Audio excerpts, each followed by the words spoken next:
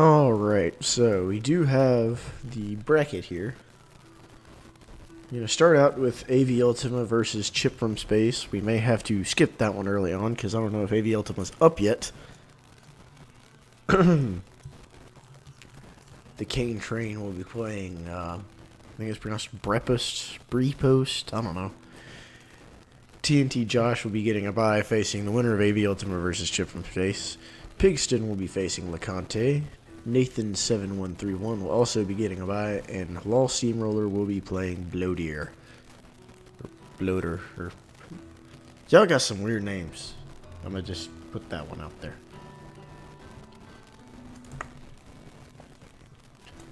Alright, so let's open up Discord and see.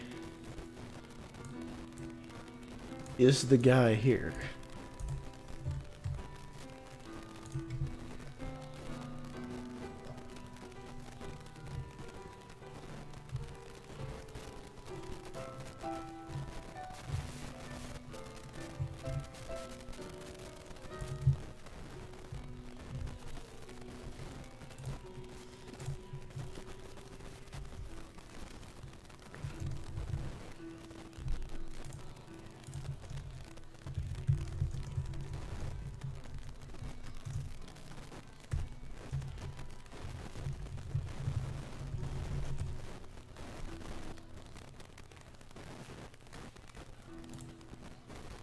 Strawberry, what is that?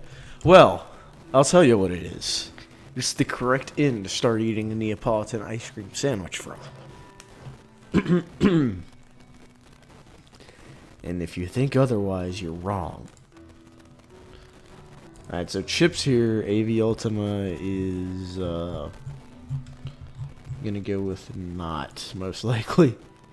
I mean, he did message me saying he was gonna try to wake up in time, but you know.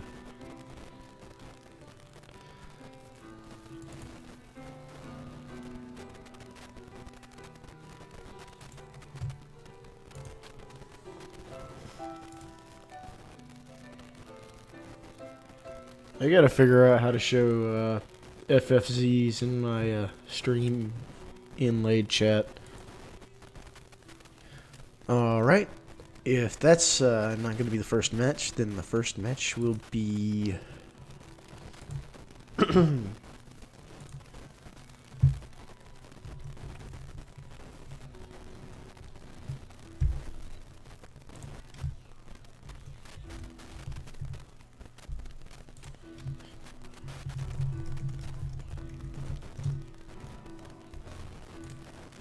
Chocolate cheese runs.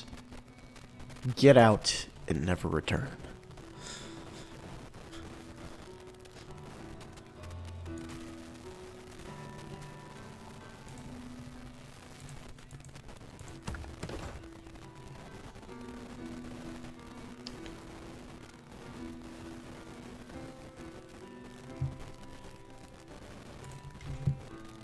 Alright, well, it appears Brepost or Brepost is in the middle of a match, so you're gonna have to wait a minute.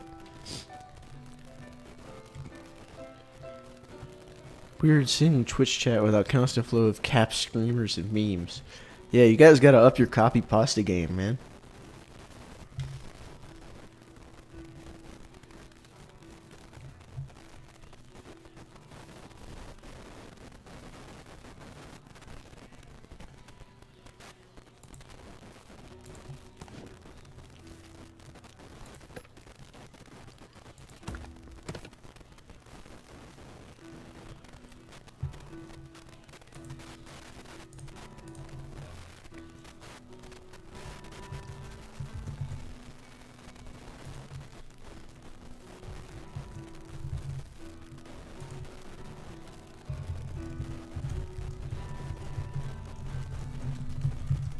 Yes, this is best of 3.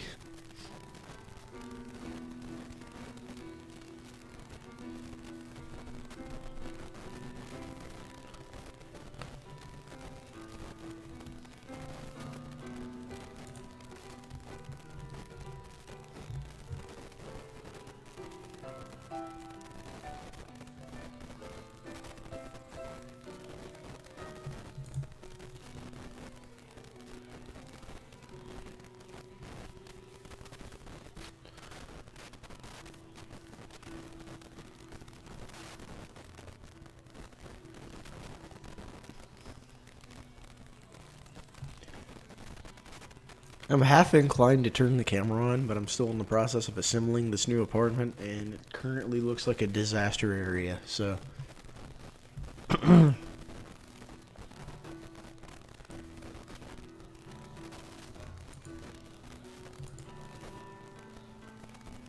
I think that's how you spell it, yeah.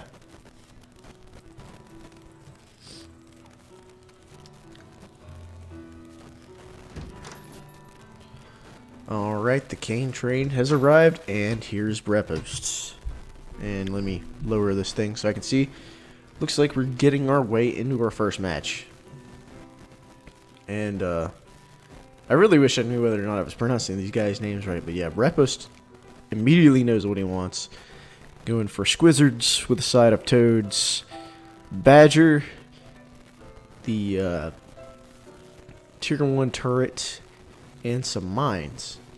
Cane Train taking a little longer to figure out his strategy. He's going to go with lizards, toads, falcons, or hawks, whatever you prefer to call them, skunks, and two things we haven't seen yet.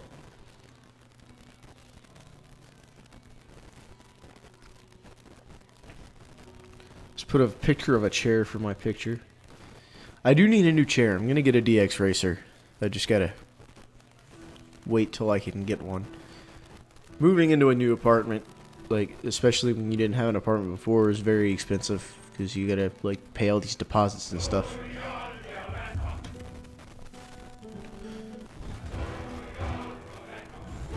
And, looks like we got issues, so we will continue on. Alright, so yeah, there's that.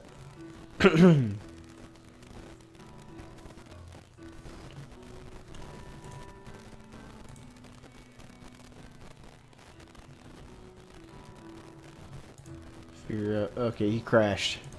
Crashes are a thing that happens. This game is in alpha, so just bear with us.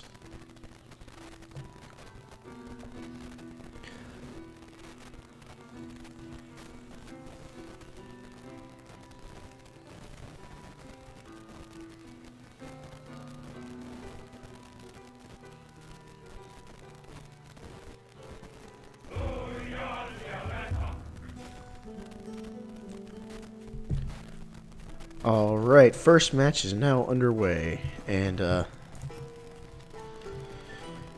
have a look here, zooming out at the map. This is a fairly large map, and we've got quite a few mills scattered all about the place. So we'll toggle on the dual commander visibility.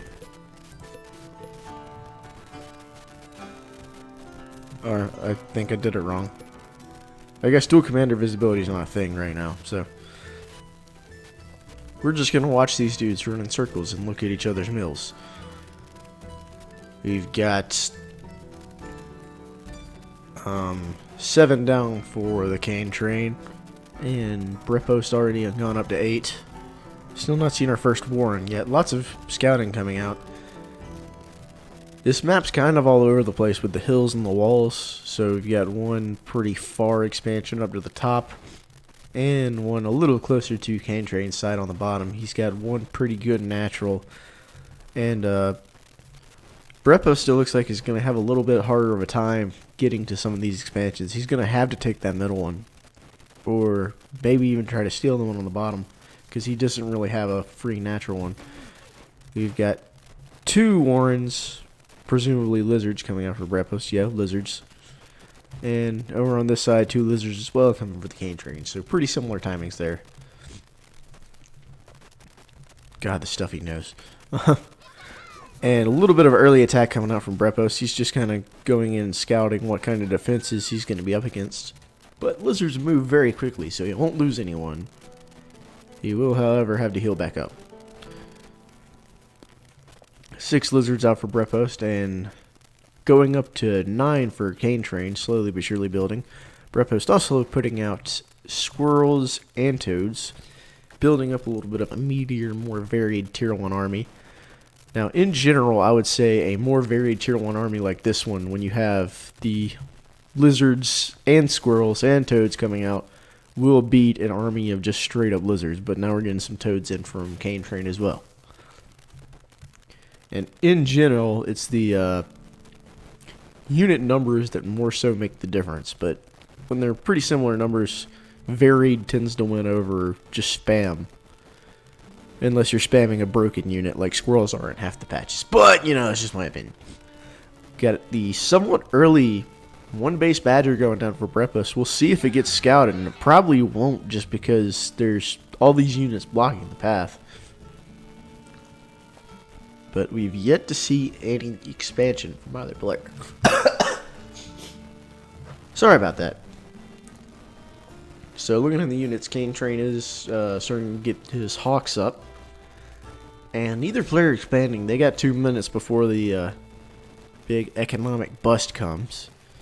But we got a push coming in from Cane Train. Lots of lizards on the way. And baiting out an explosion. They're going back in.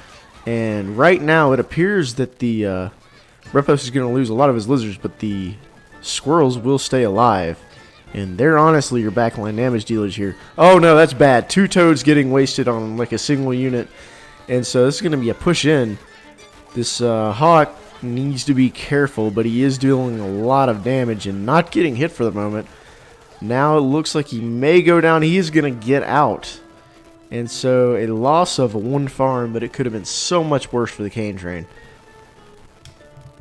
However, now Badger's out. And Brepos doesn't look like he's going anywhere. Both players seem content to play this game on 1 base right now. Not looking for any more mills. Got a fair amount of lizards coming out for Cane Train, but he is starved for food. And taking the high ground might help a little bit, but there's explosions everywhere, and Cane's army is just gone. And here comes a chain gun, and that's going to be it for game 1. Now would probably be a good time to actually put their names on the scoreboard. You know, just, I'm rusty, okay? Alright.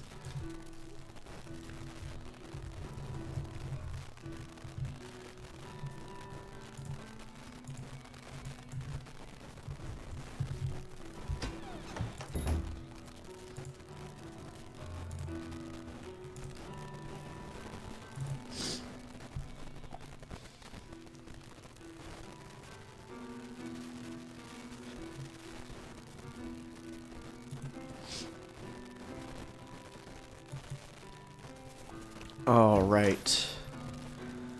I'm gonna be back really shortly. Hopefully I don't miss anything.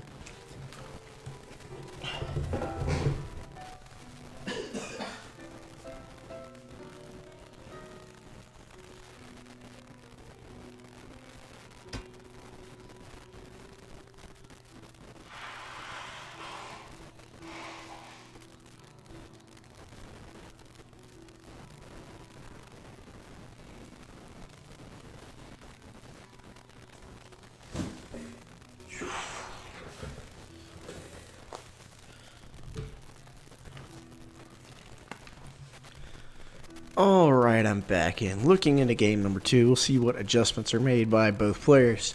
Cane Train this time opting for ferrets and Uncle Butters.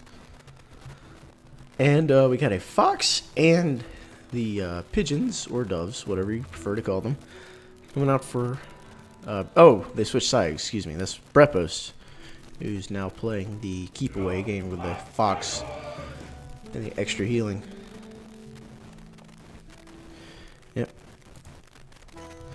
Alright, so zooming out to take a look at this map with our lack of dual commander visibility, it's also pretty big. Pretty easy natural for Brepos, and then a second as well. And it's a little further for Cane Train this time, though this one should be somewhat defensible being on the high ground. And we just got a smattering of them in the middle and out to the right, so we'll see what both players end up attempting to go for. Cane Train is taking this opportunity to farm up early, a little bit ahead of Brepos as far as building farms is concerned, and no warrants have yet gone down. just trying to look at routes into the base. There's only one way Brepos can get to Cane Train's main base without going through water, and that's this little choke point right here, but he can do it from the high ground. And he is going to throw down his first 3 lizards. As far as going into Brepos base, there's a similar situation, but not necessarily all high ground, because he is building his warrens up on this little hill. Got one up already, but Cane Train going up for some squirrels. Already got 2 warrens out and fully farmed, going for 6, but we may see a minor engage as they try to take out a farm because he doesn't have anything to shoot back except pigs, but he does get the cancel off. Good play there. And now that he's got some squirrels to defend, he should be a little less concerned. Both players on 8 farms. Cane Train a little behind as far as unit development's going, but not by much. And he's got his warrens somewhat well hidden, where Brepost has his out front, presumably to block some damage. Building and canceling a couple warrens. Brepost going up to 6 lizards and squirrels, pulling ahead of Cane Train, who is saving up, and he's going to go for the ultra early boar. That is that's a bold strategy right there. Especially since he's going to have to hold this off with just 6 squirrels. But, I mean, unit numbers, the unit disparity doesn't look that extreme for now, but it could get ugly soon. He's going up to more squirrels, but they're going to have to start showing up quickly. The boar warren's not even on building yet. So looking at what's going on in the background here, the fox has gone down for Brepost as well, and he's pulling back. Cane Train throwing down some barbed wire, but he is too poor to actually start the boar from building. And again, neither player has gone for an expansion at 3 minutes. So I think the barbed wire was the good play here. It is going to discourage Brepost from pushing in a little bit. He does have lizards which can take it down though. If we're looking on the backside here, the fox warren's almost done, and an expansion has been taken, so Brepost looking to continue this game a little further. Cane Train not taking expansion. For any newer players watching or people who aren't really familiar with the game, at 5 minutes you lose your first set of farms. A individual farm square is only good for 5 minutes, so 5 minutes into the game you lose all the ones that you started with. So in general, it's a good idea to go ahead and expand before then, so that you're able to take the economic hit of losing a bunch of farms. But Cane Train is waiting on his boar to come up. Maybe he's just planning for the YOLO all-in here, throwing down both falcons and ferrets, going for the double F play, whereas Brepost is getting a giant tanky army of squirrels. Going to push in right now with the fox, hopefully do some good pickoffs, and both armies with a tier 3 are marching straight at each other. And here's the fire. We'll see exactly how much damage it does, because there is healing coming down for Brepost's army. However, that's a lot of damage coming down, and it's come down basically to tier 3 versus tier 3, and the fox does tough it out, but at a huge army cost for both players, honestly. Now, here's where it gets dangerous. When you're on low unit counts like this, the fox is one of the more deadly units because it just eliminates units one by one. There's nothing slow about it. It just takes them out. And even with the small army Brepost has, he's going to be able to start pushing in. Cane Train really needs to be selling some of his warrens right now just to be able to get units out, because he's not having anything built. 5 minutes is hit. He only has 3 farms. Brepost only has 6, but that's double what Cane Train has. He is selling off some warrens now, but the barbed wire has done its job admirably, but there's only 1 squirrel out. And it doesn't look like there's going to be a whole lot that Cane Train can do in this situation.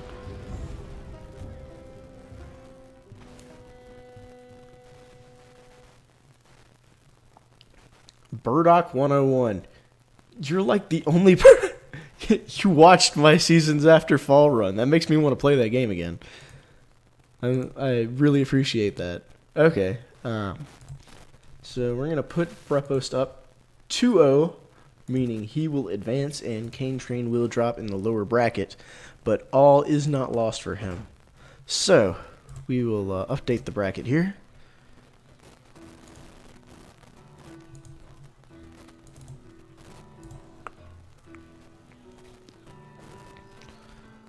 All right. The next step is going to be see if AV Ultima's around yet.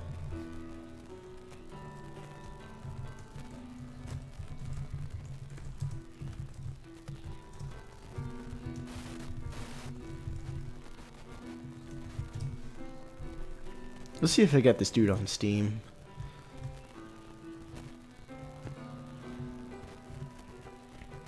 He does not appear online.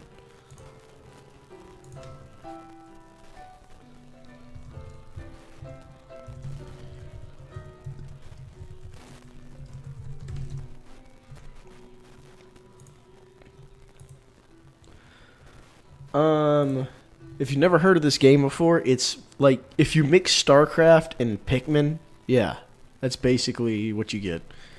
So it looks like our next match will be Pigston versus LeConte.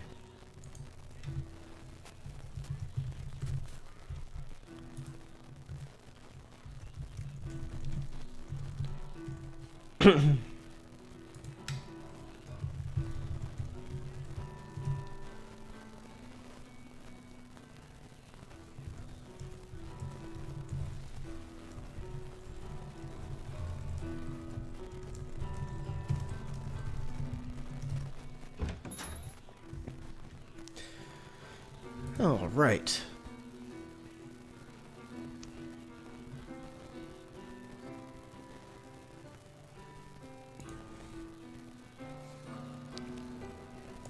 Anyways, pulling the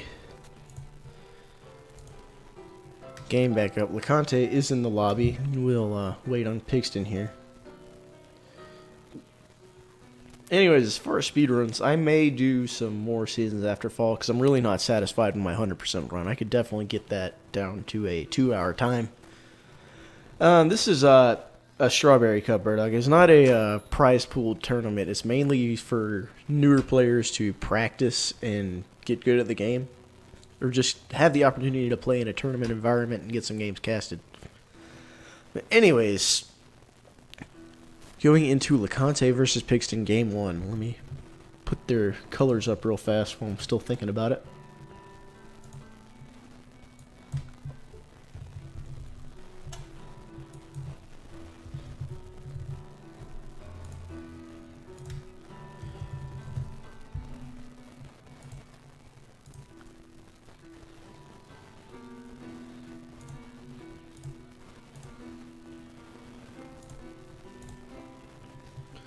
Alright. Let's have a look at these armies here. Pigston going lizards, toads, ferrets, snakes, boar, and barbed wire. LeConte going for pigeons, squirrels, toads, skunks, the owl, and some landmines. This map seems to be a little bit tighter and shorter. Pretty short run to both players' bases. However, what I do like about it is both players have at least one natural expansion, and it looks more like they have two, maybe even three. There's one lone expansion way up to the north. But for the most part, there's a pretty natural expansion progression for both players, and I wouldn't be shocked to see them expanding fairly early in this game. But for now, just going to do a decent bit of scouting.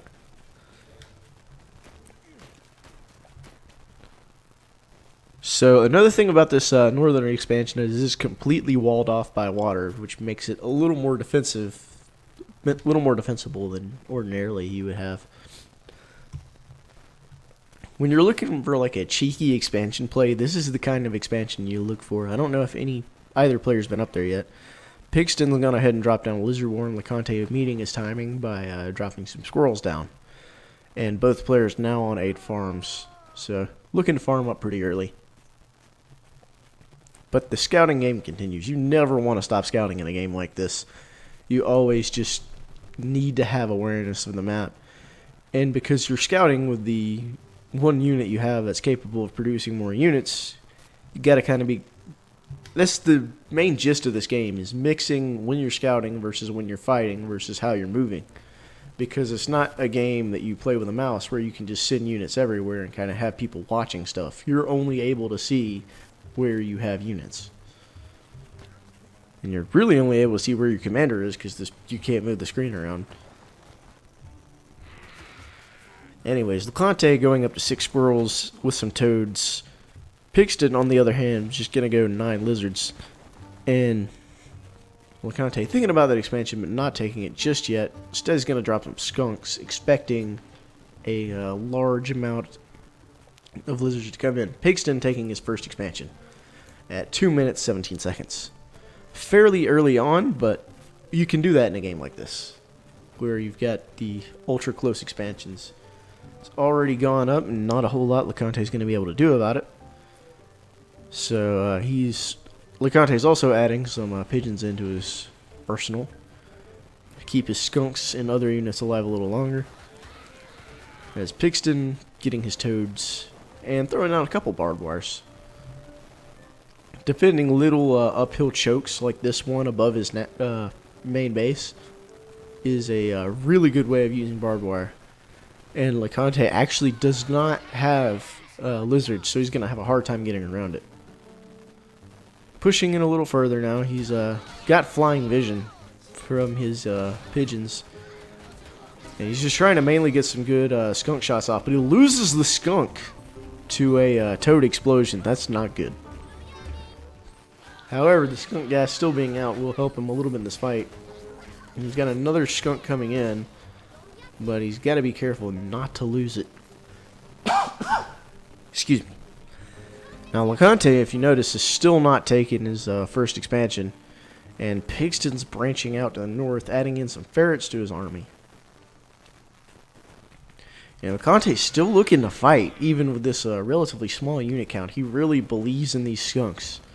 And he's dropping down a landmine, which gets taken out by the ferret, letting LeConte know that he has ferrets on the enemy team.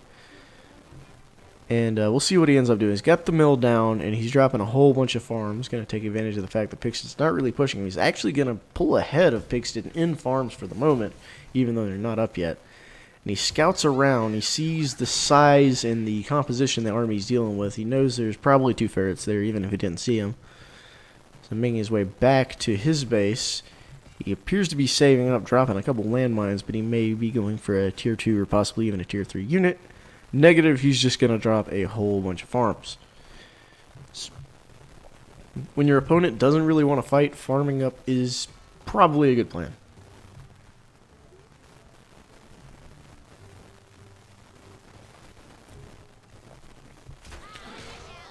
LeConte is holding him off pretty well for now. There's only really one way into his base without going through water, so LeConte can just kind of wall that off. And he also, by doing that, is defending 2 extra expansions. The boar is being built for Pixton. He's already got the warren down, and he's got a huge swath of lizards. But lizards kind of explode in the face of both skunks and toads, even though there's only one set of skunks. LeConte going for a somewhat smaller army, taking his second expand, and also he's building the owl. Now, for newer players, what owls do is they spit out small little mice, which they work kind of similar to carriers in StarCraft, where it's one unit makes a bunch of smaller units. Oh my goodness, that skunk really low HP, but he's still pushing forward with it, trying to get some more gas shots off, because that gas, as you can see, persists on the field for some time. Both players' borders are now actually touching each other, and here comes the boar. LeConte has seen it. He is going to be falling back, trying to head uphill and lure units into this landmine trap, but he is taking a lot of fire damage, and he's lost all his units. He has no units on the field. He's going to fall back. He's going to have to let this expand fall, and he's going to hopefully get some units out in time to defend this first expansion. And he's got 2 farms gone already. That fire just... The timing for that borer was impeccable for Pixton. Really helped him out. And now LeConte's lost both expansions. He is down to 2 farms.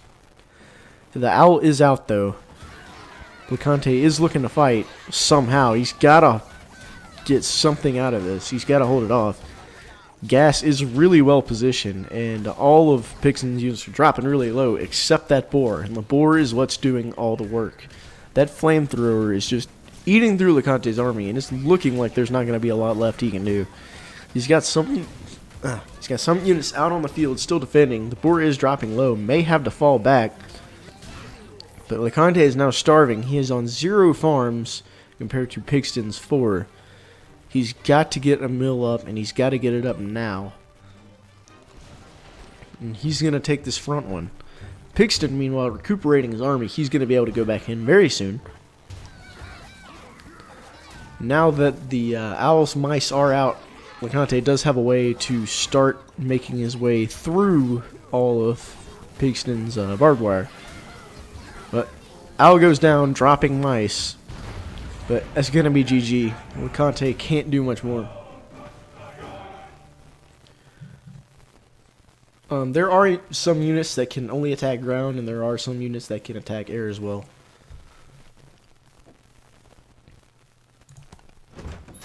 So good play from Pixton, going up 1-0 in the series.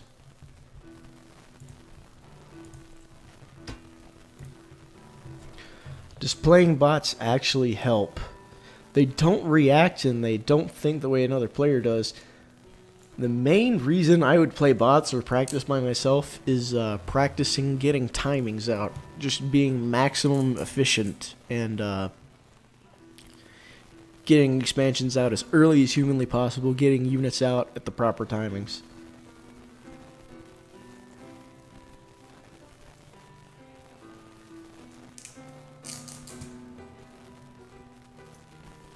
Don't forget moles. I don't think moles can punch the sky. If they could, that would be impressive.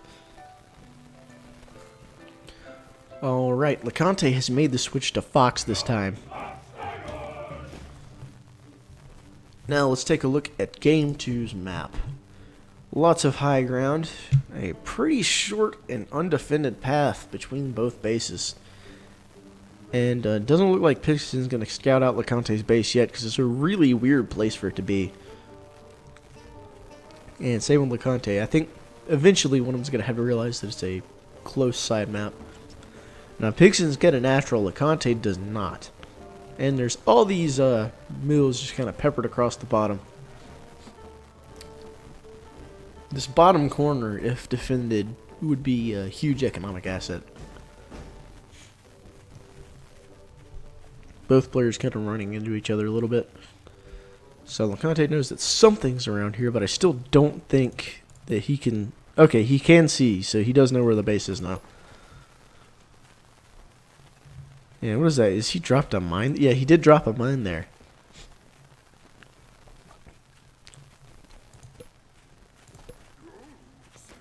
So that mine can actually see a little bit up that high ground. So he'll know if anything's placed up there.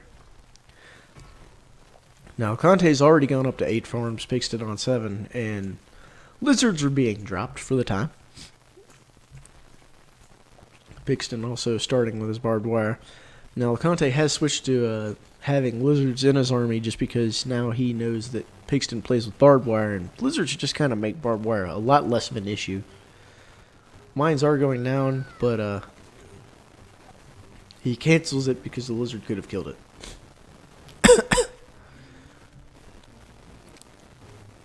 LeConte kind of posturing with his lizard. He's got squirrels as well. Just trying to find a good place to drop that landmine down. And get a little bit of damage out on that barbed wire. Barbed wire is relatively cheap, but...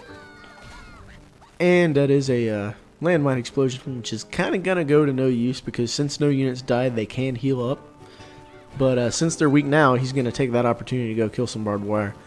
A lot of little tiny skirmishes, resulting in small yet significant trades in economy here.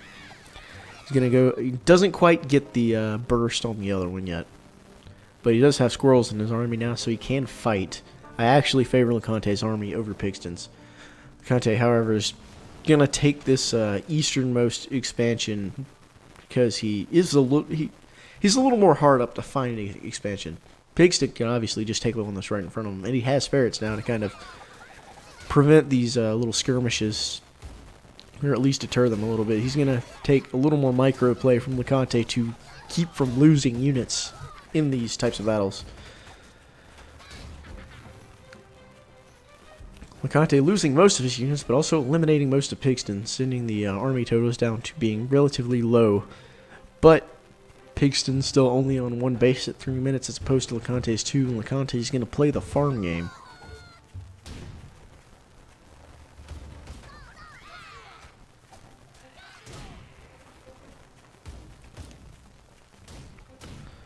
Lots of explosions coming out, and both players kind of dancing around. LeConte kind of staying right outside that range. Pigston will take his second expansion now, try to get some economic advantage up before the 5-minute bus. But that barbed wire is kind of doing wonders for Pigston, obviously, when paired with both ferrets. LeConte going for falcons now. He's got 2 of them up, and his borders are pushed back a little bit. Still posturing outside the range, and he's coming in now with the falcons, trying to do some damage. One set of barbed wire is going to go down, and these falcons just chewing through infantry. They're some of the strongest shooting units there are. And it's looking like a decent sized army loss for Pigston here.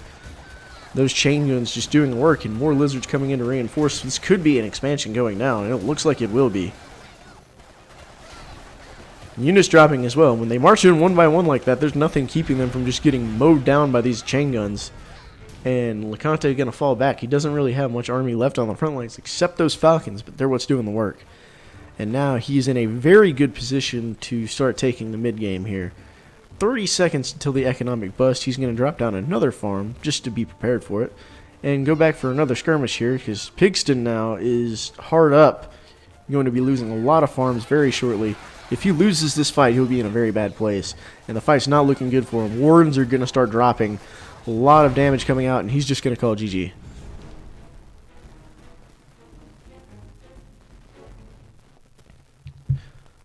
Alright, looks like we're going to a game 3, ladies and gentlemen. Give LeConte his +1 and see how we look going into the final game of the series.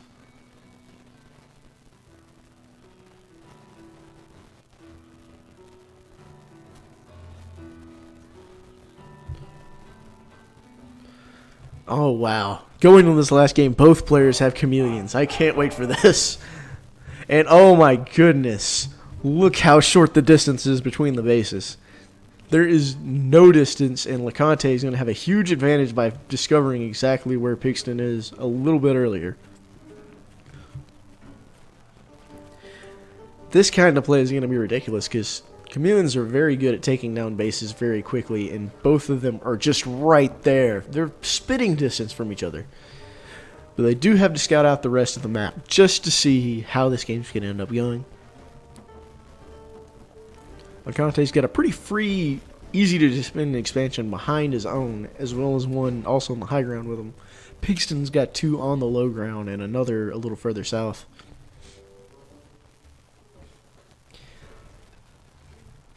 So, both players dropping down some initial squirrels, and a landmine going down for LeConte. But it's really going to be interesting to see just how they're going to be able to posture when their units are this close to each other being spawned. Reinforcements in any fight will arrive almost immediately as soon as they're spawned, because they're right there.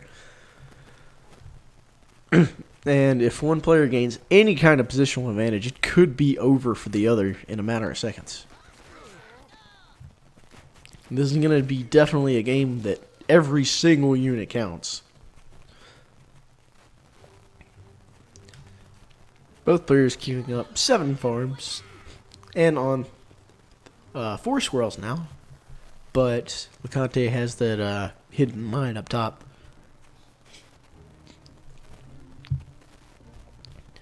And yes, as they're calling in the chat, this could definitely be a fox race. And I'm still expecting to see some cheeky chameleon play, because if they catch you off guard once, it's over. Sniper balloon going out for Pigston. That is definitely the play to make here. But what's LeConte going to be able to do about it? And the answer is not a whole lot because it's that far away.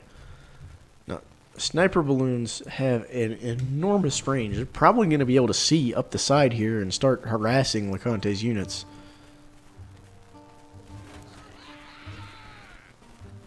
But LeConte's going for the chameleons first. And with any luck, it's just going to look like he's scouting when he's pulling up with them. And Pixton's not scouted the tier 2. Pixton going for chameleons of his own. Oh, goodness. You like Fox versus Fox? Boy, do I have a game for you called Smash Brothers Melee. LeConte debating what units to build. First chameleon is out for both players, and a second one's gone down. So Pixton probably expects that there are chameleons. LeConte kind of sneaking around to the side here, taking up the high ground, getting out of the range of that sniper balloon. And both chameleons are visible, and Pixton's chameleon is going to be the one to drop first, but LeConte losing his whole army here. This could be a crucial moment. Sells off one of the chameleon warrens, puts down a mine just to try to deter some of this aggression, but it might be over, like I said, in a matter of seconds, just because you lose your army once, and there goes everything, honestly, and that's going to be game.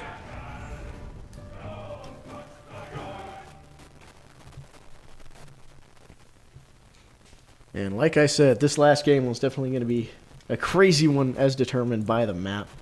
So Pixton will go up 2-1, and LeConte will be dropping down to the lower bracket.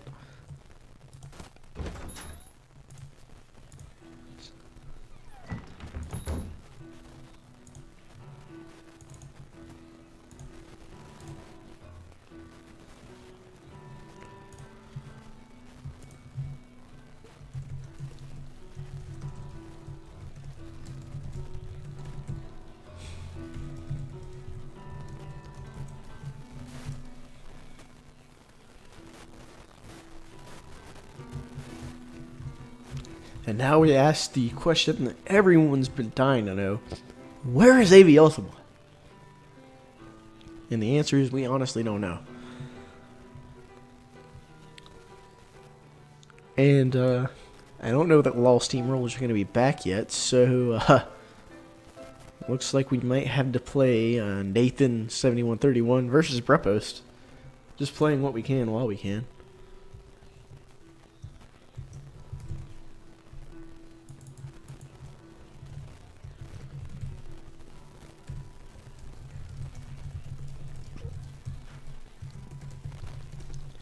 And I'll be right back.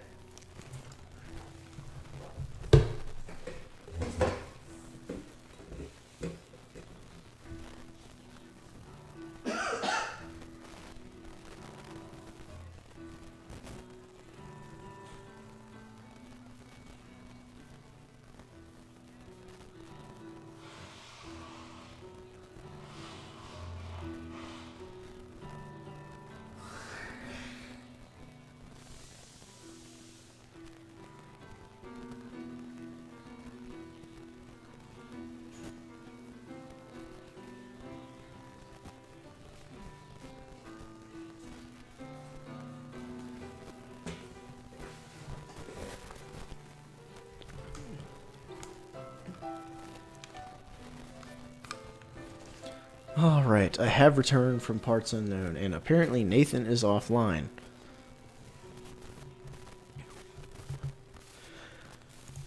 Yep, casually dying in the background, that's how it goes.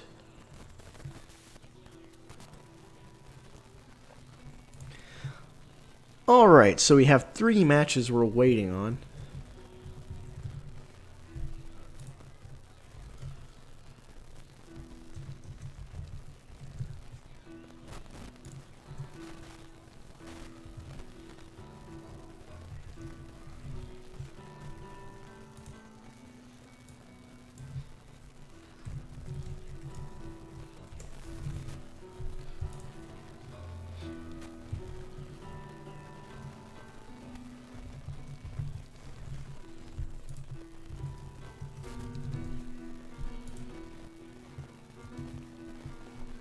So I've just posted all the matches we're currently waiting on.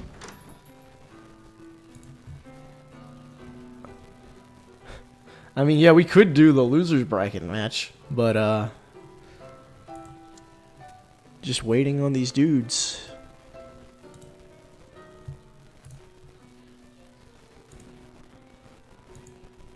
Alright, Chip from Space is here, but AV Ultima is most definitely not.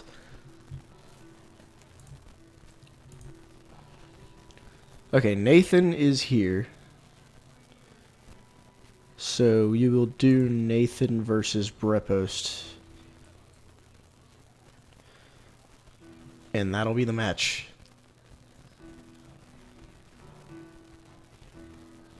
So you got Brepost already in the game waiting on Nathan.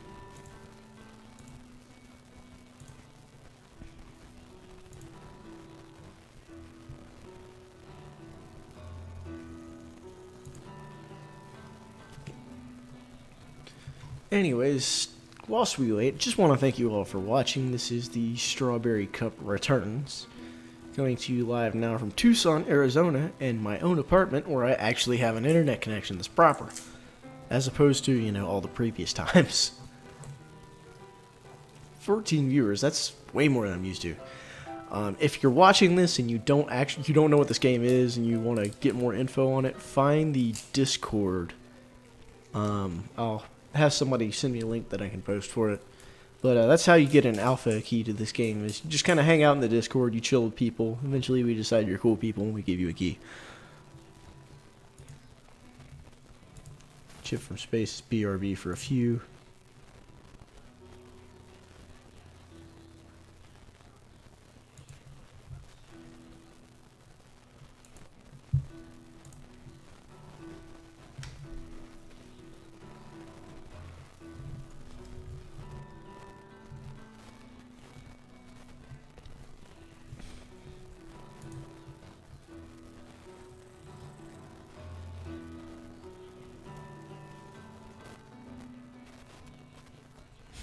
Just get in the match. Come on, man.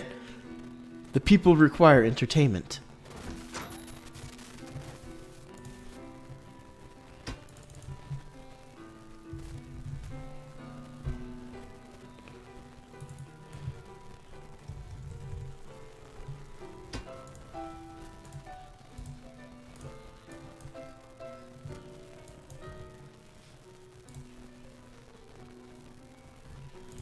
Alright, so Brepost versus Nathan, round one.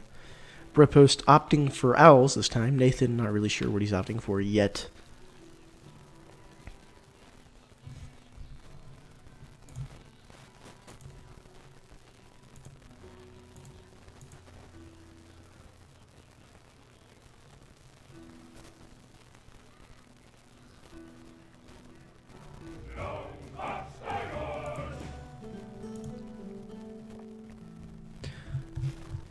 Alright, took a second, but now both commanders have spawned, and we'll have a look at this map here. I always love the autumn scenery for these. But, got a very interesting expand right here for Nathan. He's going to have to go around the bend to get up to it. And another one that's just kind of sitting out here placidly on the lake. That is very high value waterfront property. On Brepost's side, his natural is a little further away, but there are a couple of them. And there's just some casual ones down here to the left. Anyways, following commanders around, Nathan just kind of scouting this little hole, figuring out what's there and what's not. And Brepost is still not really determined where Nathan's base is, as far as I can tell.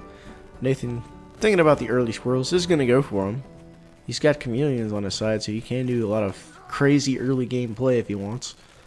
Even though it is a bit of a hike to get to Brepost's base. Brepost, on the other hand, going to go up to 8 farms very quickly. Instead of building any actual units, because the lack of early game aggression thus far has told him that he can, basically. Finally going to throw down some squirrels. Nathan finally going for his final farm as well. Though he's a little early on the squirrel game. Trying to catch Brepost's commander out. Not going to be able to completely do so. Casually dying in the background. And Brepost going for the extremely early skunks. It's kind of a bold move to call at this point, but if Nathan decides to squirrel up, it could be a disaster for him, because skunks just kind of like, they just say no. No, you will not build large balls of small, weak units. Brepost is trying to scout out a little more of Nathan's base. Not exactly sure what his entire unit count is going to be yet. And he is going to see that Tier 3 Warren go down. And it will be sold because it has been seen. And now Nathan's got to decide if he's going to stick with it or just, in this case, build a bunch of squirrels, which is what he does not want to be doing versus those skunks. One thing I will note, Nathan has not scouted in Brepost's base like at all. And that might be what dooms him here, because he's got a bunch of very small tier units that are just going to get ripped apart by Brepost. Looking up in Brepost's base, he's going for the early owl as well, which now Nathan will finally, I think he's seen the tier 3, he doesn't know what tier 3 to expect, but he knows to expect something. I don't know if he noticed the skunks. So, here comes the massive ball of squirrels, which he's just going to bring with him. He's saying, okay, this is the time to push. And he does now have a chameleon on the way. He's going to encounter some barbed wire here and just drop a casual landmine right outside it. I don't think he was able to cancel it in time.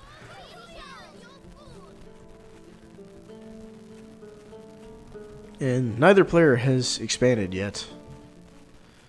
Nathan kind of debating what to do. He's going to hide his tier 3 unit down here instead.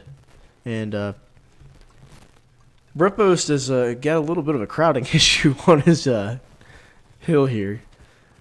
I imagine the property values have gone down significantly. It's a little cramped. There's nowhere to park. Looking down on the bottom, there are 2 chameleons now, and Nathan has expanded. Brepost will scout it out. Brepost still probably has no idea about the chameleons yet. The only clue would be if he saw the tier 2 Warren and then realized that, there just weren't any tier 2s that he could see, meaning there are tier 2s that he can't see. Brepost is going to take a super close expand here. That way, if he does win a fight, he'll be able to fall back instantly.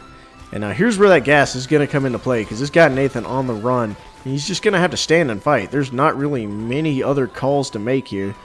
Chameleons have been visible now. And that's going to be 2 farms gone. Brepost, with that close expansion, is able to immediately capitalize by throwing down some more farms. Nathan having to throw some more down to make up for it. Make that not as big of a loss as it could be, but he still has a fight here. And he's going to get barbed wired into his own base. That owl is still there. But here comes the boar, and this could be the difference maker, because Brepost has no idea. And he needs the fire to start coming out now, and here it goes. That fire is excellent versus squirrels, excellent versus mice.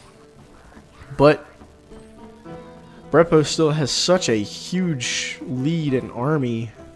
Like, if we look at the graph here, army value, it's actually pretty close now, but it was more significant. And now Nathan's going to start falling behind in farms. He's only down by 1 now, because Brepost has lost a lot back at home just due to the 5-minute bust.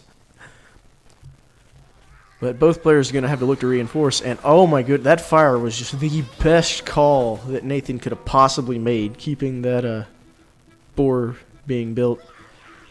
Unfortunately, he has nothing to get through the barbed wire. So he's going to have to take the long way around. Really, actually, he does have chameleons, but he doesn't want to lose them just trying to take out barbed wire. But this huge flamethrower plate, this boar is taking next to no damage. And he's just doing so much work, but he is standing in skunk gas, and now he's gone, and that is bad. Both players now with a smaller number of units, and both minus their tier 3s. But the problem is Brepost still has skunks out, which just chew through squirrels. And now Nathan's going to lose his expansion, and that's no bueno. He only has 3 farms there, but he's not really got many farms elsewhere. He can rebuild some farms on his main to keep from starving, but he's just at such an army disadvantage at this point. It's going to take some crucial plays by him and some crucial misplays by Brepos to keep in the game. Because as you can see, Brepos got his reinforcement orders right here now. He doesn't have to go back home for anything. This is his home now. He's moved in next door. Looking over the chat. What's up, Ian? How's it going? And I've got hosts from guys. Thank you so much for all the hosts, all the views, all the follows. You've been blowing up my phone with it. I appreciate it. And speaking of blowing up, Nathan is blowing up. He's starving, and he is on a single squirrel who, despite his bravery, will go down. And the first game will go to Brepos despite good plays and good timings from both players.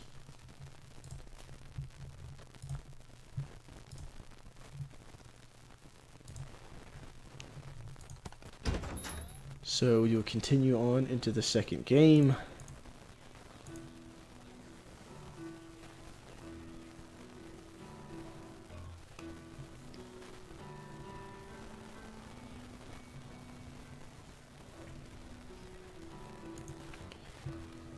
And we've got the match starting now.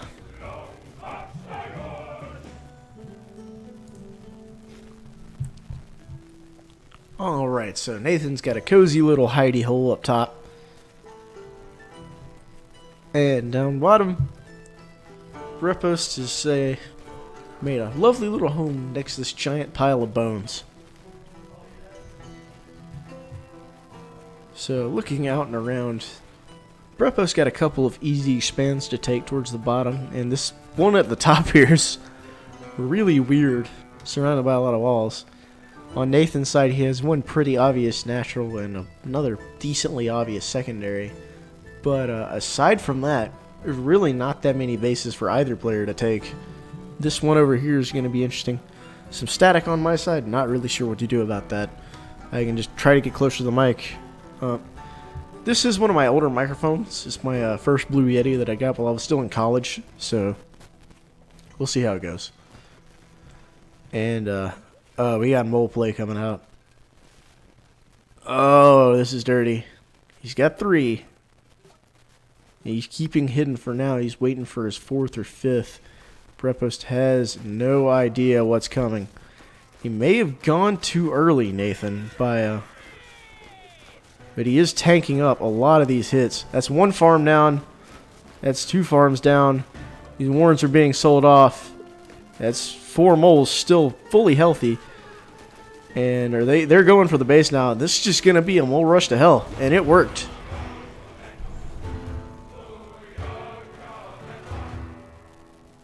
And Nathan is going to take game 2 in record time.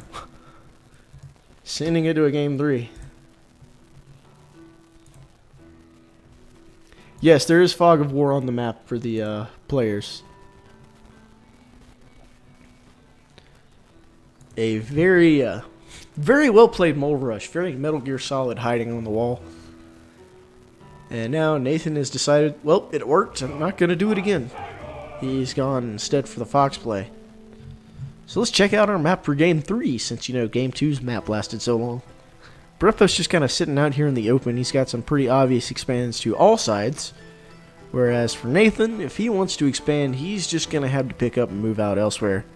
There's one that's kind of in no man's land out here, and some others more around the bend. So Nathan's going to scout this out, and going to see it, and going to play accordingly. He's either going to have to play on one base, or he's going to have to seek to make expand and defense it, as White Raw would say, pretty early. I miss White Raw. I miss, like, old StarCraft. White Raw was what got me, like, he was my first favorite professional gamer. And he was also my first favorite Ukrainian professional gamer. I don't know why I always cheered for the Ukrainians. Between White Raw and Navi. Do players a starting position? No, there's no choice. You just load into a randomly generated map. So you have to be really good at scouting and deciding how to play based on where you are, where the opponent is, and where everything else on the map is. Brepos going to be rolling down his first squirrels. Nathan going to do the same. Both players at 8 farms already. And it looks like Brepos was just a little quicker the draw, maybe by half a second.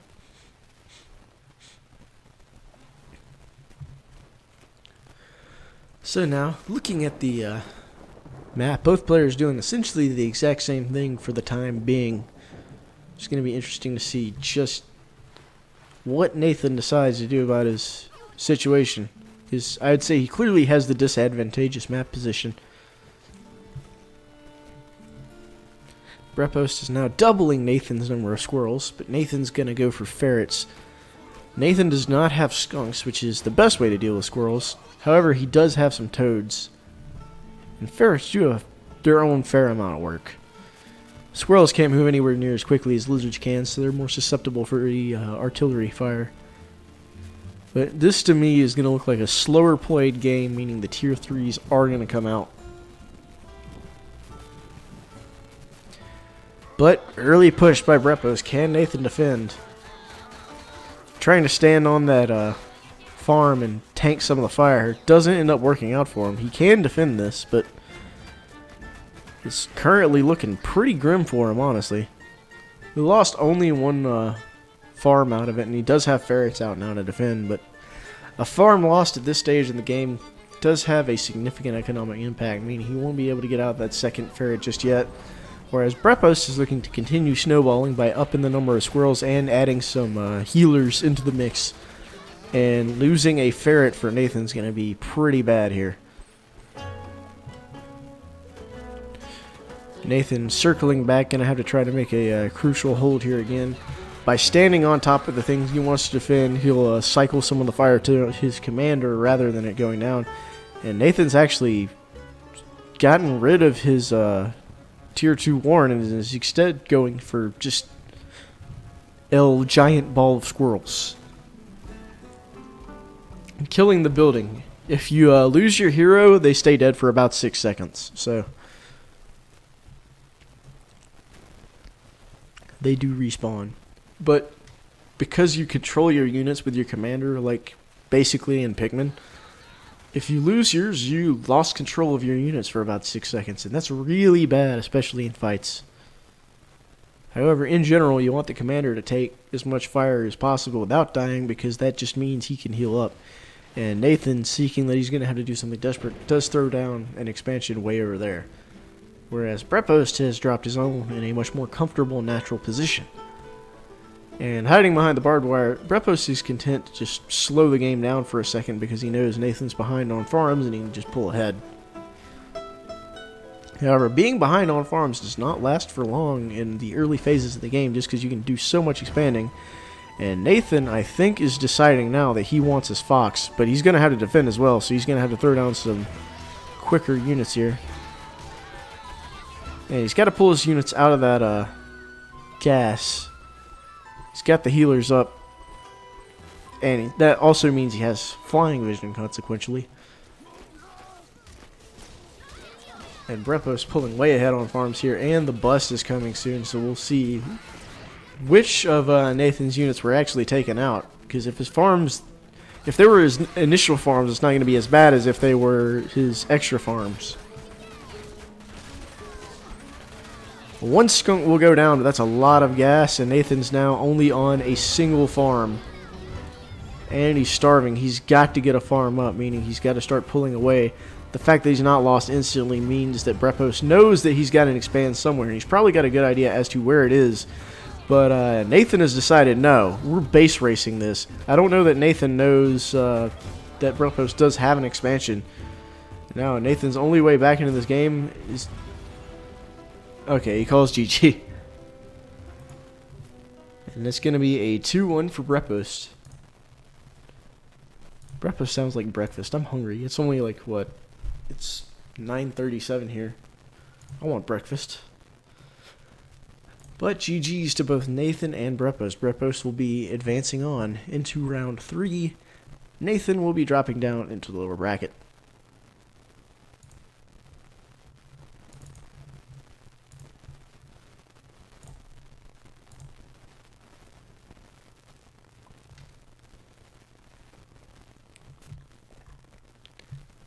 Alright, so let's have a look in Discord and see who's around.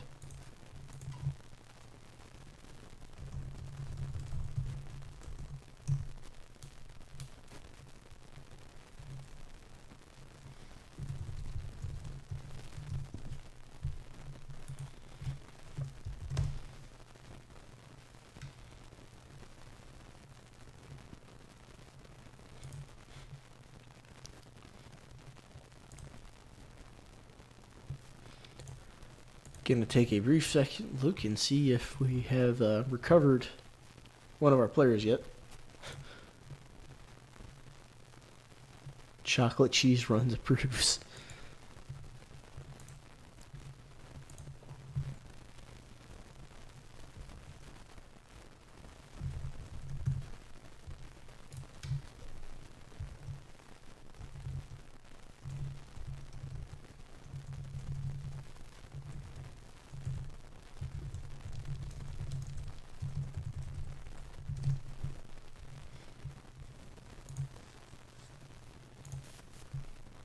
Yeah, I've given AV Ultima sufficient time, so I think I'm going to have to knock him down into the lower bracket. Just because, I mean, guys.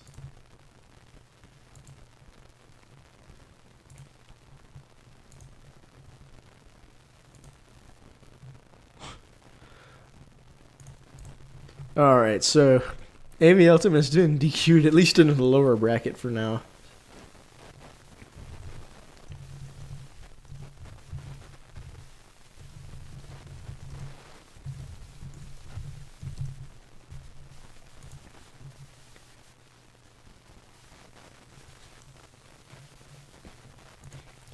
Now, I will say that, excuse me, I'm inclined to actually wait for people in this particular tournament just because the point is not to be competitive. The point is just to have some fun and practice in a tournament environment. It lets me cast, it lets other people cast if they want to try casting, and it lets everyone, even players who ordinarily wouldn't have any time or would get eliminated early in tournaments, to get some practice playing a tournament.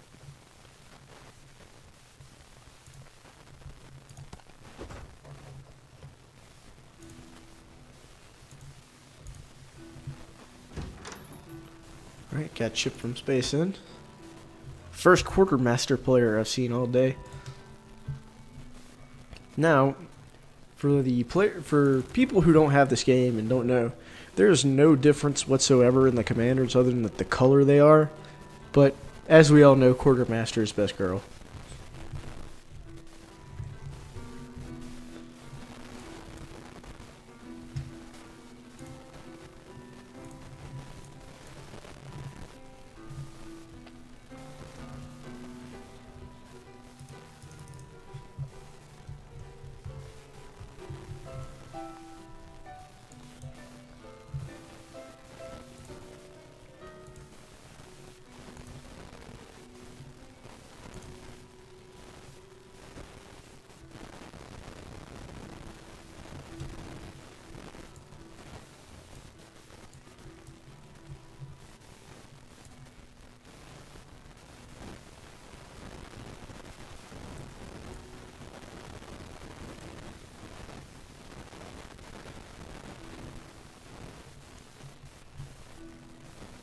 Just waiting on Josh. He says he'll be on in a second.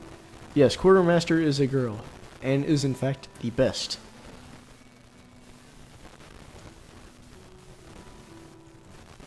Well, I mean, you know, you can't just assume people's genders like that, but I think we got confirmation from the devs. Lel.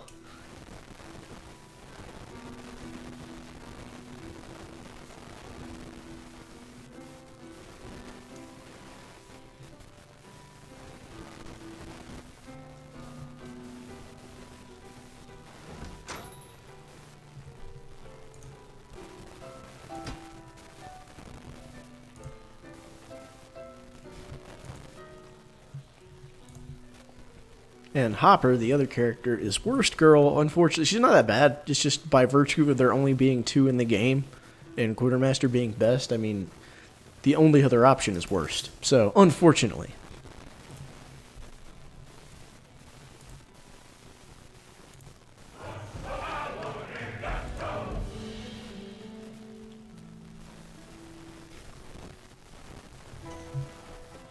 I mean, the voice gives it away.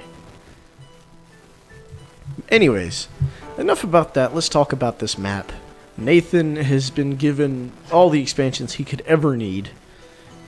Chip from outer space, or Chip from just space,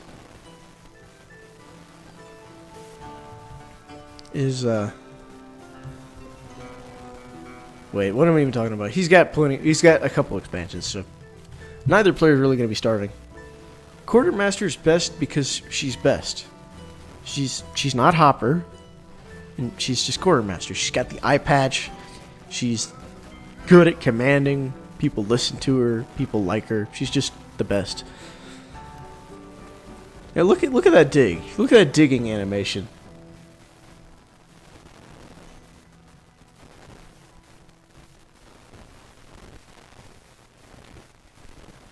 Why does it say Nathan? I don't know what. Okay, yeah. Either way, I'm confused and astounded. But, you know, they're sharing a PC. Okay, that's what's going on. That works, I suppose. Anyways, Chip from Outer Space is going to be going... What the hell, guys? Chip from Outer Space is going to be... building some squirrels here, and Nathan will be responding in turn with lizards. This chat has gone in directions I never intended it to go.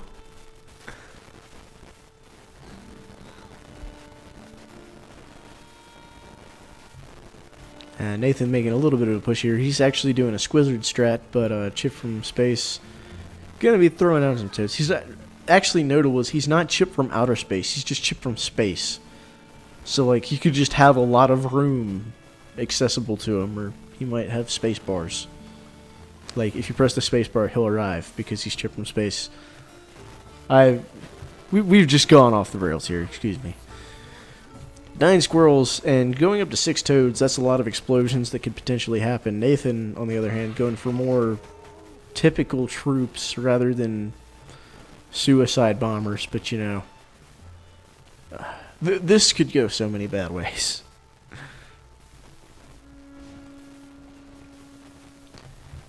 Actually, Chip just threw down his first expansion rather early, 240, not too early. And Nathan may do the same. Nathan's actually gone for the boar already. We've seen a lot of good boar usage this tournament.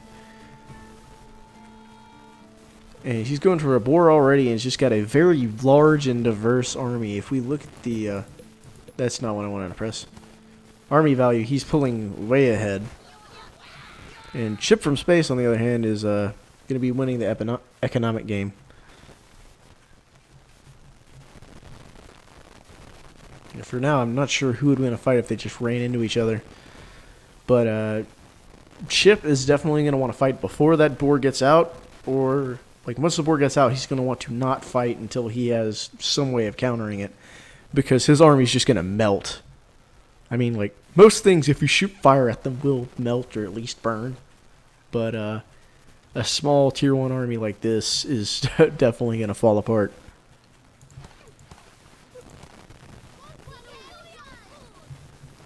If we look at income, though, it's definitely Chip from Space's game.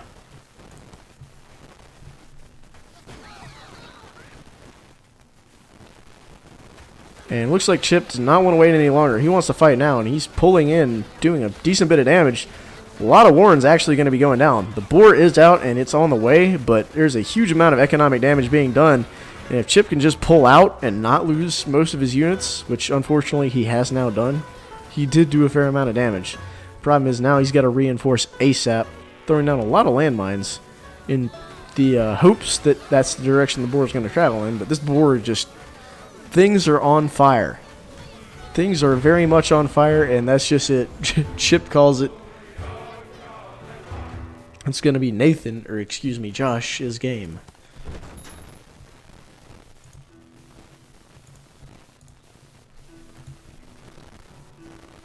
It's a good play from both players, but I think what we've learned from this is, yeah, boar is pretty good.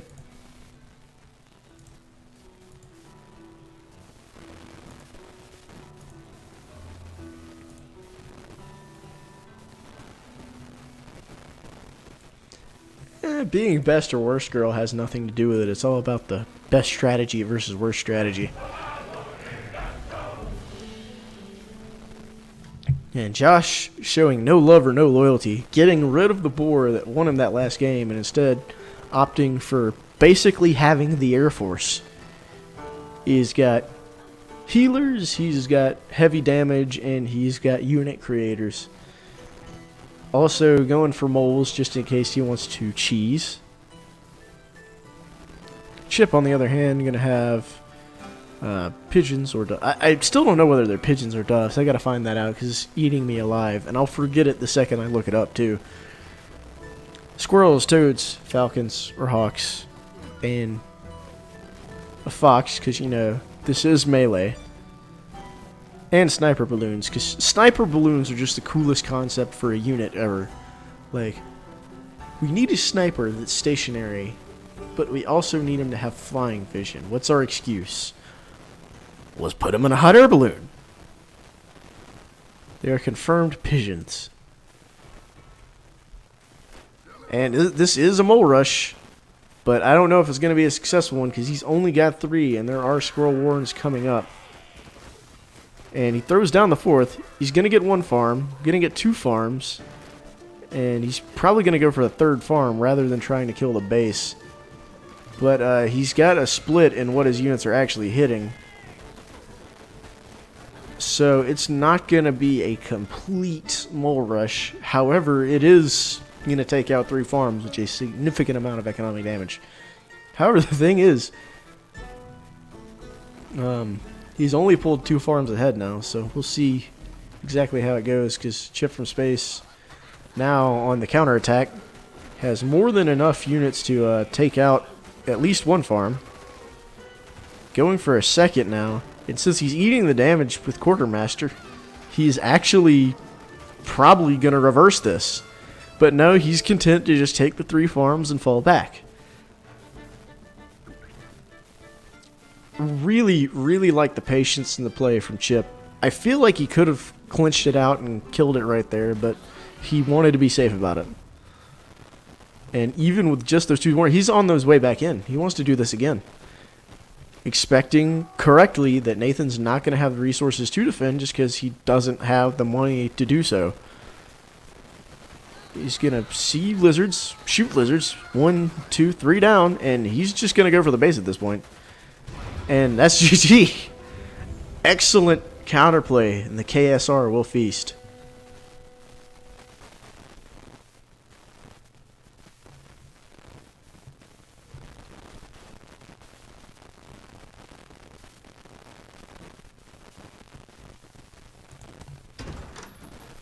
So we're sending it 1-1. That, if you want an example on how to play versus moles, that's your example right there. That was an excellent counter to a cheese strat. So basically a little bit of the... I'll tell you what I remember from hearing about the lore of this game, because the lore of this game is kind of few and far between since story mode doesn't really exist yet. So, like, once upon a time, there were animals, and the animals were, like, civilized, but they understand that predators gotta eat. So there's essentially a lottery, like the draft, that determines which of the little peoples is gonna get eaten by the big peoples. However, I think it was the clergy was essentially manipulating said lottery, so none of them would get picked. And eventually, like, the head leader's son gets nominated to get eaten. And he calls bullshit, and then there's, like, a revolt. And Hopper's leading the revolt. Bellified is, like, also in on, hey, fuck the clergy. Oh, man, I'm trying not to swear on stream. But Archimedes, like, is the clergy, and then the KSR are led by Quartermaster. Here's like the secret police. So yet anyways, so 3 squirrels coming out both sides, similar numbers of farms, pretty similar strats. Looking at the map here, we've got 1 pretty obvious natural for Josh and some close by bases, but none are supernatural for Chip. I would probably go for this one since it seems the most defensible, but you know, I'm not a good player. I'm just a commentator. I am like awful at this game. So 8 farms to 8 farms going up. Chip gonna pull ahead by 1 Warren. And neither player really going for the early expand just yet. You generally don't see expands before 2 minutes because there's just better usage of your farm. Nathan's sending up, or Josh, God, this is confusing. Josh sending it up to 9 squirrels versus 3 toads.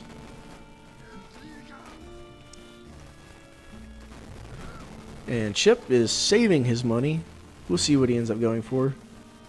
Wants a cheeky unit, and it's going to be a fox.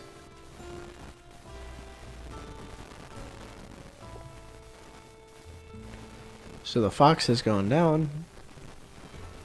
But there is a boar on Josh's side, going back to what worked for him in the first game. And neither player using moles, neither player using barbed wire. And for once we actually see a turret go down. Chip's got one on the high ground here, but his tier 3 has been scouted by Nathan. Question is, what is Nathan going to do about it? And the answer is push now, despite there being water. But he doesn't want to push directly into that turret. So he is building a Warren, just so he can have a little bit quicker bit of, what am I saying? A little quicker reinforcements. And he's trying to go around where these turrets are. But if he wants to get into the base, he's going to have to deal with it. And losing 3 units there. Not an enormous loss, but it is significant. And more turrets, sure, why not?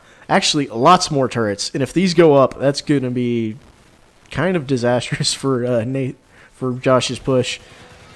And he's coming in. He's going to try to drop some Warrens. Does successfully pick one, but paying with quite a few units for it. And he's going to try to go back around now.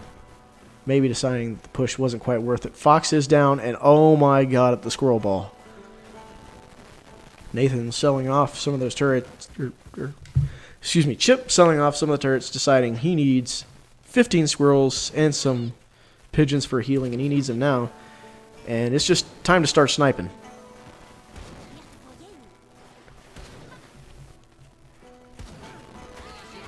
And Chip's going to have to fall back now, and falling back through the water. He's still faster even in the water, and going up these hills.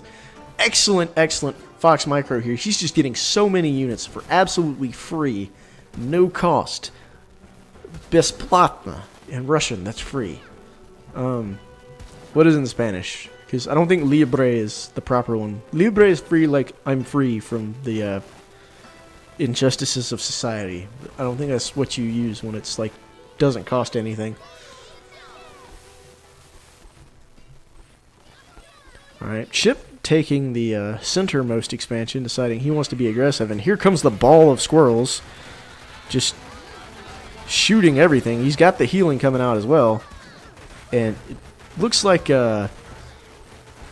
Josh's army's just going to kind of disintegrate here. For a second it looked like he was going to be ahead just because he had the better spread. But I mean, here goes that Fox play. And Josh isn't out of this yet. Both players on minimal farms right now, but it's just so many sniper shots going off. And just, it's going to have to be called. Excellent, excellent play from Chip. Going to take the series 2-1.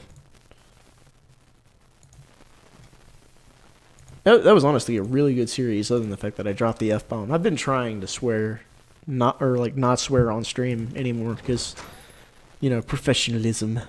But sometimes you got to do what you got to do. It's going to go 2-1. Chip taking it and advancing into round 3.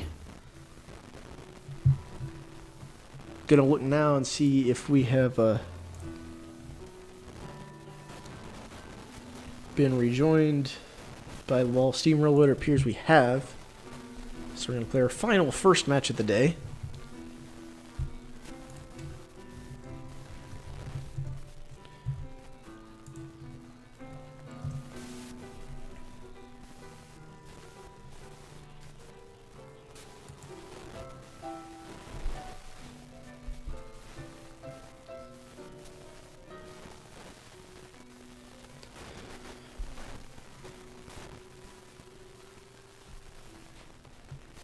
Now, interesting to note, even though he's not here, Avielto is still in this tournament, albeit in the loser's bracket. If he comes back, he could go on a run. He's a very good player.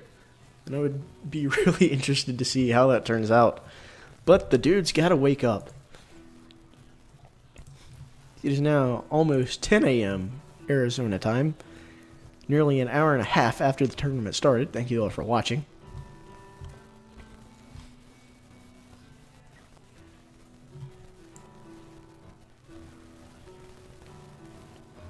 So Law Steamroller is back.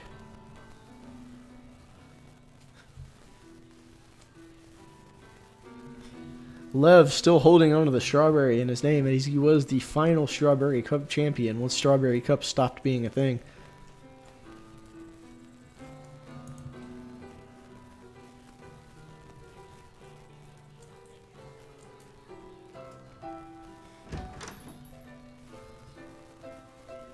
Yeah, Chip from space.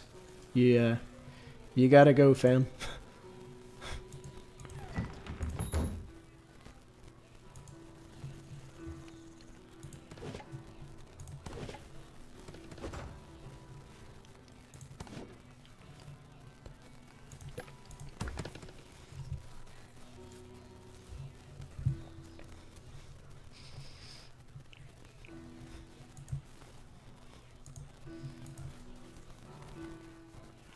Yeah, Lev, I wish you had been able to find out about it earlier. I only announced it last night because I was originally going to do it Sunday, but it turns out the Clash of Comrades, I think it's the map draft tournament, is taking place tomorrow, so I didn't want to step on their toes.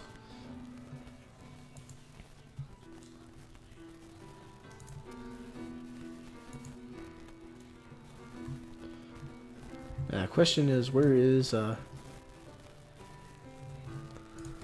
me just back out.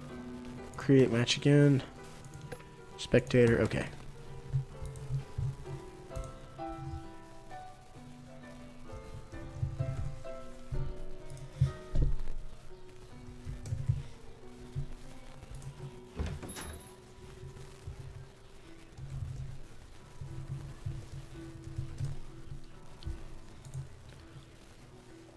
The random Strawberry Cup. Yeah, it do just kind of pop up out of nowhere.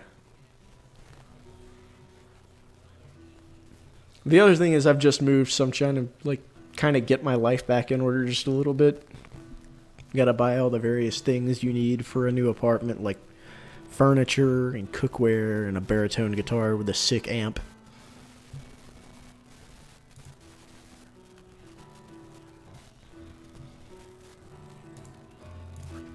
Blood Dealer might be AFK right now.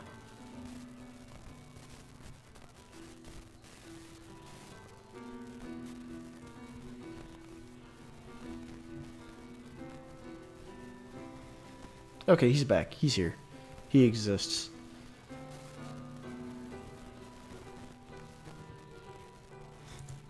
Get in the match. Oh. He's locked in Archimedes. He's gonna make LSR change. LSR knows what it's about, though.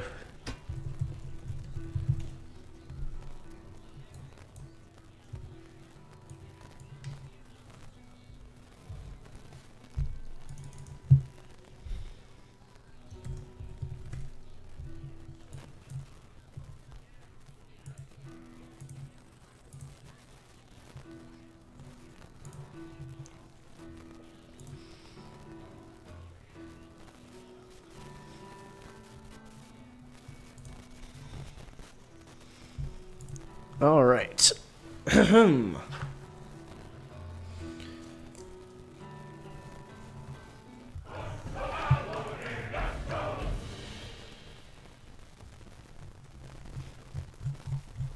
Right, both players loaded in. We got a relatively small map this time with a essentially quick jaunt between both bases.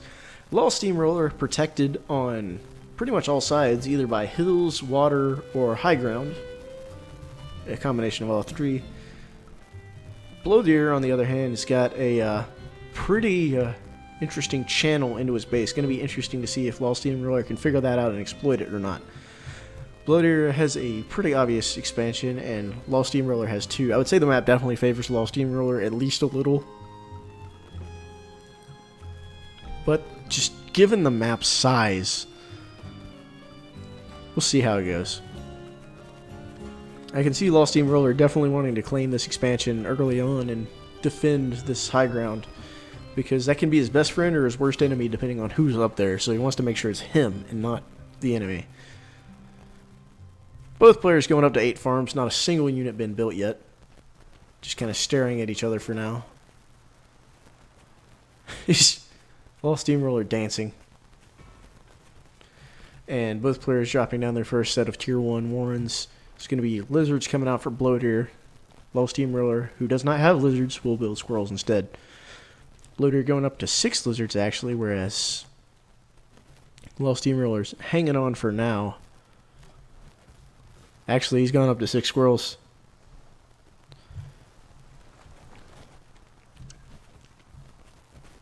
Just kind of continuing to watch. Bloater diversifying, both players actually on such similar timings, diversifying their army. Law Steamroller going for the Toads, Bloater going for the additional Squirrels. But this is where the paths diverge.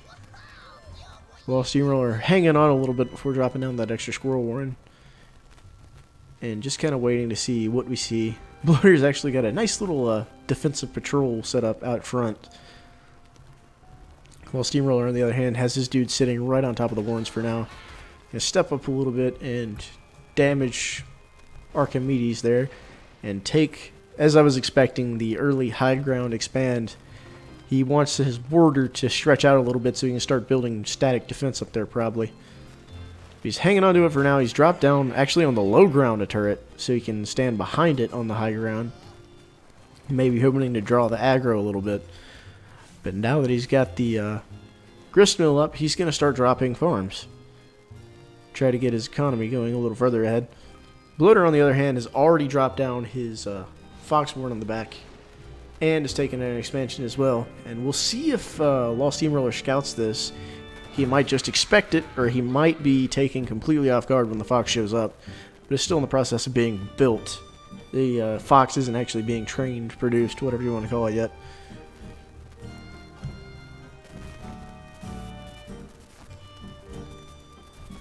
Can I just mention, I really love this game. This game is so much fun.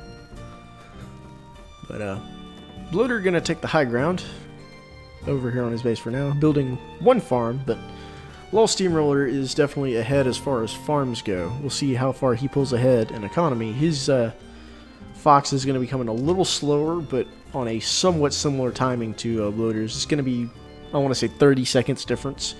So it's going to be 30 seconds he's going to have to hold off before the 1v1 on Final Destination No Items begins.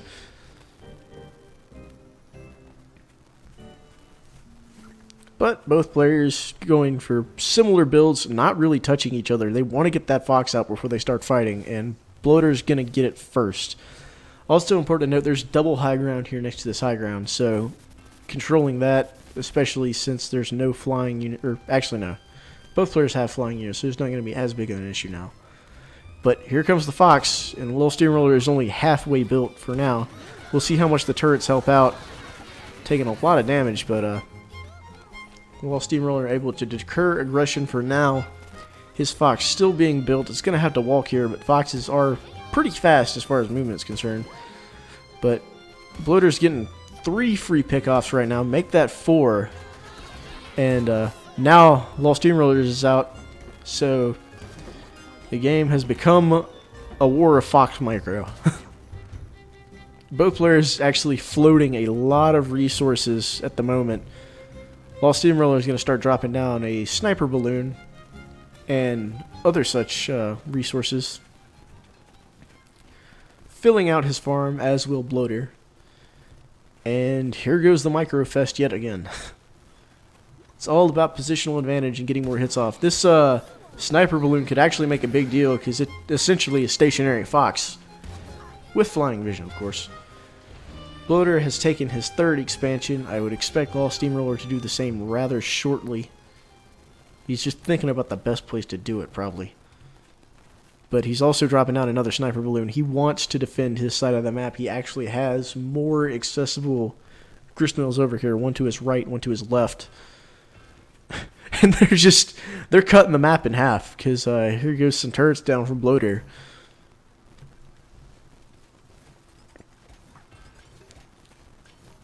This is hilarious. I love this. It's like, this is your side. This is my side.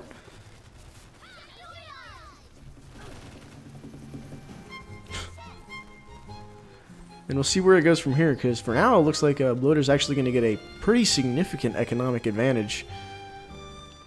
Lost Steamroller finally taking his third expand.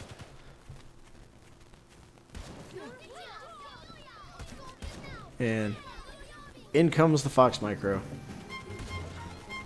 Just taking out unit after unit on each other's side, dipping in and out.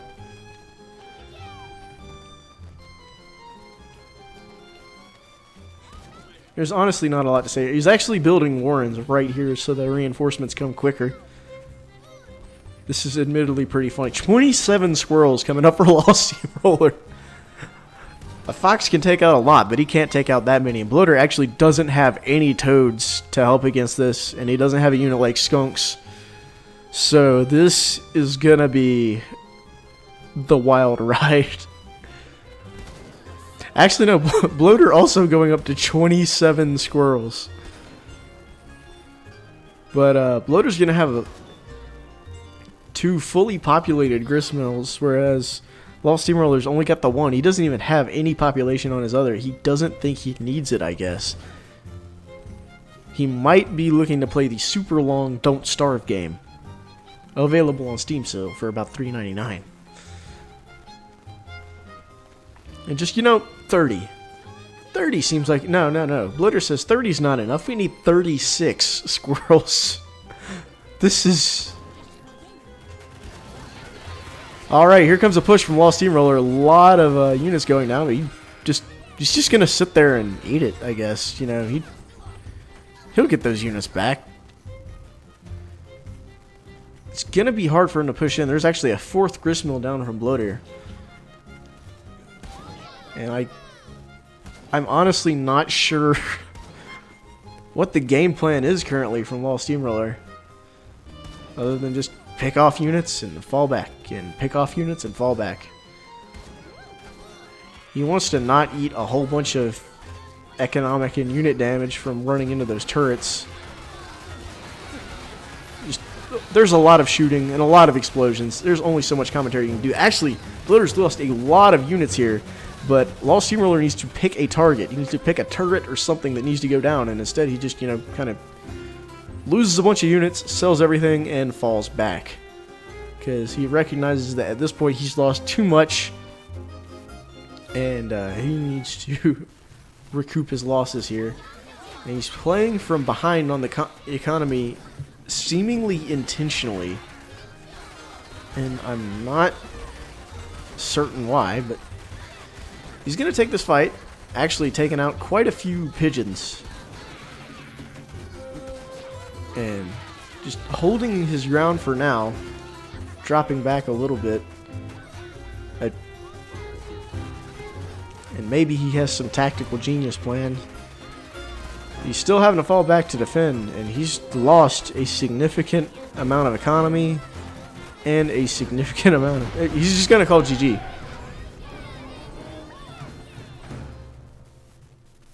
So Bloater actually taking game one here.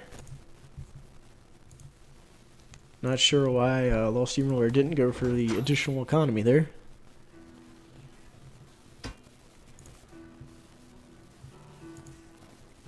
But these guys are okay to go into game two, so game two we'll have.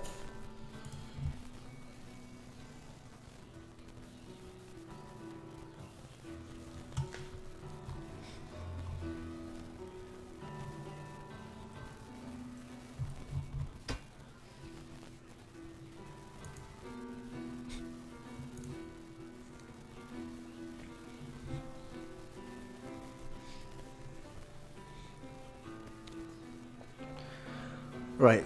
Loading into game number 2, Bloater going for very much the same build he did last time. Lol Steamroller deciding that he wants to utilize the boar strategy. Excuse me.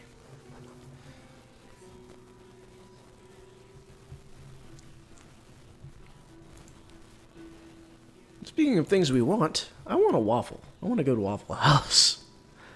I'm really quite hungry. But breakfast is not as important as Tooth and Tail games, so we will continue on and load into game 2. Lol Steamroller shaking up his strategy a little bit. Actually got a pretty large map here, so Lol Steamroller once again having a large amount of grist mills easily accessible to him from his spawn. Bloater slightly less so. He's going to have to travel a little ways and get a little more aggressive if he wants to keep these expansions. But there's a huge river dividing the map in half and only one full bridge across it. There's also a fun little island expansion right here, not defensible by any turrets whatsoever, unless you put them on the outside, over here on the shore. But scrolling down, as we can see, Bloater farming up, queuing some additional farms ready to go up to 8, as will Lol Steamroller. Neither player, as of yet, has any units. Other than the commander, of course. Just count the... Look, if Lol Steamroller could just run up the side, take 4 expansions total. And even if you consider this island one to be Bloater's, he's only got 3. And he's got to go much further to get them. But 6 lizards versus 6 squirrels will be the name of the 1 minute and 30-second game. Yeah, this is just... Sometimes you just get dealt a rough map and you got to play accordingly. And Lol Steamroller, perhaps seeing this, will drop down an additional set of squirrels. Bloater diversifying into squirrels as well. Let's just look at Bloater's assets here. He's got a little bit of high ground that he can use to potentially sneak his fox. And I'm honestly not sure how he's meant to play this. But he is going to take that expansion rather early on. Lol Steamroller has yet to take an expansion, and he's potentially going to attempt to put a stop to this one, but it looks like it is going to go up. It's a little too late to be ending it just yet. However, he can, if he wants, deal some damage to it. But instead, he's just going to fall back and kind of give it to Bloater. Instead, he's going to go up to ferrets already.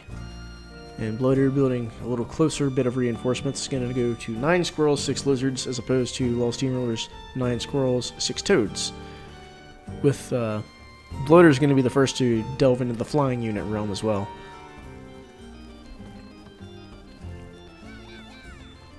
But looking at Bloater's army right now, it would be this would be a very easy army to kill with a boar, but it's a bit too early economically for Lol Steamroller to be looking at it. He's also not expanded yet.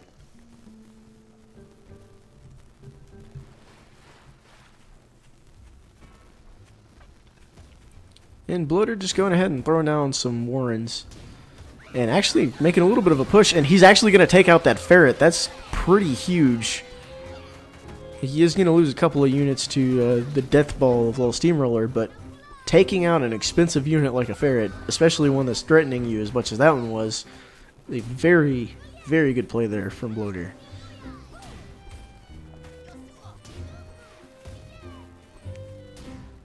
And Lol Steamroller just edging his way closer, trying to get some more ferret shots off. They are connecting.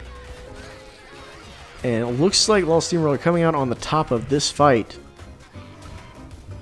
He's pushing his way in. That warren's not long for life. Does get sold off by Bloater, so at least he doesn't eat the economic damage from it.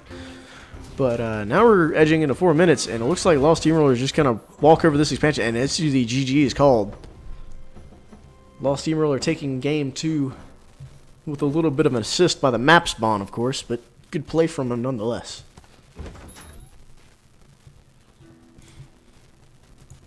So the series is now 1-1 with that. And we'll go into a game 3.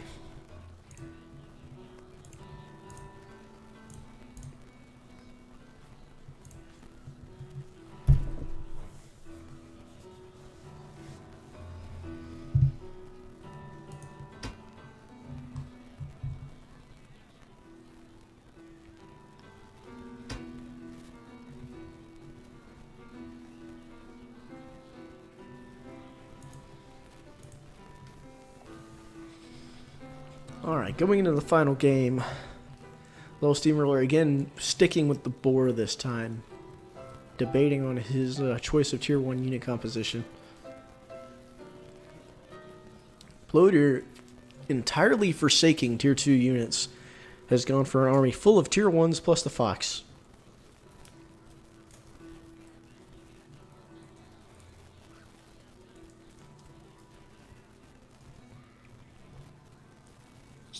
Tiny bit of lore there. The Fox's actual unit name is called Kasha Farmhand. Kasha in Russian means cereal, but like hot cereal, like oatmeal or grits. Or buckwheat. Buckwheat's actually pretty good. Or cream of wheat. Like, you see how focused on breakfast I am right now, guys. Oatmeal wouldn't be bad. Actually, no. I'll tell you what I want. I want some grits with some scrambled eggs and some bacon and some toast. And okay, I want to go to Waffle House. Is what I want. All right. Let's look at game 3, our final map here. And this one looks a bit more balanced. Again, Little Steamroller being given the double high ground advantage by the game. And Bloater kind of stuck on the low ground with some high ground surrounding him. But both players have a reasonable number of easy-to-access expansions. This map is at least fair. So we'll see what both players decide to scout and how they decide to play it. There is one at the top that's pretty equidistant between the two. One at the bottom as well, but it's got a... from the bottom expansion, there's a bit of a high ground pass over into Bloater's base. So he may decide to take this hill over here and kind of utilize the high ground advantage to defend his own base. As for Little Steamroller, he's pretty much going to be given this whole hero right here. Hold 1,000 hero tournaments while eating breakfast.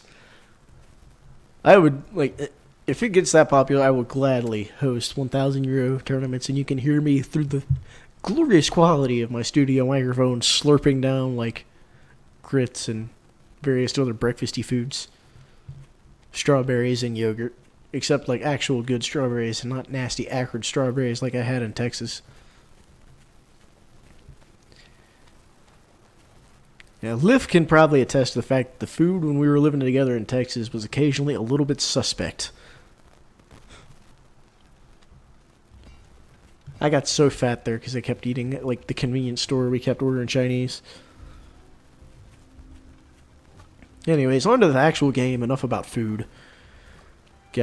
Actually, Little Steamroller has gone for Squizzard, so he's going to go 3 lizard and 6 squirrel with some landmines.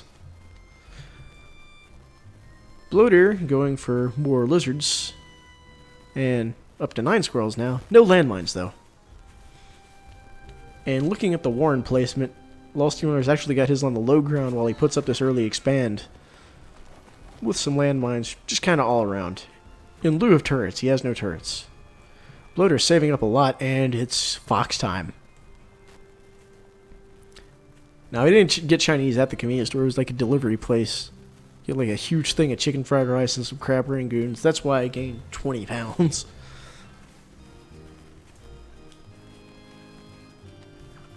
But Little Steamroller finally dropping down some turrets to defend his high ground and catching Bloater a little bit off guard. And Little Steamroller actually pulling ahead with the economic advantage as he gets a couple more farms out. Losing his commander, though. Bloater might take this opportunity to scout while he waits on Little Steamroller to respawn, which he has done now. Liv, you better not. You better freaking not.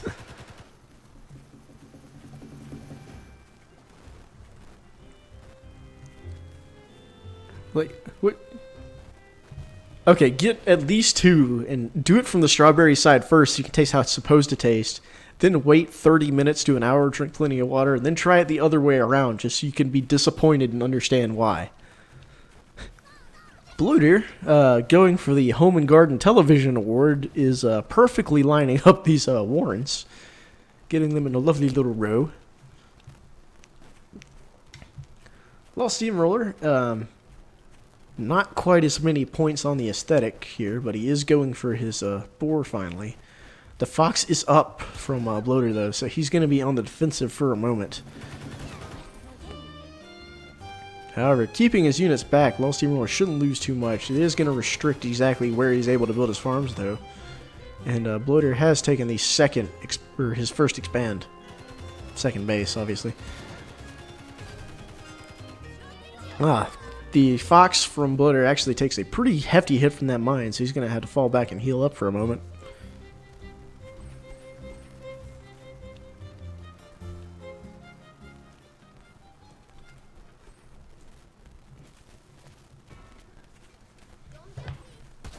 Alright, incoming boar here, and Lost Steamroller is going to potentially take Bloater by surprise. But the problem is, Bloater has a lot of fast-moving units that can pull away very quickly.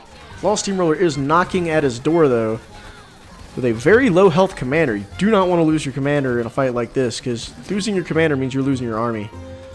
And boar in the back is going to have to heal up. It's probably within sniping distance, but there go the Warrens, and here comes the burn.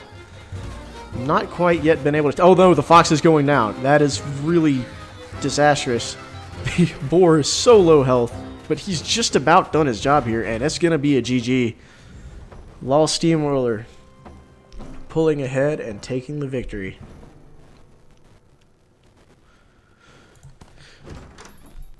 Going to be a 2-1. Lost Steamroller able to stay in the winner's bracket. Bloater dropping down lower.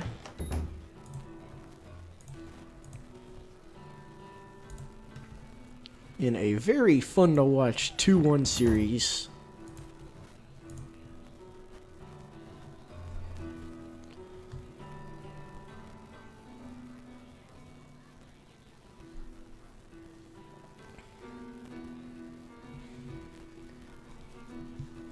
Alright, so our final matches until we get to the finals of the upper bracket will be Chip from Space versus Pigston and Brepost versus Lost Steamroller. In the lower brackets, right now we're going to have Bloater versus the mysterious and absent AV Ultima if he decides to show. And we'll have LeConte versus the Cane Train.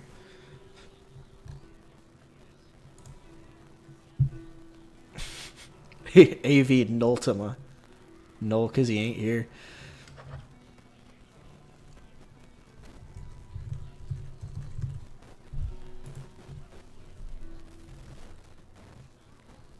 What has just happened? That was not what I wanted. I can stop.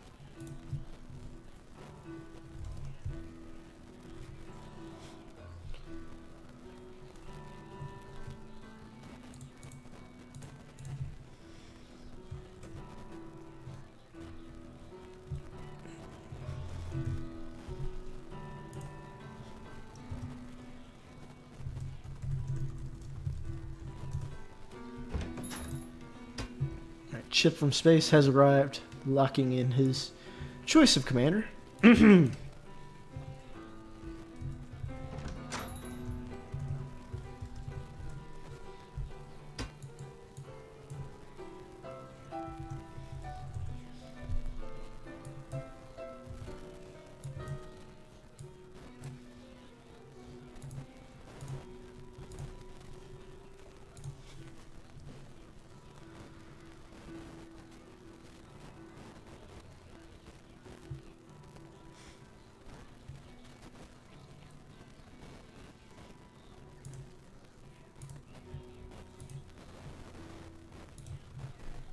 I'm leaving AV in this as long as possible just because he messaged me and told me he may or may not be able to wake up early enough to play in this tournament.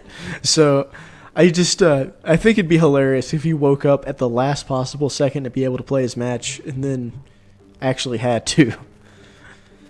So looking at this map, we got some really weird spawns here. Both players directly across from each other, but a lot of high ground and hills in the way.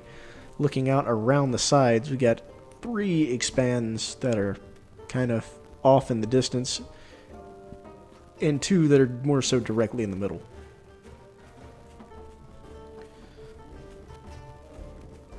So we'll see how this one goes. We actually got both players running snakes here, so we might see snakes for the first time in this tournament.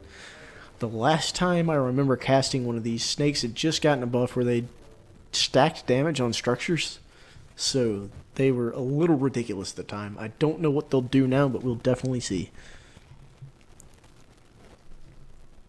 Get the green versus blue here, the lovely winter colors going on.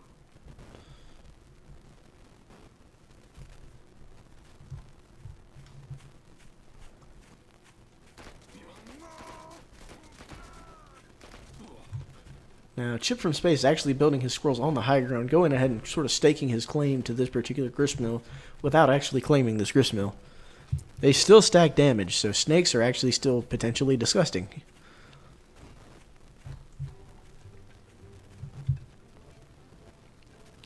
Now we got Pigston dropping down some barbed wire, which it appears Chip from Space has no way of dealing with.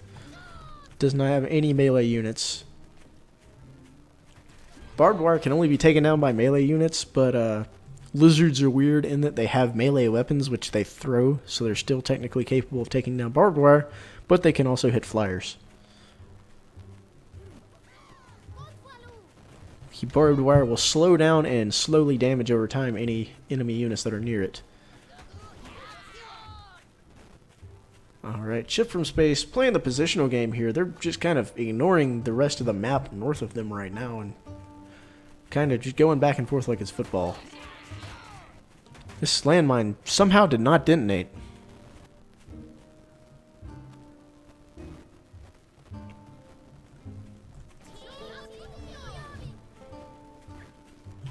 Now, looking at Pigston, Pigston's really going heavy on the lizards here, probably because he doesn't have squirrels. And Chip's got his snakes being built and kind of pushing around the side here, waiting to take and engage. Squirrels do have a slightly longer range than lizards do, even though lizards can close the distance quickly because they can move fast. Also got some explodey toads from Chip. Ferrets coming out from Chip, or ferrets coming out from Pigston, excuse me. But there hasn't been a big engage yet. Both players just kind of running back and forth, and shockingly, neither player has taken their first expand yet. Chip actually going to drop down a boar. Pigston's got a boar as well, but has yet to pull the trigger on it. Going up to 15 lizards, whereas Chip from Space going to build a bit of a minefield here. First expand has been taken. 2 of the landmines did blow, one of them prematurely. Oh no, the ferret was able to take one out that was building. Pigston may or may not know that there's still another one there. And Chip falling back for now, he probably doesn't want to engage until his boar is up, which the Warren is finished building, and as soon as he has the economy to start building it, which will be pretty soon. He can't keep losing units. Okay, so now he's got the economy, the boar is under construction, and then he'll be taking this expansion shortly thereafter, I would assume. But both players just kind of death-balling on their natural expansions. But Chip gonna get the probably surprise boar out, and Pigston has so many lower tier units, namely lizards. Alright, here goes that damage stack. Losing one snake in the process, but that's gonna be a lot of damage going down on this gristmill. It'll heal back up a little bit. A couple more squirrel warns going down from Chip. And here's the boar. The boar is out, and here it comes. Slowly but surely. It's hard to run with that giant fuel tank on your back. Pigston's in the process of building his, but it might be a little late. That's a lot of damage going down, and just this expansion has melted instantly. And Pigston having no choice but to fall back. His boar is nowhere near out. It's only a third of the way built. Chip from Space, as long as he doesn't lose this boar, this game is essentially in the bag for him. I want to say he's seen this. He's definitely seen it now. This tier 3 Warren being built, so he knows Pigston's tier 3 is on the way. He may or may not know this. That Warren actually gets sold. This is a huge, huge loss for Pigston. He's going to have to stay back now. Now, see how Chip is able to capitalize. Somewhat low on food, actually, because both players got hit with the bust. I think it's actually Uncle Butter and not Uncle Butters, though Uncle Butters is the clearly superior version of the name.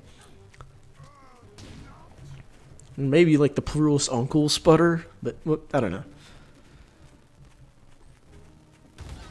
And Boar being at full HP, Uncle Butters is here again to serve up justice. And look at just how quickly the units melt. It doesn't look like Pigston's going to have much of a choice from here.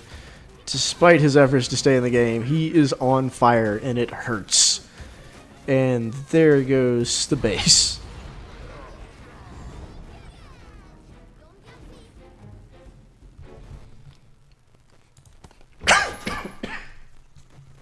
Excuse me. Alright. That's going to be the first game going to Chip from space.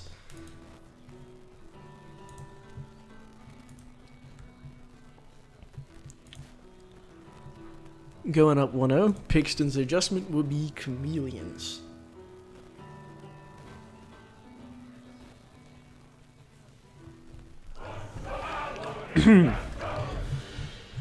Alright, let's have a look at the map, shall we? Pretty simple natural expansions from Pigston, actually surrounded on all sides by him. Chip from space is going to have to push a little bit around a corner to get to his closest expand. And this one in the center is really anybody's game. As far as expansions being on one person's side or another, I'd say Pigston has the closer...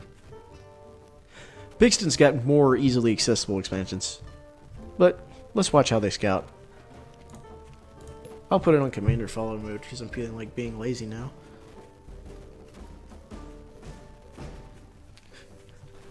And since it's early game and there's not a whole lot to talk about yet because nobody's built anything other than farms, one thing I'll tell newer players, if you want to get good at this game better or be able to compete a little more quickly, one thing to note is when watching other people's games, especially in the first 2 minutes, watch the precise timings on the clock when they're burrowing back and when they're building certain units. You don't want you don't want to go too economic too quickly, and you don't want to build too many units too quickly, and you definitely don't want to waste any time floating resources. Yeah, looking at this map, Chip is probably going to have to work a little harder to maintain control, as has been said in the chat by two or three time, I believe, Strawberry Cup champion Lev. I'll have to look back. I still have the histories of all the series, and I believe on my YouTube channel, self-plug, you can actually watch all the Strawberry Cups that have ever been. Well, that was still correct grammar, but it sounded awkward, so, you know, whatever. We'll continue on. 6 squirrels coming out for both sides. Chip opting for Explodey Toads, while Pigston throwing down barbed wire.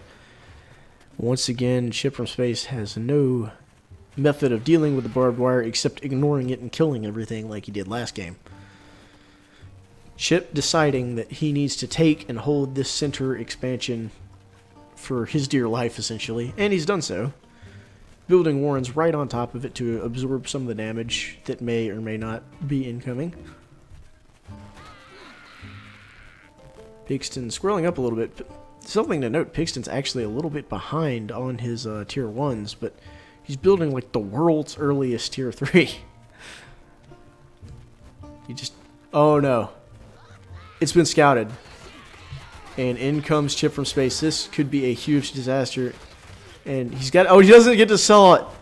Pigston's lost so much farm off that. That might actually be game right there. Just because he did not get to sell that Warren in time. He's lost a lot of economy. And he's surrounded on all sides by angry squirrels shooting his base. Losing farms. And try as he might hang on, he has 3 barbed wires and nothing. So it's looking like this is going to be a relatively quick 2-0 from Chip. He's just kind of letting Pixton back into the game a little bit. What is going on here? I guess Chip's falling back and capitalizing a little bit, but what am I even watching right now? Pixton's got the Warrens, but does he have the units? Doesn't look like he does. And seeing his options here, Chip is actually losing a bit of units. He's going for the kill on the gristmill, which he does get, sending him to a 2-0.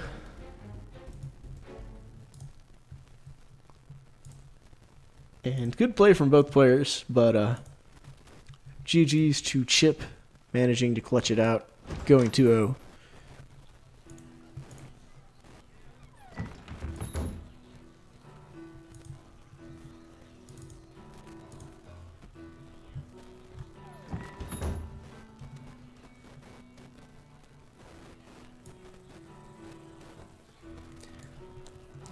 And Chip from Space has advanced himself into the semifinals. And we'll see who will meet him there. It will either be Brepost or Lol Steamroller who are up next. Alright. Josh and Nathan will be unavailable for 20 minutes, so yep.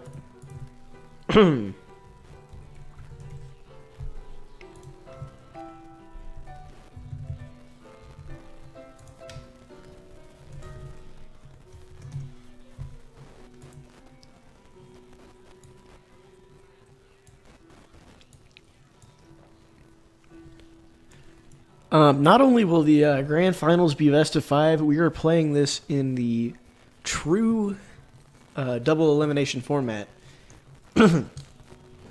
meaning that there will be a bracket reset involved.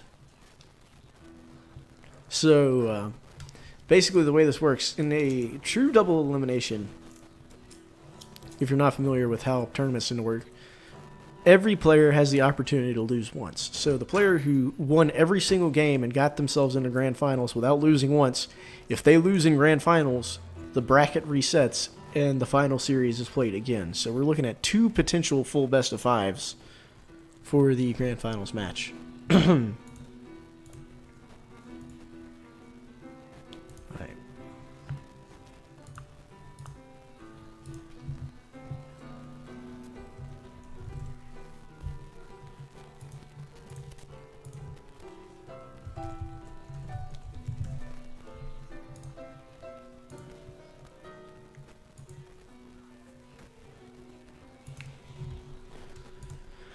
Okay, let me, there's an easier way to explain it, I guess.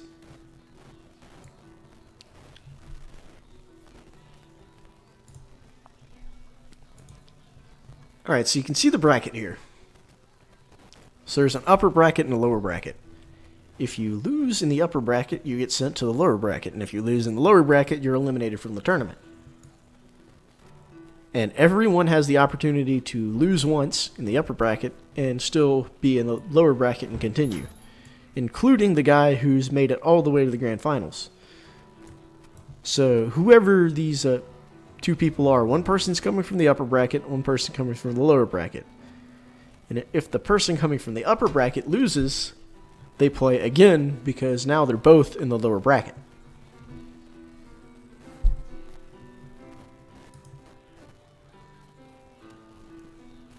It'll be easier to explain once we have actual player names to put in there.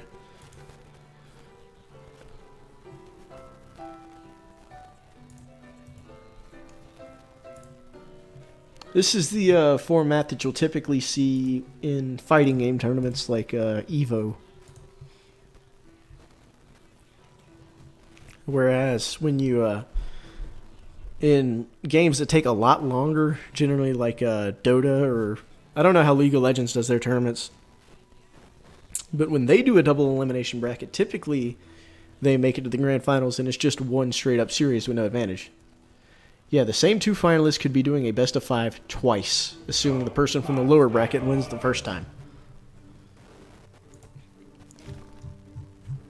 Actually, if you want the greatest example ever of a double elimination bracket grand finals going to its maximum potential, I urge you to watch the BlazBlue Chrono Phantasma grand finals in EVO 2014 between Dogura and Galileo. That is honestly the greatest tournament series I have ever seen between any two players in anything ever. And I've been a Dota fan for years, and Dota's had some great games, but nothing comes close to that BlazBlue game. And my phone is blowing up, so I'm going to put it on Change Commander, or Chase Commander, and we'll watch these two stare at each other's bases real quick. I have...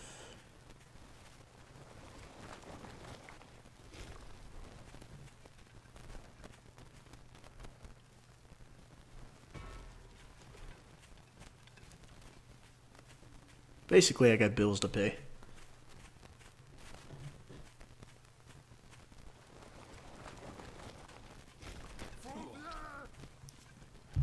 Alright, so back to the game and looking at what we got here. 3 squirrels, or 6 now, from Lol Steamroller versus 6 lizards from Brepost.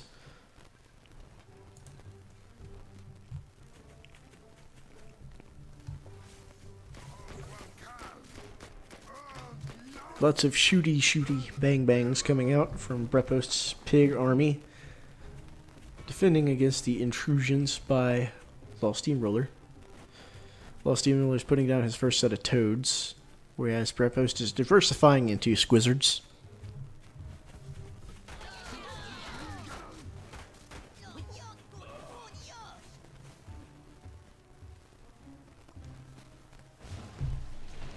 Alright, Lol Steamroller taking a relatively early 2-minute expansion here on the flat ground.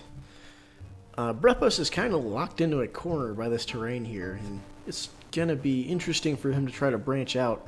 He's really sort of stuck in a hole until he gets to one of these other expansions, and he's going to need to start building warrens out there.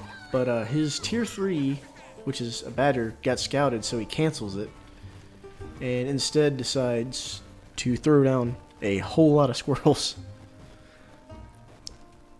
Why do people go squizzard? Well, there are distinct advantages to having lizards in the very early game and then diversifying into squirrels later, or just using both of them. Because you see, because you can control one set of units individually, a lot of times people will move their whole army to one place and then kind of use the lizard's swiftness to circle around and maybe attack a particular undefended target, or get around behind and attack a specific unit like a fox or some other tier 3. Another reason is lizards, if you encounter barbed wire, lizards can clear barbed wire, whereas squirrels are your better choice if you're running into anti-air situations, or if you need to kill a sniper balloon like he just did. Brepost here, actually, with his 21 squirrels, has taken Lol Steamroller completely off guard. And Lol Steamroller has a blocked up fox that he's probably going to need to sell. Although he might honestly just have to call GG because he's running out of squirrels here. He's trying to stand here and block damage as much as he can, but he didn't get the sell off. So, huge amount of economic losses just eaten.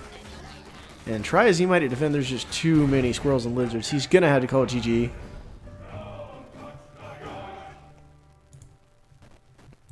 So Brepost going up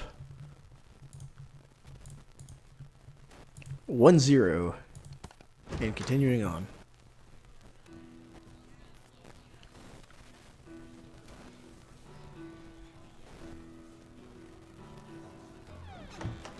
Love dropping for just a second and coming back in, or LSR, excuse me.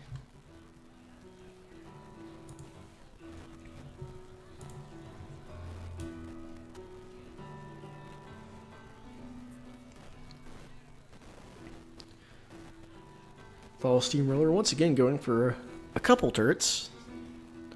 Hey, it's Golden. How's it going, man? Been a while. Brepost sticking with what works as well. Lots of tier 1s, and he's actually going for the Falcons. Law Steamroller has a bit of a hit and run potential here with both the snakes for buildings or big tanky units and the Fox for just taking out anything that gets in his way small unit wise. Looking at the spawns here, Law Steamroller is a little far away from his expansions. Brepost has a bit more easier time taking at least the one to his northwest. Trapped kind of up on the high ground though by some hills, or more should I say cliff faces.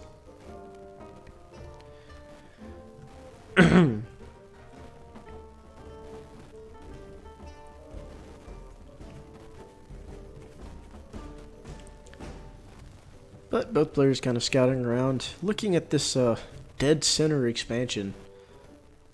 It's going to be a little difficult to control unless you start taking the high ground around it. And I can definitely see Law Steamroller taking that one first and then making the jump back to the one below it, or taking the one below it first and then making the jump to that one. But I feel like controlling that center expansion might be one of the keys to this game if either player decides to make a go for it. If not, I mean, Brepost has one in the pocket here and one kind of up here that's a little more easily defensible. And Law Steamroller also has a couple that are a little further back and perhaps easier to defend as well. But squirrels will be the first units for Law Steamroller. Brepost will head for the lizard instead.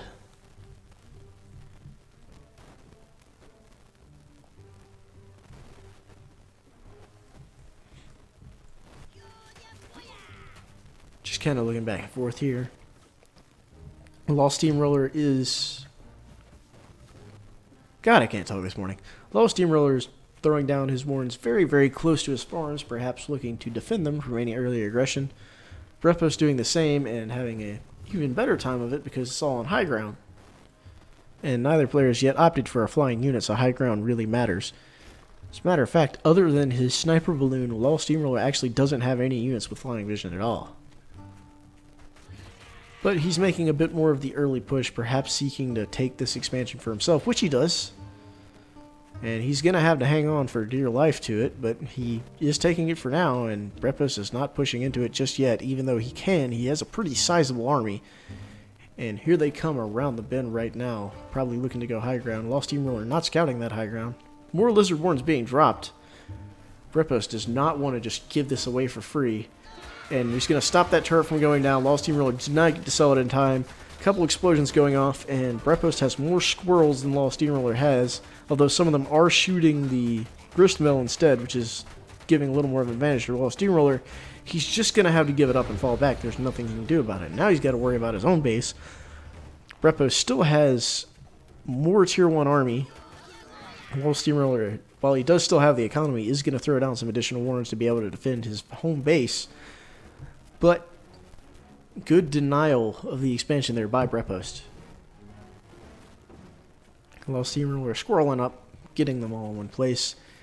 Brepost actually is now opting for his Tier 3, and Law Steamroller has not had an opportunity to scout it. Throwing down the turret, which is not going to finish. Hopefully it just drew enough fire away from the squirrels of Law Steamroller.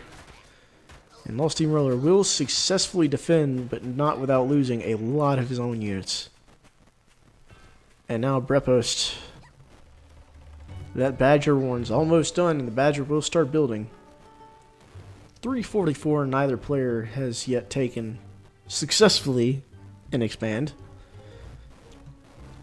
Law Steamroller defending that turret with his squirrels' lives, not his own.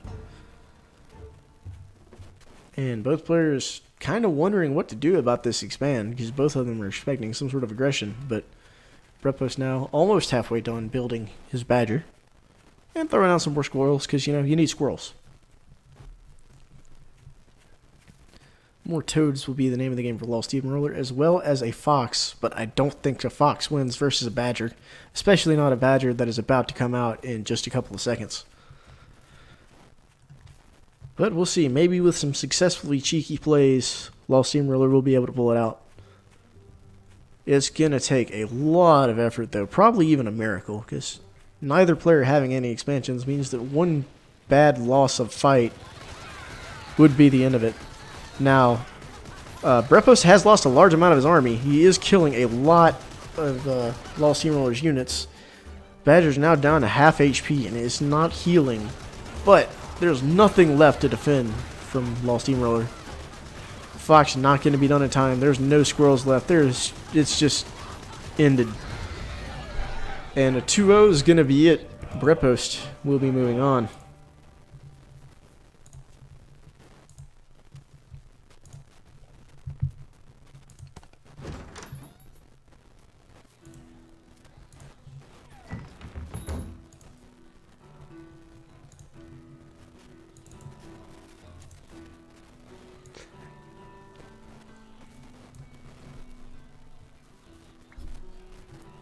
And with that, we're ready to move on to the winners bracket finals.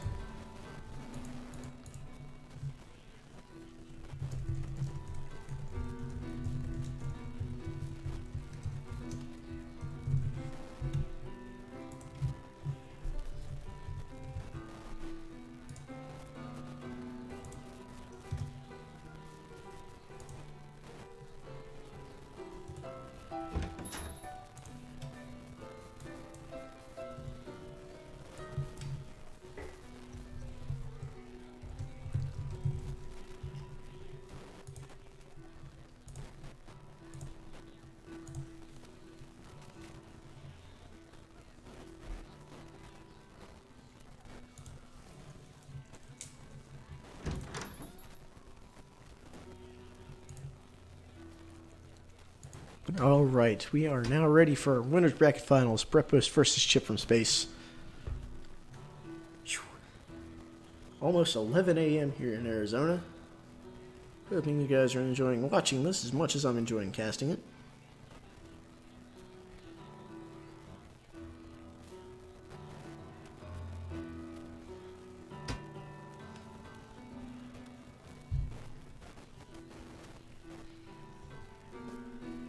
Loading into the first game here.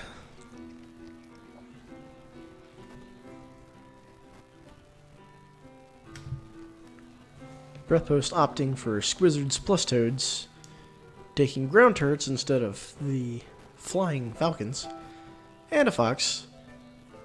And hello, old friend from Chip from Space, the good old Sergeant Volkov.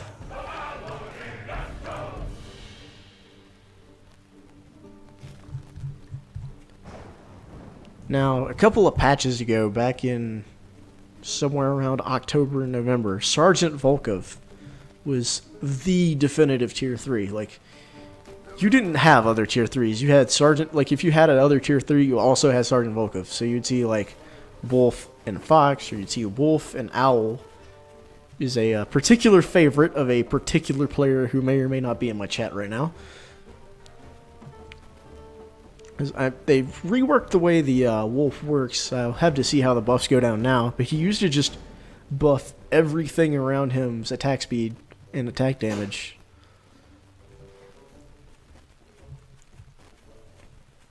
He was a little silly, if I'm honest. Some early game scouting coming out, both players. Yet the losers bracket will start after this series. Just wanting to give optimal time for all players since a couple of them are away right now. Oh, look at this pixelated rain. That is gorgeous. God, the devs do such a good job on this game. I'm just seeing all these little things and they're making me happy. So, going up to 6 units on either side. Squirrels for Chip, lizards for Brepost. Chip's going to be building his up on the high ground, whereas Brepost will be building his right in front of his base. And there's just kind of a quick little high ground alleyway jaunt between both players' bases. But important to note that Chip is on the low ground with his base, as opposed to Brepost being on the high ground with his. Both players have pretty easily accessible natural expansions, and it's looking like one of those tug-of-war type, or football type maps. Now, AV Ultima is not the only one who's not here right now. But that doesn't change the fact that he is still not here right now.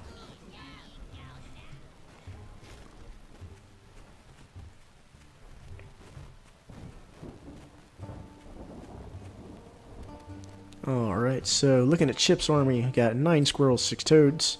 Looking at Brepost, 9 squirrels, 6 lizards. So a fight between the two compositions right now would entirely depend on whether or not Chip gets off good toad explosions. Because with good toad explosions, that would be all the lizards gone and probably all the squirrels as well. But Brepost actually sold off one of his lizard warrens to drop down some additional squirrels and his first set of hawks.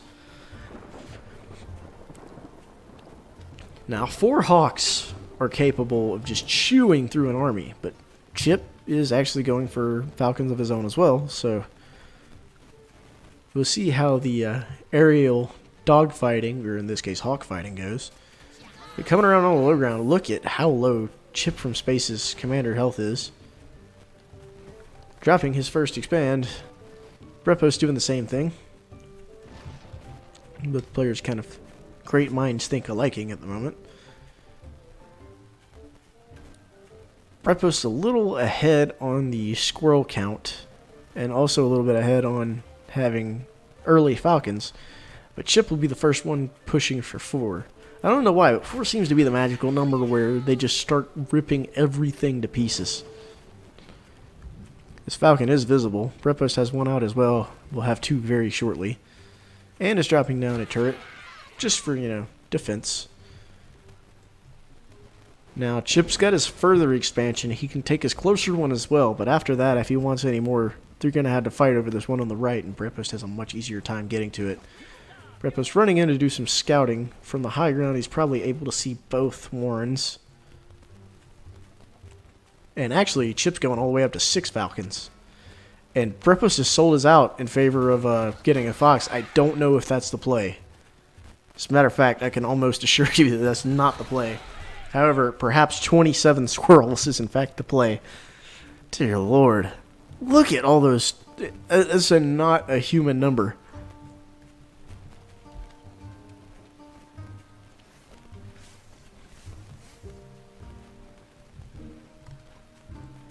Both players on a similar army count right now, but I don't know if Chip realizes just how many squirrels he's going to have to fight.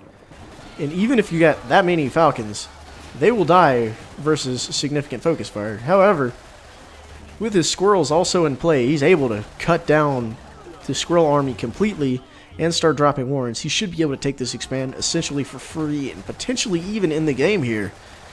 Now, the squirrels are reinforcing very quickly. They're up to 9, which is equal to Chip's number. But Chip's still sitting on 5 falcons, which he doesn't want to lose, so he's having to back them off. And fall back to his expand. Hopefully he'll get some squirrels up in time to basically be cannon fodder.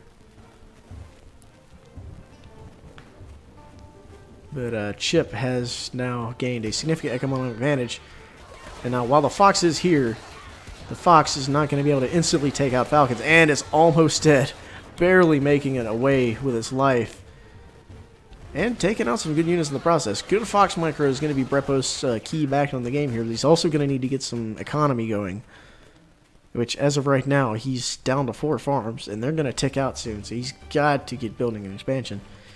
Whereas Chip is perfectly content to just sit on the farms he has. He can even go backwards and take another expansion. He's down to 4 falcons now. He sold off one of the warrens. Perhaps he's a little concerned about his economy, or perhaps he's trying to build into some higher tier units. Or maybe he just doesn't really think he needs them now that he's done so much economic damage to Brepost. He's only on 2 farms right now. He's pushing into the high ground, actually going to take out another squirrel warren. And pushing in, he might be going for the kill here, and he will. Successfully winning game number 1. Chip from Space with a falcon play.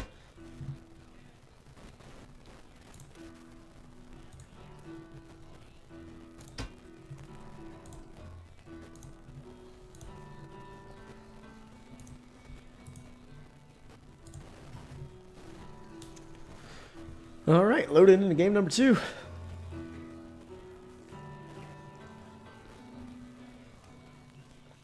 Chip saying, hey, if it ain't broke, don't fix it. Brepost saying, hey, it might be broke, maybe I should fix it. But he is sticking so far with the exact same stuff. He's debating on whether he wants the fox. He's actually going for the owl.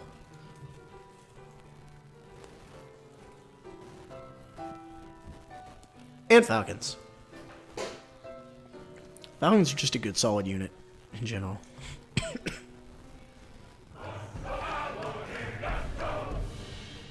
And already looking at the mini-map here, I can tell we got a very, very short distance between both players.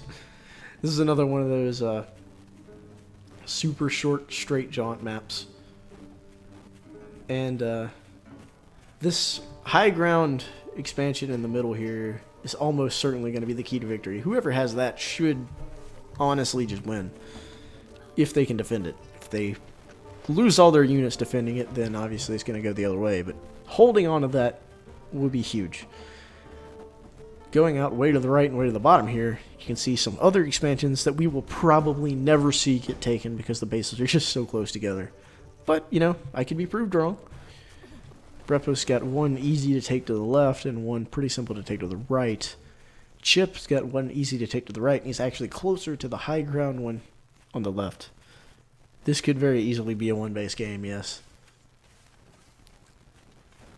Chip, oh, look at this, already staking his claim. He's building his Warner right there next to this top one. On the bottom, Brepos is sticking to his base and his guns, going for the lizards.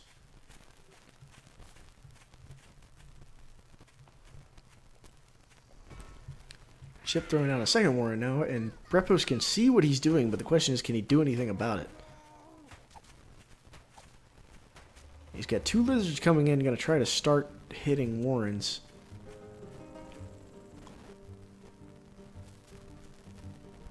But so far, Chip building and selling. He's actually going to go for the toad instead. And now, oh, there's a turret. That is completely illegal, and probably that's the play right there to hold off Chip. I would honestly not be shocked to see Chip drop a turret as well on his side of this space. Both players fully farmed out on their one base, and we'll see where it goes from there. If Chip didn't know that turret was there before, he definitely knows now, and he's got a pretty high squirrel count. It's to the point now where when you have this many squirrels, they're very effective versus lizards. However, Brepos has gone for his second expansion, or his first expansion rather, to his left. Perhaps assuming that Chip is going to spend too much time worrying and fighting over this one particular base in the middle. However, he's taking it, but it's going to get hit by the turret. So he's going to have to take out that turret. Oh no, that's the commander dead. He can't attack. Brepos cannot attack with his units while the commander is dead. That's going to be the turret going down and possibly even a Warren as well. Huge fight coming out from Chip. He's got the high ground advantage. There's a toad explosion. That might be the game right there, honestly. Because there goes Warrens. He's actually lost a lot of his squirrels, though, Chip has. But he's staying on top of it. He might seek to push further. He can take more Warrens, but he's going to fall back, take this expansion that he wanted. That was huge. Losing the commander right there nearly cost Brepos the game, and it has cost him a significant amount of time and units.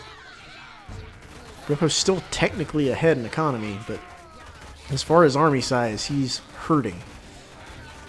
And Chip from Space pushing in further, and that's just going to be GG right there. Chip from Space taking it 2-0. And we'll be moving on to the grand finals.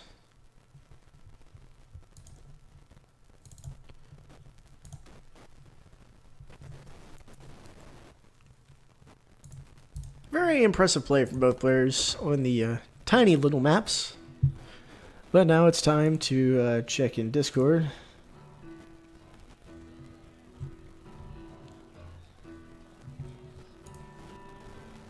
Squirrels are very strong. They have gone between being OP and just being pretty good over the patches. There have been some patches where I literally debated whether it was worth it to build a unit that was not squirrels, ever. Alright, upper bracket has made it to the grand finals. It is time for the lower bracket to begin. So, we're going to have Below Deer versus AV Ultima eventually if he shows up. and LeConte versus the Cane Train. So, let's just check here and see if he is anywhere to be found. He is not at all. I have no idea where the dude could possibly be.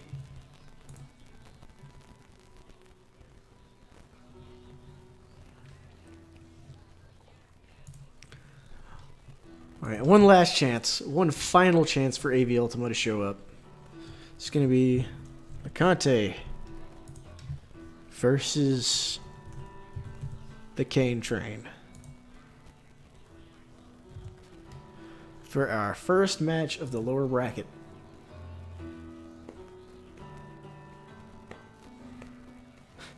GG's, sip.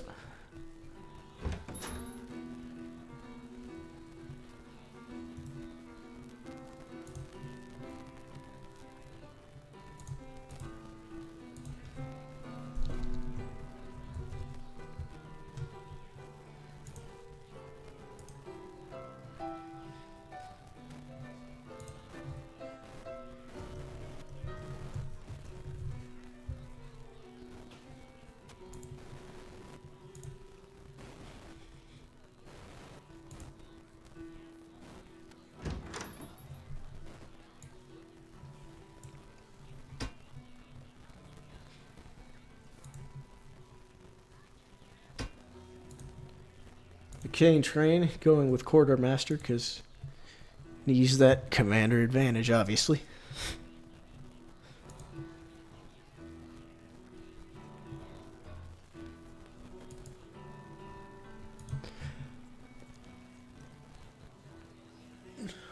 Alright, looking at LeConte's build, going for some Fox play, some Falcon play, and some Ferret play. Going for the Fs. Cane Train looking for Lizards, and in general, a pretty similar build to what LeConte has now, although he probably doesn't realize it, because if he does, that means he's watching my stream and he's cheating. Going for the Wolf, though.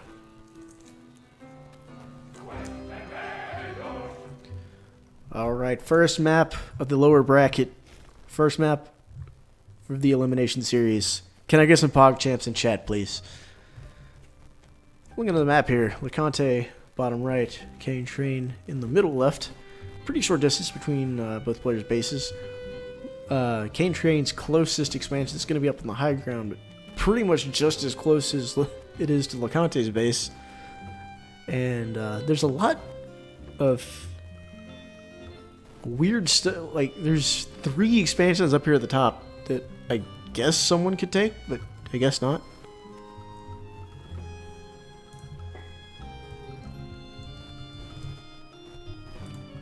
Alright, we do have PogChamps in chat, that's cool. Thank you, Ship. Or excuse me, Sip from outer space. Alright, Cane Train has opted to get some Lizards pretty early on. Whereas LeConte has not gotten anything yet. Both players kind of waiting. Excuse me, both players kind of waiting in the water right now, because half the map seems to be a lake. But as far as advantages go, I would say the map definitely favors LeConte. Look at just... he's got expansions everywhere. Cane Train has one kind of close, one sort of close, and 2, I guess, he could take.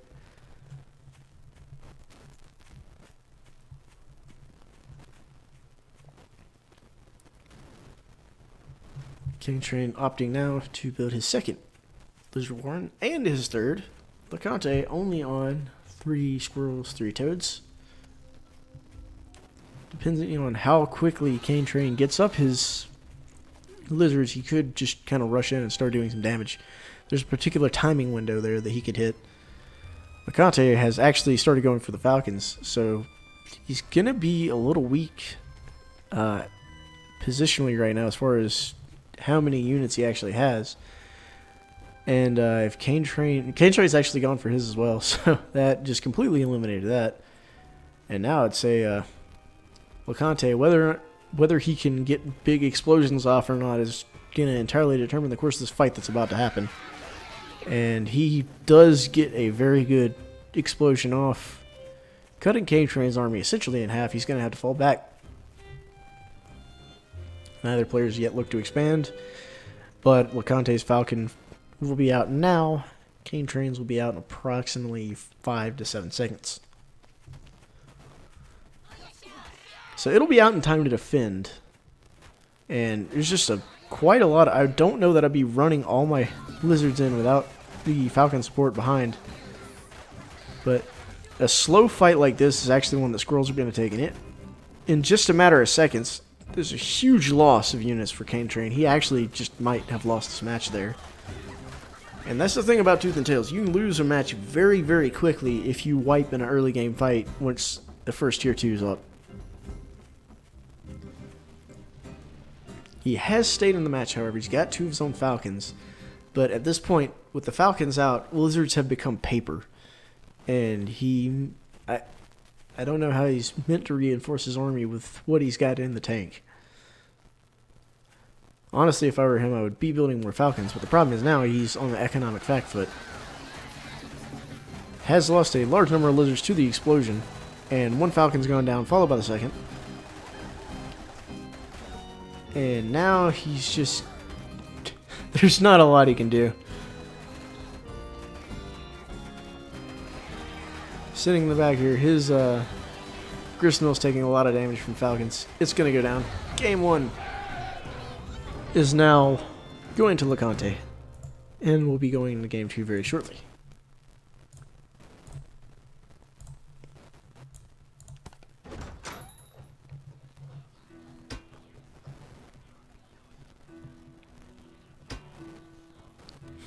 Cane Train opted to switch commanders, thinking that maybe Quartermaster was the problem.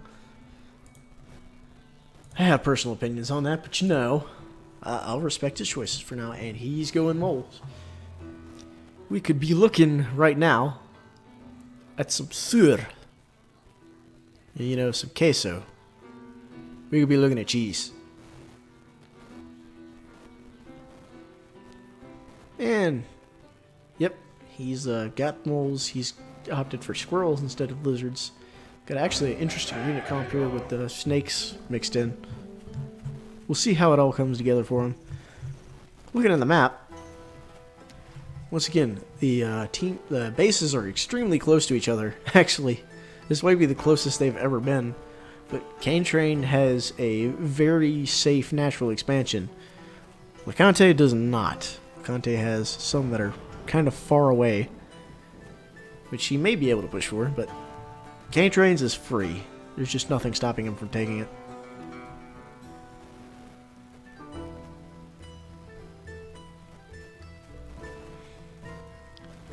So Cane Train is already... Alright. It's been given away, and this is bad now for Cane Train. LeConte is coming back. He sees that not a single farm has gone down for Cane Train. So he knows that moles are coming. Cane Train's going to have to... Alright, he's dropping moles. He's sticking with it. I don't know if that's going to be the play. He's got 4 down now.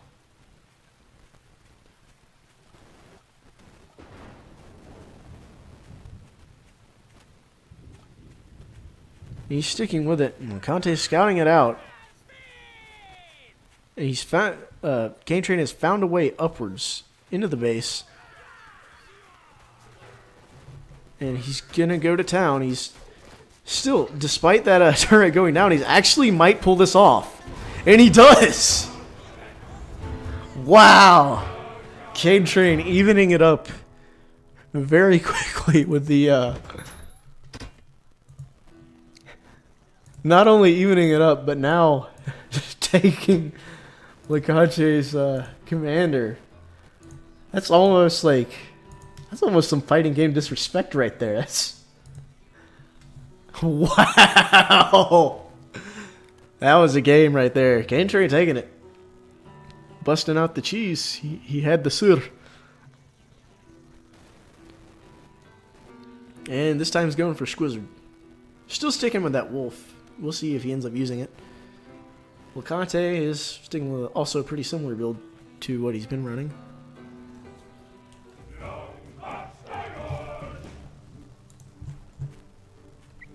So on to the final game of this best of 3 series. A much longer distance now between these two players.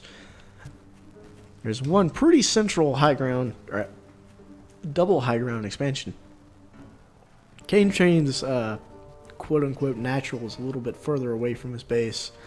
LeConte's got a pretty simple one. And then there's some stuff up north, defended by some trees and by a little bit of a river.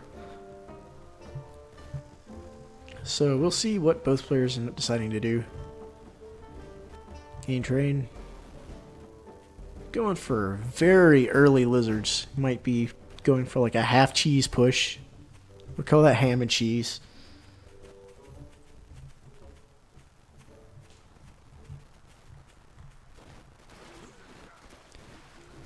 Running in, doing a bit of scouting. Now LeConte is going to see that there already is a Warren down.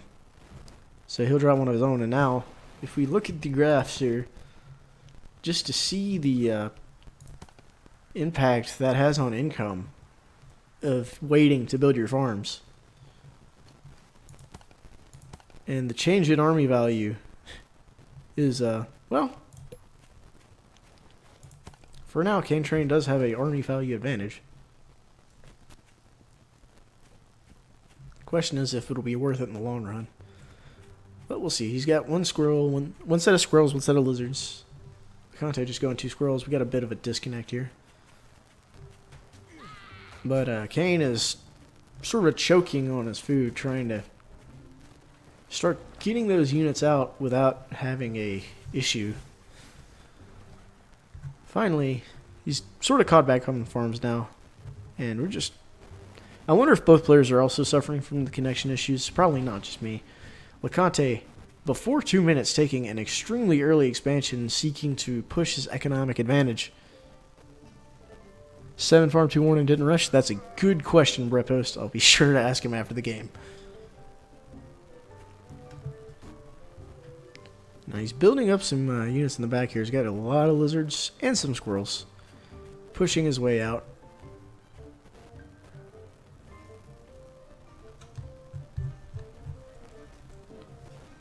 He might have to work a little harder. He still doesn't have an expansion, so he's still on the economic back foot.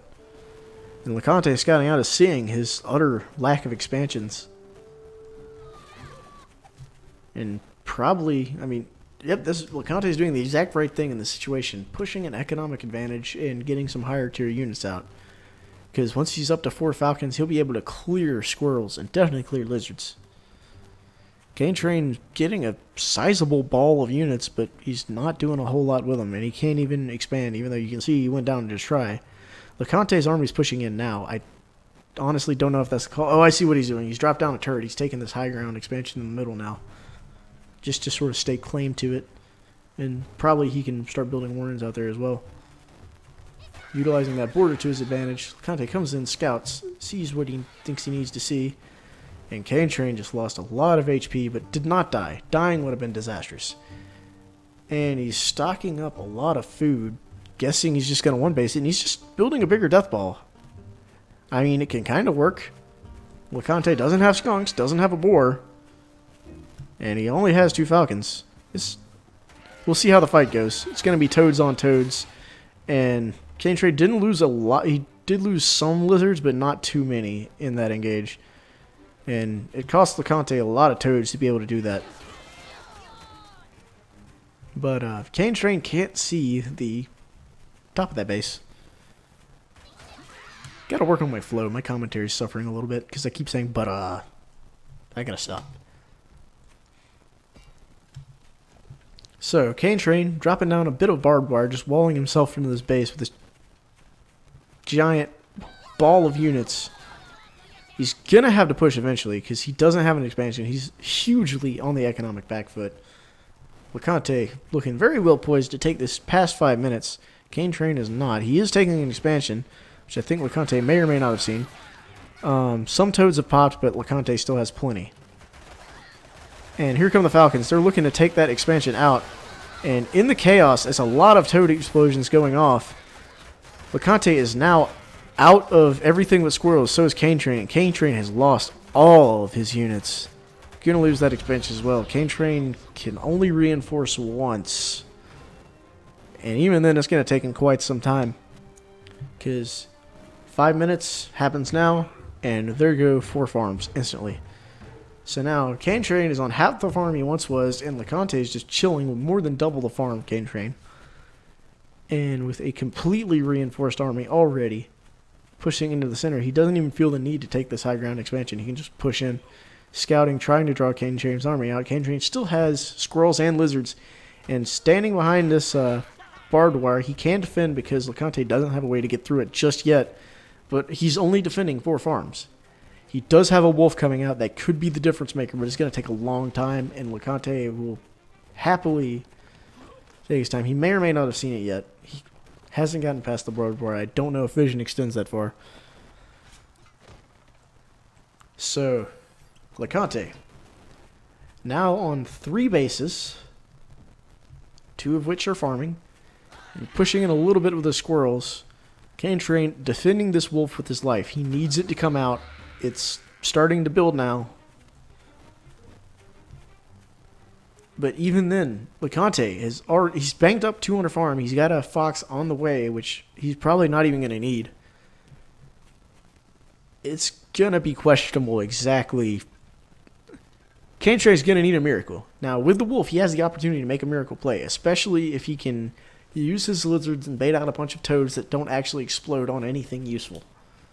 But if he can't pull off the single most clutch fight of his life, he's not going to make it. And here comes LeConte. LeConte is tired of waiting, but here's the wolf.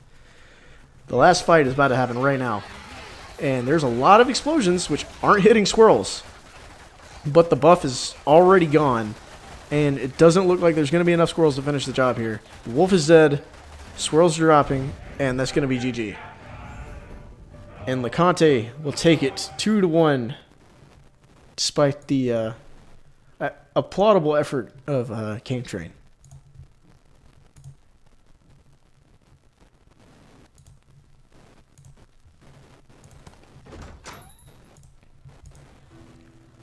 So we will continue on. 2-1, LeConte will take it, and unfortunately the Cane Train has been eliminated.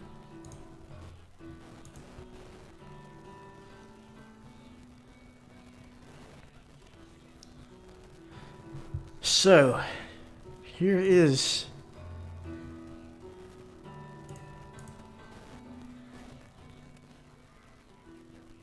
the moment of truth. Where is AV Ultima?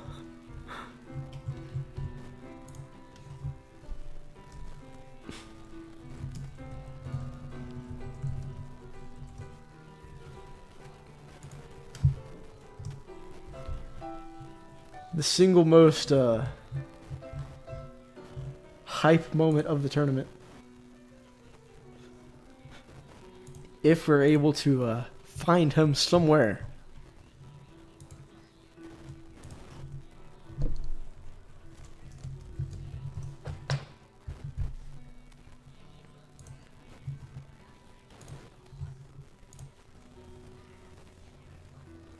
Back in September Showdown. Yo, September Showdown was a ways back.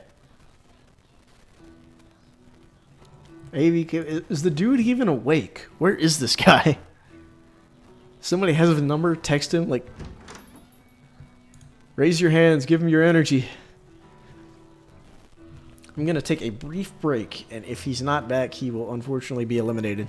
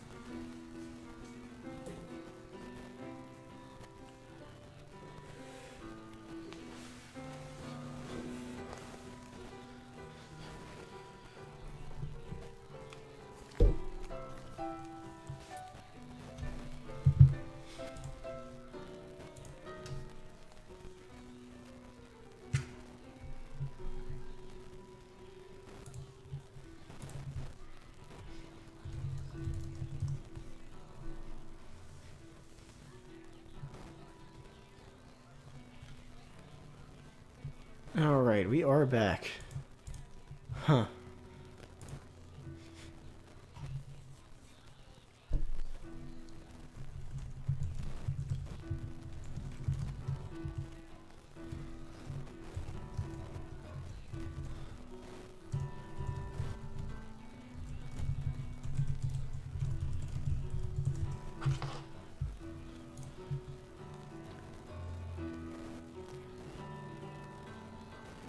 Alright, so we're gonna just irritate AV Ultima for a minute. We're just gonna spam Hey Wake Up. So if you have him on Steam, if you got him on Discord, just message him and say Hey Wake Up.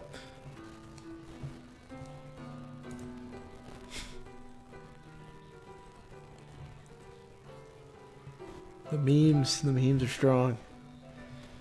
It's currently 11:29 my time. I'll give him till 11:35 before we continue on without him.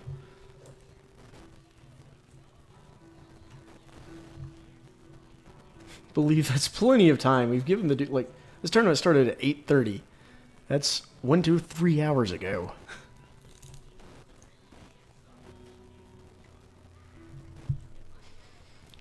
Right, talking to you, Kane Train, you've kind of hit the analysis on the head, saying like your scouting needs a little bit of work in the decision making. Like, for having played a week, you didn't do bad, especially with the mole rush. That was hilarious. So yeah, the main thing is just being conscious of always being scouting and getting the practice in. I mean, play more strawberry cups. That's how you do it. So you're doing the right thing here. You make it. Now, I'm giving him this opportunity just because it would be hilarious if he actually came back. So I'm going to give him 4 more minutes now. He's got 4 minutes remaining.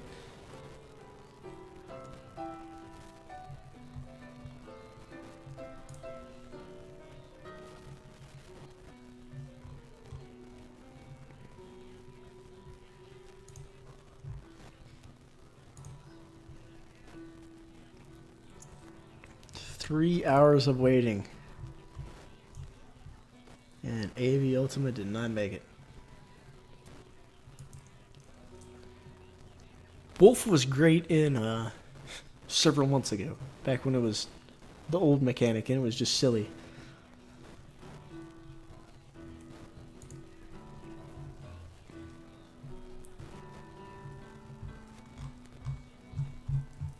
Just...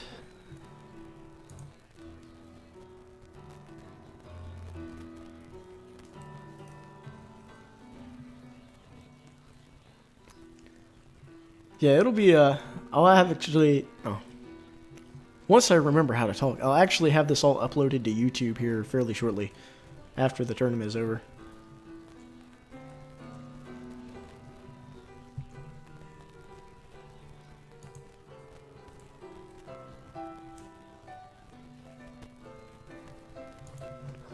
Three minutes remain for AV Ultima to turn up.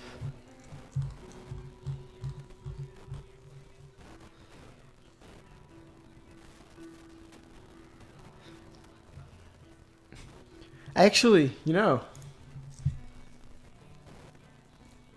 well, to be fair, it was there were some really weird paths into that base. Actually, if I'm honest here, we could just go on and do LeConte versus Josh, and then whoever wins that versus Little Steamroller. We can give the dude more time. Like, he's bound to show up eventually. It's not the last physical second.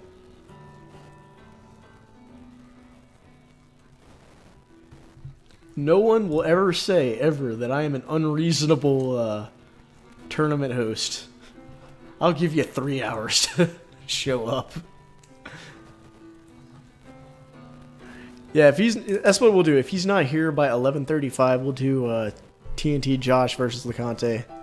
I'll put that in Discord just in case anybody's not watching the stream.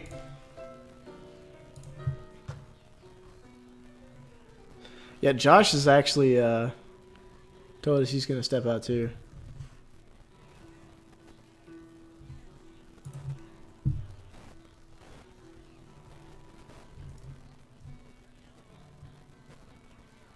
spent 3 hours waiting on AV Ultima.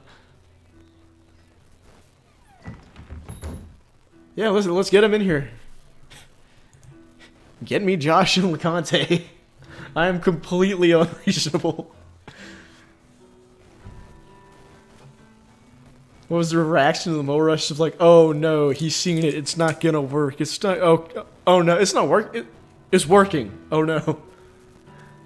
Bloater really wants to go. Well, I can't blame him. He's waited 3 hours.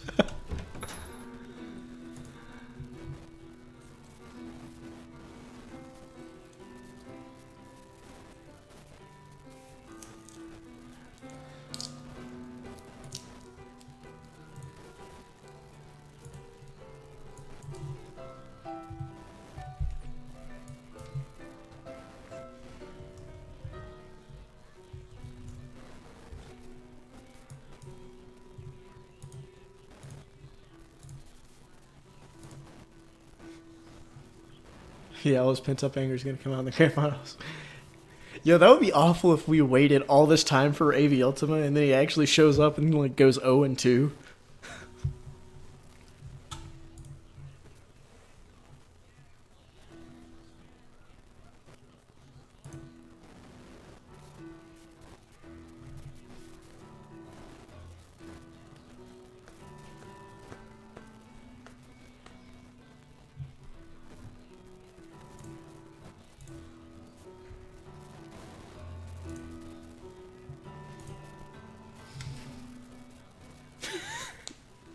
I still don't even know if he's gonna show up.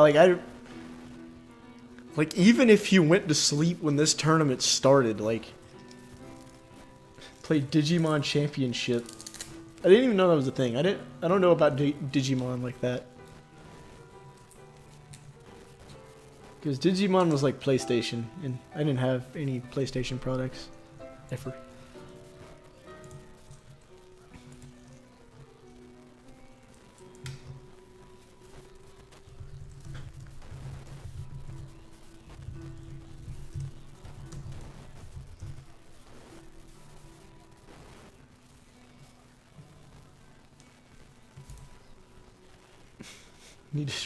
It's been 3 hours. No. We've got to keep going until it's literally not possible to play any more matches without him being here.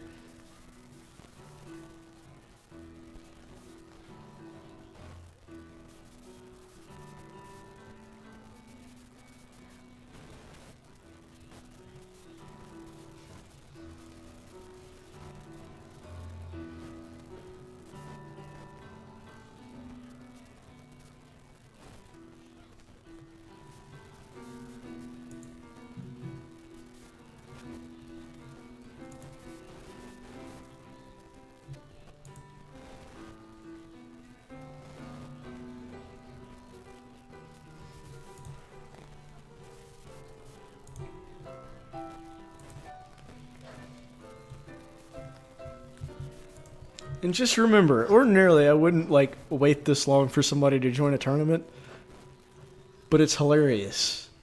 That's the only reason I'm doing it, because the thing is, I got a Discord message from him saying like I'm really hyped for the tournament, but I don't know if I'm gonna wake up in time. And the answer is no.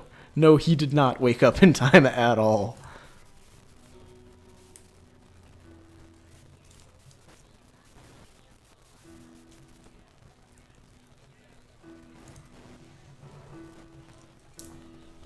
Well, right now we're just waiting on TNT Josh to show up in the lobby versus LeConte here.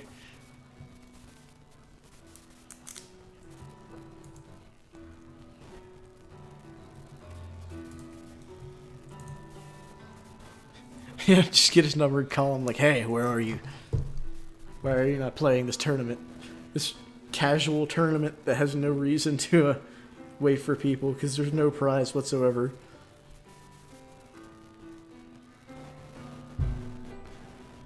By the way, guys, really appreciate all the Twitch follows, all the love being sent my way.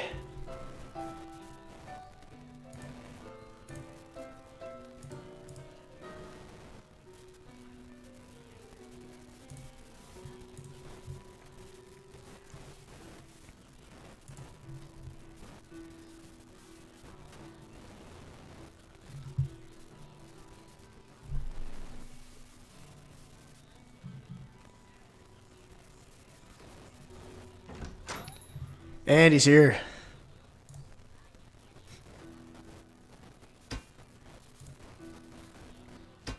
TNT Josh has arrived, although he is currently Nathan. People follow me on Twitch Golden because I'm the best.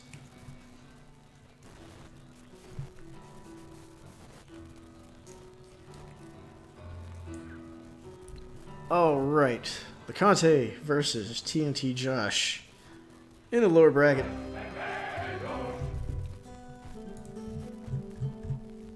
Zoom back out a little bit. We got a little bit of a disconnect starting out. And right away, looking to be a bit of a rough map for Nathan here. He's kind of got to go around the bend to get to his first expand, and then there's plenty of stuff at the bottom here. But LeConte on the other side got a little more easily accessible first expansions to take. He's got his choice of 3.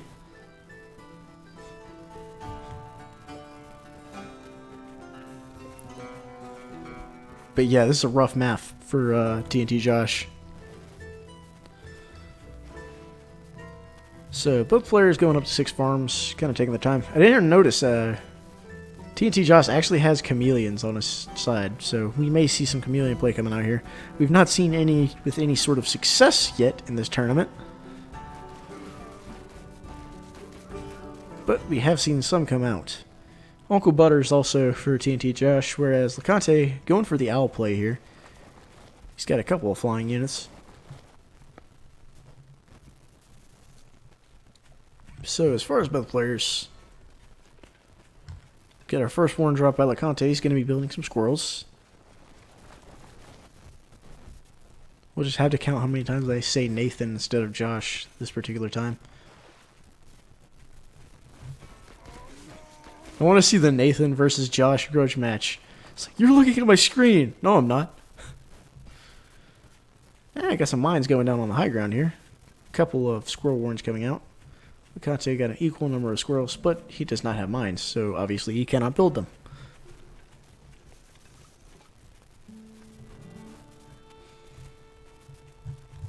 Zooming out here, LeConte just kind of sidesteps the mine a little bit. First toads are coming out for LeConte. Nathan, on the other hand, or excuse me, Josh, on the other hand, says, I want squirrels, and I want them in large numbers. And without knowing it, he's actually sort of on his way to the counter for falcons. Because the best way to beat a falcon is to burst it down before it can do a lot of damage. And the way you do that is by having 50 million squirrels.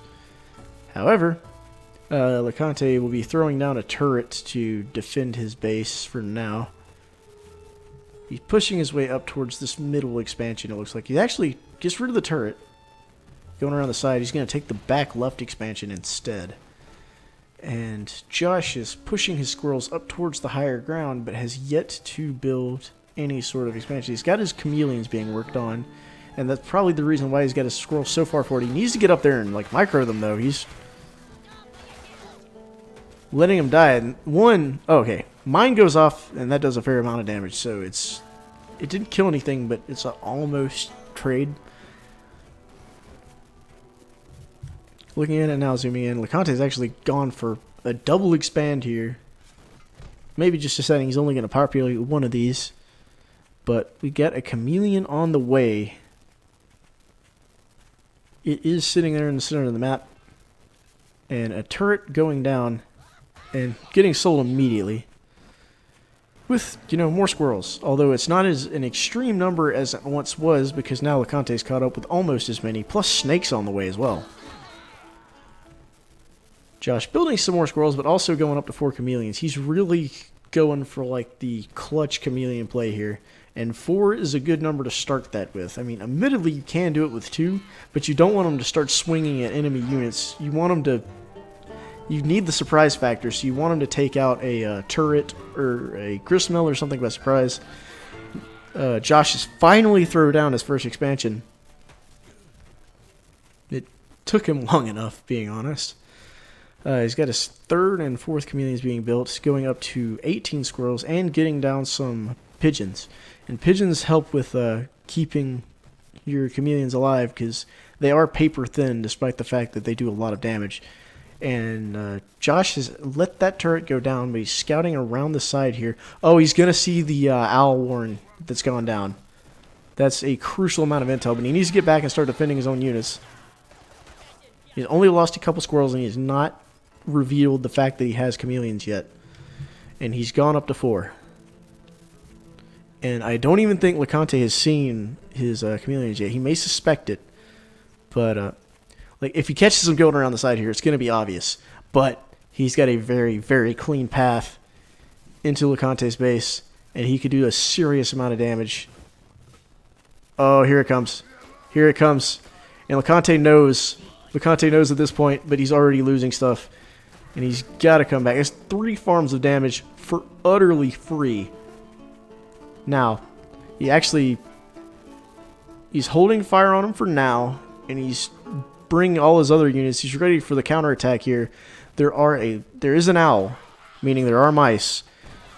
But mice are going to explode, and very well played from Josh. Problem is, Josh has no economy. And oh my goodness, he very nearly lost Hopper. If Hopper died, that would have been bad. And LeConte putting on a clinic on what you do when the other player has chameleons, and that's ignore the chameleons and just kill them.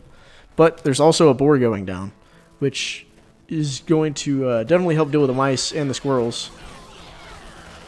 A pretty hefty engage in the middle. A lot of chameleons actually going down, or at least one. But Josh just wants to hold off until he can get Uncle Butters out. Problem is, Josh doesn't have an economy. He's got 2 farms on 3 gristmills, or on 2 gristmills. LeConte, on the other hand, has 3 gristmills and plenty of farms to build. He's already got one fully populated, and the other's just sitting there waiting. And he knows he's got to build some farms, but he barely has the food to do it. Now, there's actually a second owl going to come off for LeConte here, which, I mean, Uncle Butters is pretty much the perfect counter to that if Josh can find his way back into this game, but he's holding on with the bare minimum.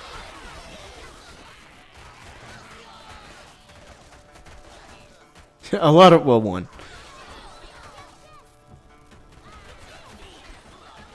And he's losing warrens, so he can't afford to... Oh, the boar's out. The boar's out. And here comes the fight that determines whether or not Josh stays in the game. And everything is on fire, and he's got squirrels shooting. And the boar is not taking damage, and it's just a stand and fight, man fight. And the boar's still here. The boar can't attack airborne units. And his squirrels are hanging on. Josh, is still in this game, but only barely. And he did build a couple of farms, so he's not out of it yet. And he does have that boar, which LeConte will now have to counter. But here come 2 owls, and the boar's taking a lot of damage. The boar's gone. Despite his best efforts, Josh has lost game number 1 to LeConte.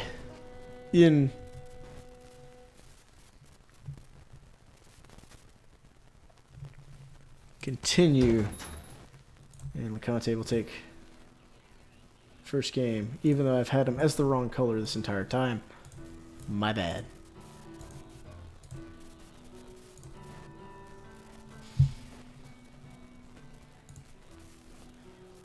First time seeing 60 FPS in Tooth and Tail. So, into round 2. Josh this time opting for perhaps less cheese. He's gone for falcons. He's gone for a fox. Both teams' armies actually looking extremely similar. There's just a difference between having a skunk versus having a pigeon, and having a lizard versus having a toad. So we'll see if the Squizzard play is successful. This is actually a very big map here. Josh being the top right, LeConte in the bottom left. And both players are decently far from their initial expansions, though Josh definitely has more easily accessible ones than LeConte does. LeConte has one that you can kind of call his, and the rest he's just going to have to fight for. So he's either going to one base it for a bit or he's going to aggressively expand.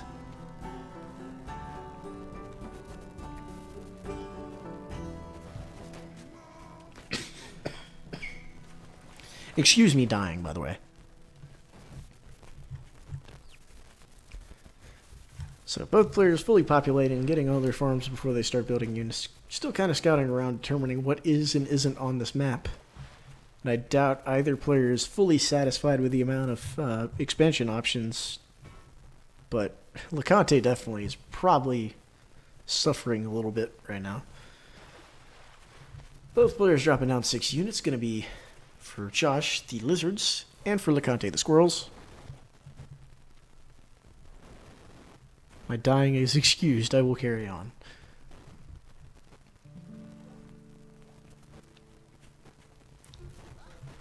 Nathan dropping some squirrels. LeConte sitting for now. Maybe looking for the early falcon play. Which he... Actually, no. He goes for toads instead. Going 6 at a time because he wants them all to spawn at similar times. And if he gets the good explosions off, that is going to be the counter to what Josh has. However, Josh has a slightly stronger army right now, whether he knows it or not. He is going to see the Warrens, but he may or may not have seen the Toads. Backing off, and LeConte actually going to be the first one to take an expansion, taking the one to the top left. Going 6 each. Josh going to grab his falcons now.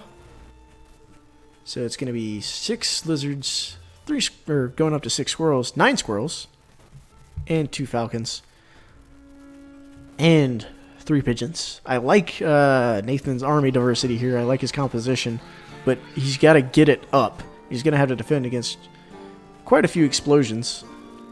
LeConte just kind of scouting around, determining that Nathan does not, in fact, have any. Oh no, that's a hefty amount of explosions. Josh just lost a lot of army and a Warren there. And LeConte would probably use that opportunity to take a bit of a farm advantage. The first Falcon is up from Josh, but he still has no expand, and it's 3 minutes. He needs to start looking at expanding if he wants to stay in the game. Because a great army composition... Well, it's not a great army composition anymore because he's going to start losing these skunks. He's going to need more Falcons in this lineup. And in order to get more Falcons, he's going to need farm.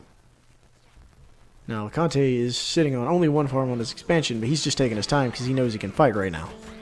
Takes out a farm. Sneaks it right out under Josh's nose. And there's a... Actually, Josh doing an excellent job keeping this fight, and he wants to take out this skunk, which he does do. And this is the time to push the advantage. He needs to take some things out. If he finds this expansion and kills it, that would be great, because it'll put him on an even economic footing. And he does find it, so he is going to kill it. And despite the Tier 2 Warrens being there for LeConte is not going to be able to defend that. And so now, economically, they're on a pretty similar foot.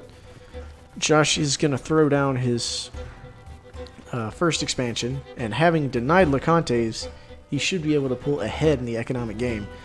He's posturing with his army just a little. He doesn't want to get overly aggressive because if he loses his units, he's going to lose his expansion. If he loses expansion, he's going to lose the game. Going up to 4 Falcons, which is definitely the right call, in my opinion. And he needs to probably start getting some more farms down when he needs to defend them. LeConte has decided that if he's going to one-base it, he's going to defend the hell out of it. And he's going to grab the Fox, which is almost done in the Warren building phase. Josh, on the other hand, going up to his 4 Falcons. He's hanging on for right now. Going around the side, do some scouting. He's going into the back, and if he goes around on this side, he will determine that there is in fact a Tier 3 Warren. He doesn't know it's a Fox necessarily, but he can guess. And a Fox will do okay against this lineup. There's a lot of small things that the Fox will pick off if it's given the opportunity to do so. But now Josh has decided it's time to fight. He's got to get out of the skunk gas, but he does have his Falcons. He will win a fight in the long run if he can get in there and not lose anything to gas. Dropping down another Warren, he needs more pigeons. He's decided he wants more healing. And he's still only on the 1 farm, so he's only a little bit ahead of LeConte as far as the farming is concerned. LeConte is going to rebuild the gristmill he lost. And Josh doesn't know this. Pushing in through the gas, losing a little bit to the turret. Does see this mill go down, and he is trying to kill it, but he's fighting a battle on two fronts now, trying to destroy the head and fight the fox that's just spawned. He is going to successfully take out the gristmill, but at the cost of a lot of tier 1 units and a lot of farm. He's down now. He's lost every single falcon he had, and there's not much economic gain to show for it. In fact, they're both on the same number of farms. He's having to sell off a couple of warrens. He now has units building again. He's not starved out, but he's got to get some farms down, and he's not doing that. And now, with the battle going mostly to low economy tier 1 units, this is where a fox thrives. And as you can see, he's just moving in, picking off squirrel after squirrel. Every squirrel he takes is a little bit of food that Josh is not going to have to build more farms, not going to have to continue pumping out units. He's actually, both players are starving now.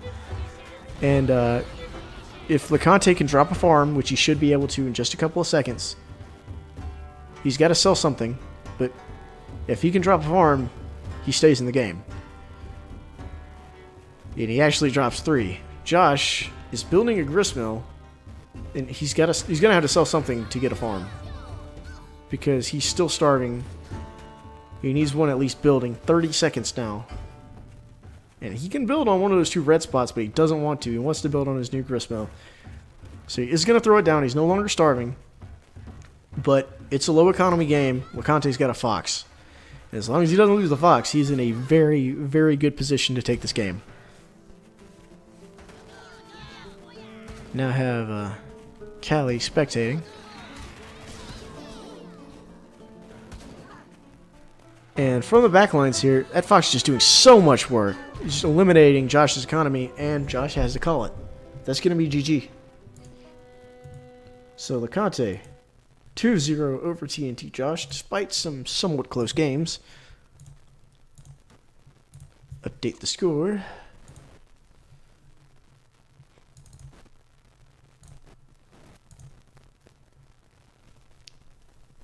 LeConte will move on to face LOL Steamroller. Let's have a look at the Discord. A little bit of salt over foxes. But, alright, up next we're going to have LeConte versus LOL Steamroller, continuing on the bottom half of the bracket. Because the top half of the bracket is being blocked by an AV Ultima who is not currently present.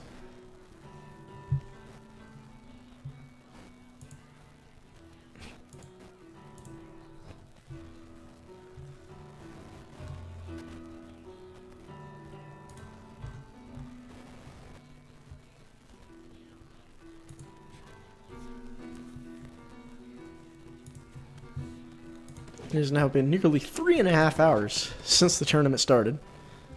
And, let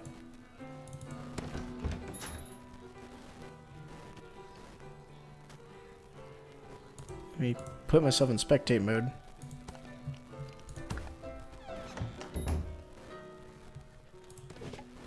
I'll leave. Oh. Create a match as a spectator.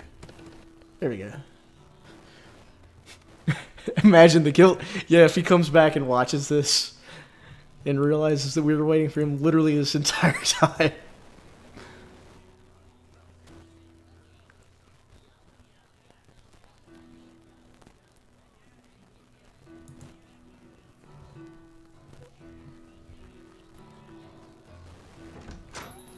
So LeConte is here waiting for his next opponent.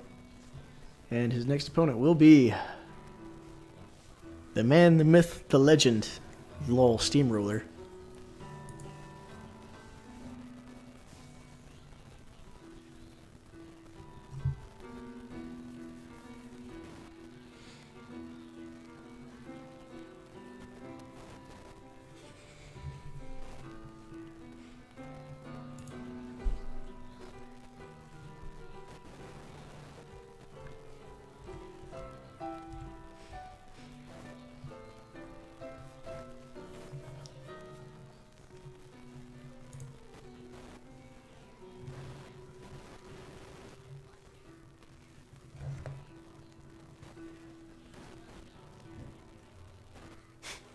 The man, the meme, the legend. I don't know if he's in the stream chat or not, so I'll inform him that it is his turn to play in Discord.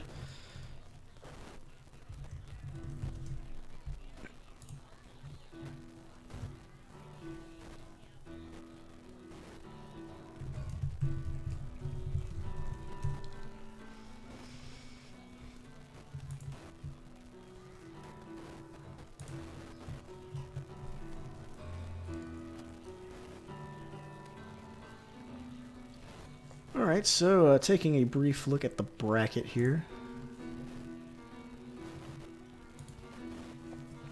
As we can zoom in on the bottom, we'll see the plug here that is AV Ultima stopping up the works on the upper half of the lower bracket.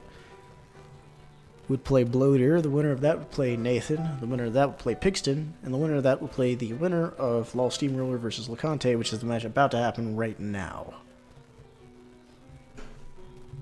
Let me fit this thing to the proper size real fast.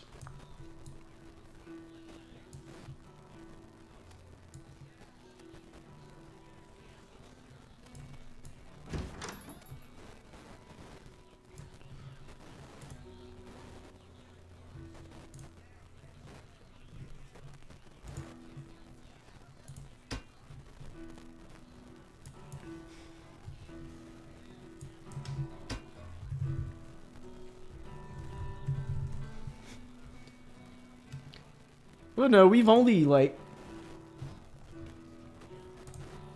in terms of how many matches we've actually waited for, we've only waited for AV Ultima approximately 20 minutes. We've just been playing other matches that don't include him. So really, we're only like 20 minutes behind schedule. Which, I mean, some of that was just me taking breaks anyway.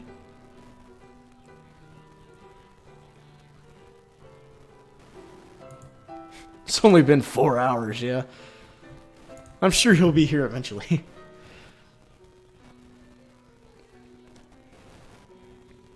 He'll show up like 2 matches after he gets DQ'd.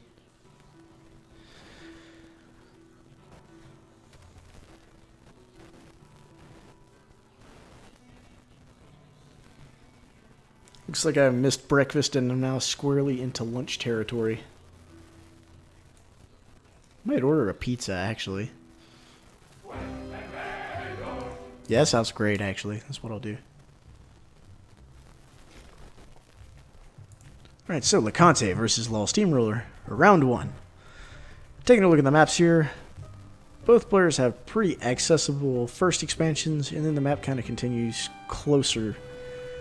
They're honestly very close to each other, and there's a little bit of high ground and a little bit of low ground. Not really much reason to go down, not really much reason to go up. So, we're going to look at one of those quick, skirmishy, tug-of-war type matches. Both players have a fox, which is very good at this type of stuff. LeConte's also got a ferret, which is also very good at this type of stuff. While Steamroller has snakes, which are also very good at this type of stuff. Turrets as well for defense, squirrels as well to make up the bulk of an army, and pigeons as well to heal up higher level units as well as lower level units. But LeConte is the only one who happens to have toads, so I want to give the advantage to LeConte given his unit composition and time, like, against the map. But another thing to note is LeConte doesn't have anything that gets past barbed wire, so Law Steamroller can use that at his leisure and discretion. So, first set of squirrels coming out from both players. Getting tweets on Twitters. And just looking at the map here. Law Steamroller pretty clearly is going to take one of these bottom expansions first, but he can take this one that's further south. It's very, very well defended by water.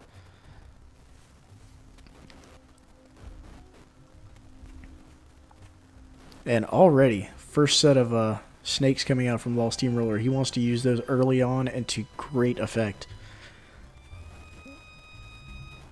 Because especially early on when they can't get blown up as fast in any type of hit and run situation, snakes are king.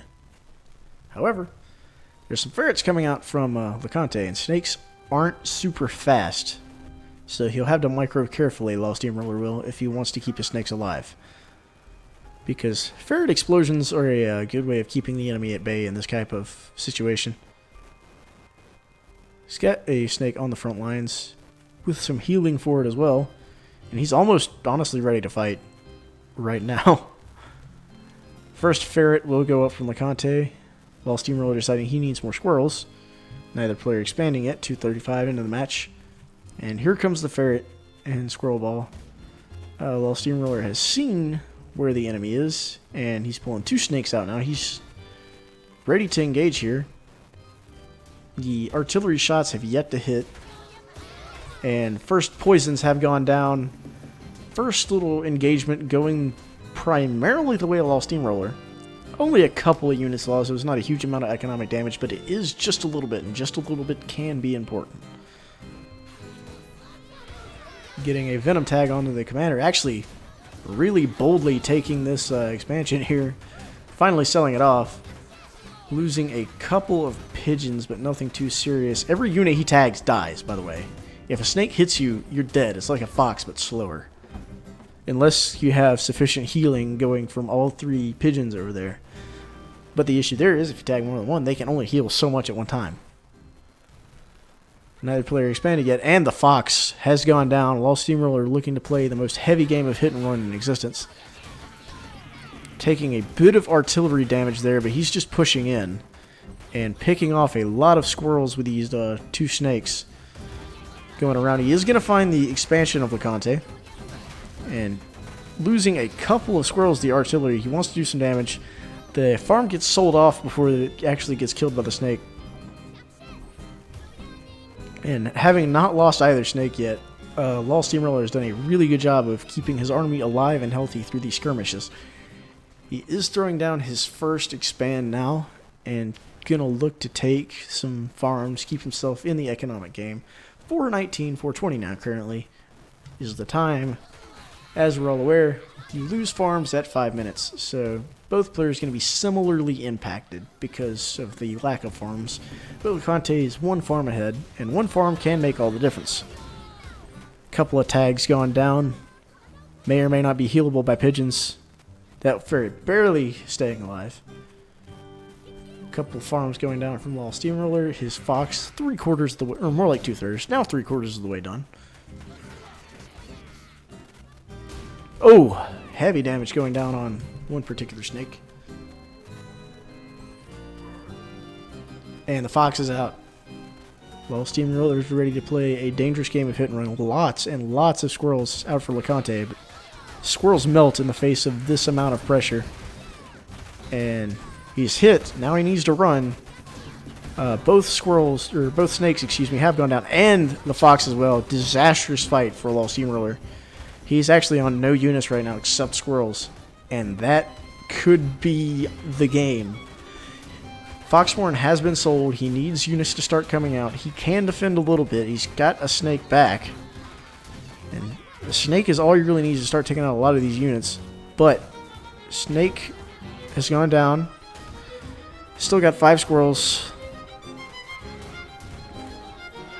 and both players down pretty low on farms. Law Steamroller on 5, LeConte on 6.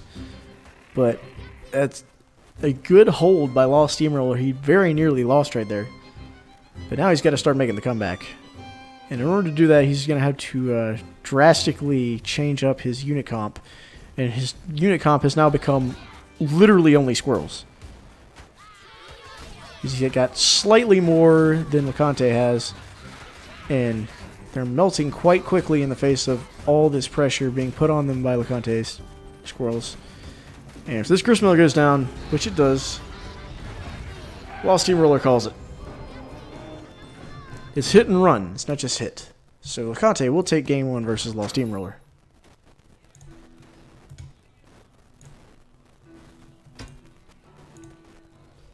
And rolling into game 2, let's see what adjustments are made by both players. Law Steamroller cutting out and potentially coming back in.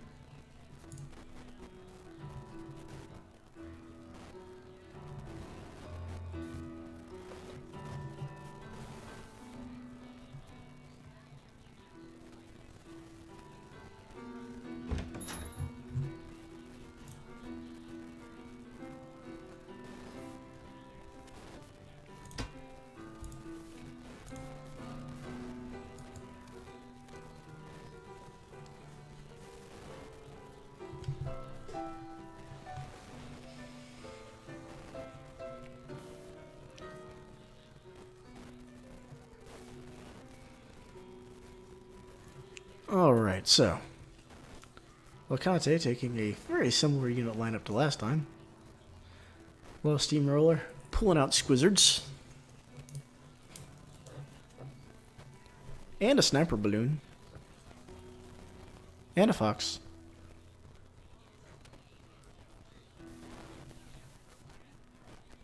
Actually, no, he's changed the Fox to a Badger. Maybe deciding, well... Once again, excuse my death. Pigeons again, he's still trying to figure out how he's going to flesh it out with his last unit.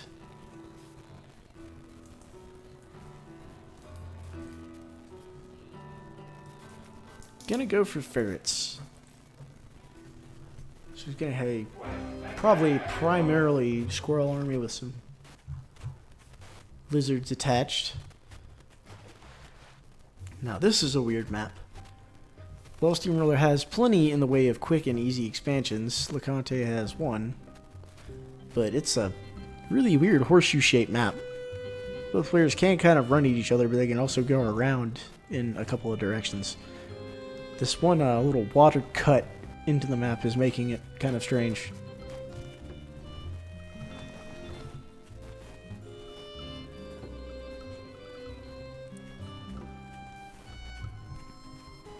I would also like to add that I'm kind of cold, and it's Arizona, and I didn't think it's supposed to be cold here, but it is cold right now, and it was raining all day yesterday.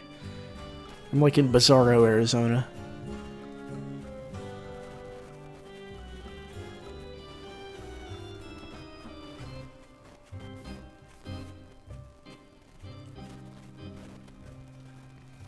Both players farming up. Actually, no. Low Steamroller, instead of taking a couple of farms, has opted for 6 early lizards. LeConte, I believe, has seen this and is going to start throwing down warrens in order to defend, but Low Steamroller will have out units quicker, so maybe once he gets 4 or 5 lizards up, he's going to start pushing quickly. Because he's still not built those farms. He's doing it now. He's pushing in very quickly, and there's only going to be 1 squirrel up to defend, and this turret is going to drop. This is a very extremely aggressive push. 1 farm is killed.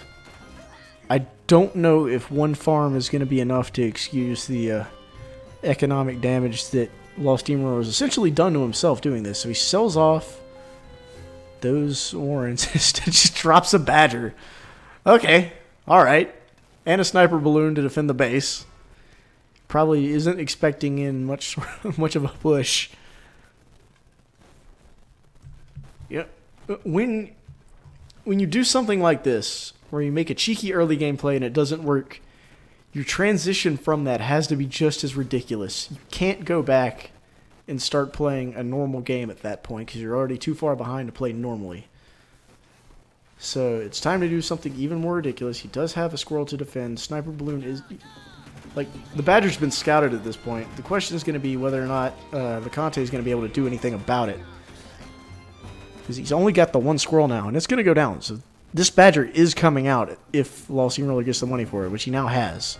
He sold off the warren he had. So LeConte realizes now what he must do. Because if this Badger comes out, he's in for a world of hurt.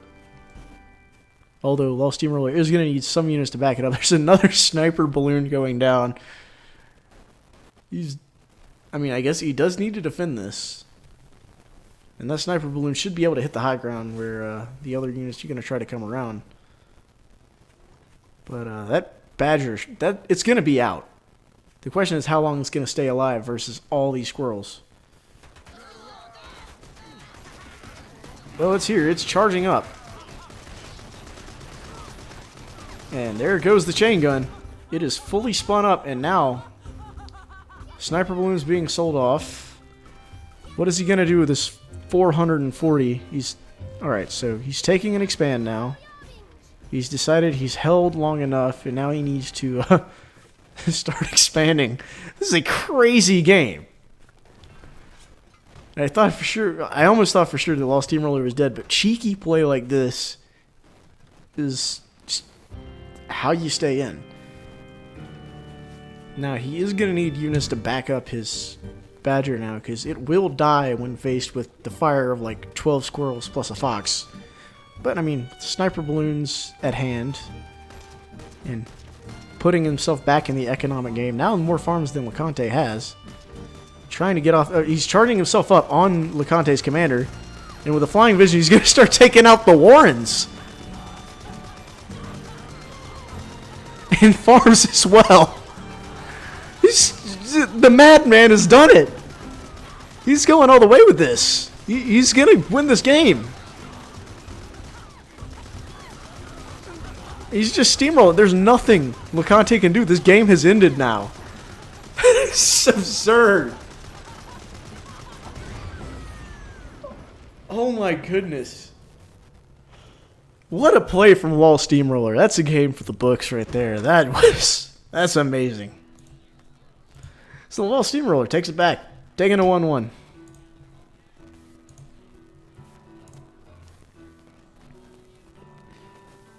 In hilarious fashion, we're going to a game 3.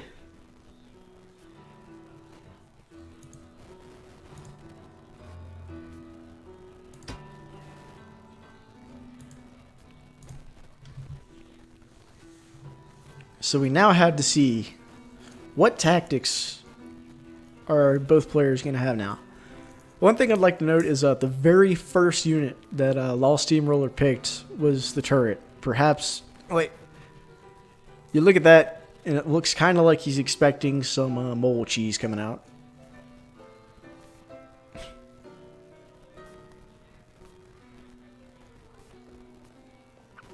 What happened? You're just going to have to catch the VOD on this one because it's absurd. Going for a boar here. I don't know if boar is going to be the call versus this particular lineup, but again, he can't see the lineup, so. Uncle Butters has proven throughout the tournament to be a very effective unit versus large amounts of tier 1s, especially when people are running like squirrels and lizards. But looking at this, it's looking like a more hit and run type build. He released a giant squirrel ball from LeConte.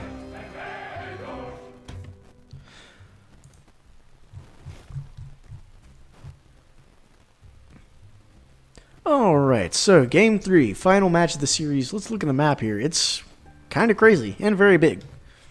So, LeConte has one easy expansion, while Steamroller has one easy expansion, and the rest are kind of scattered around. There's 2 off to the left, one in no man's land in the right, probably a little more accessible by LeConte, and then one in the bar, wait, what was I talking about? Oh yeah, one to the far left as well, and one to the bottom for LeConte. This is natural. It's a weird kind of horseshoe-ish map. You can't really beeline towards the enemy base because there's high ground in the way and a lot of water.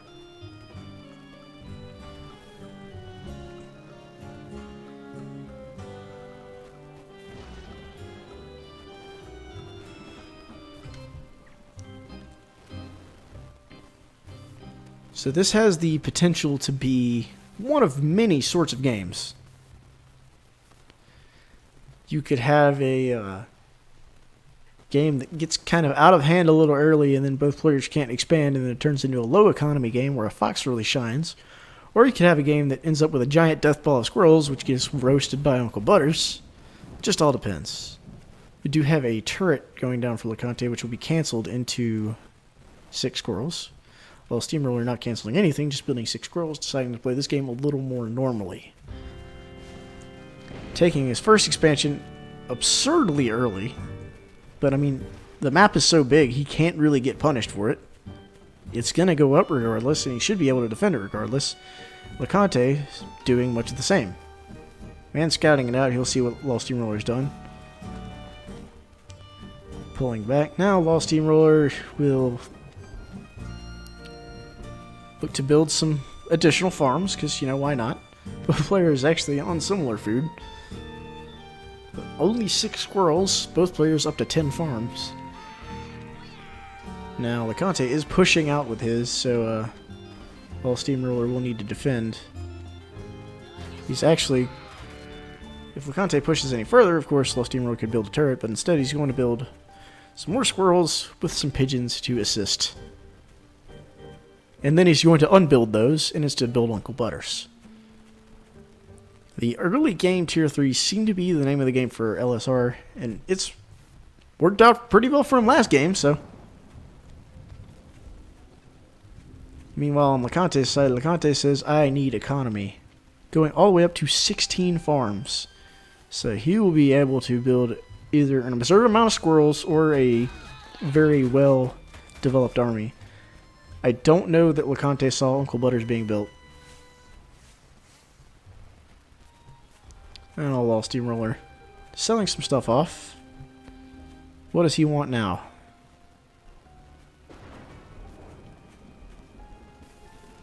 So Uncle Butters has begun building, and the Fox Warren is being built on the side of LeConte. LeConte also going for a bit more of a... Well, no. Both players going to have similar armies, plus the Tier 3. But he's going for the cheeky hidden expansion here.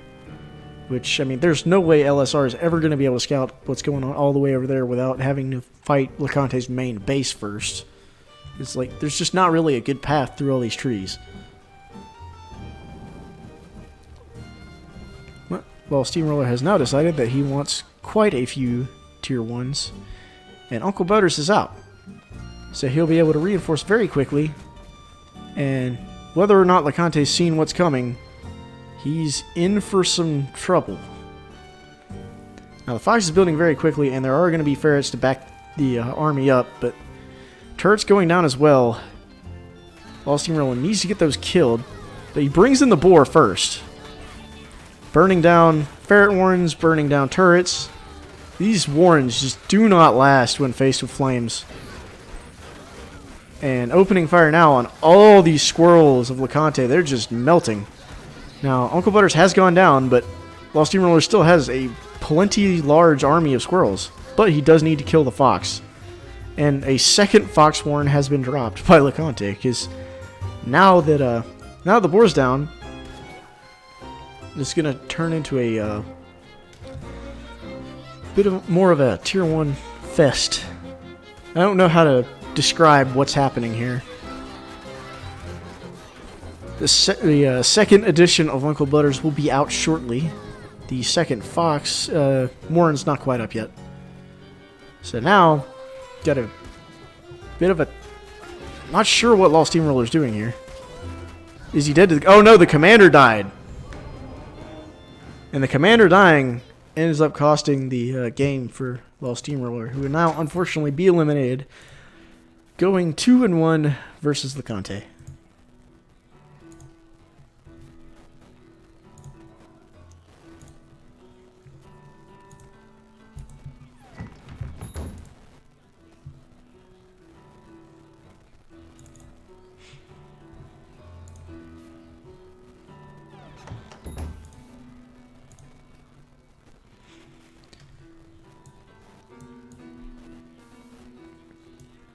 So Conte has fought his way all the way up to losers round 4.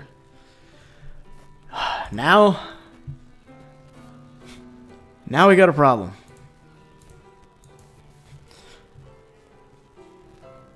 We have waited literally as long as we could possibly wait.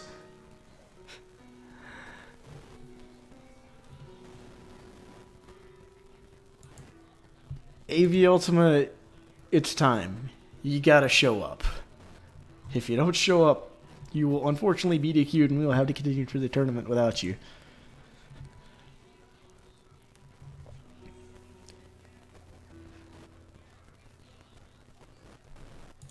Time to wait another 4 to 5 hours? Of course, we'll wait 4 to 5 hours.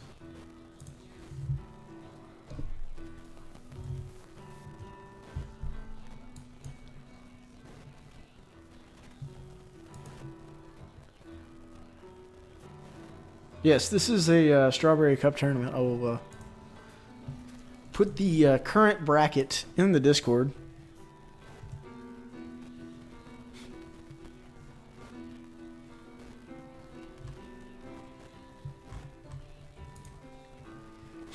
Pixton is just like, bruh.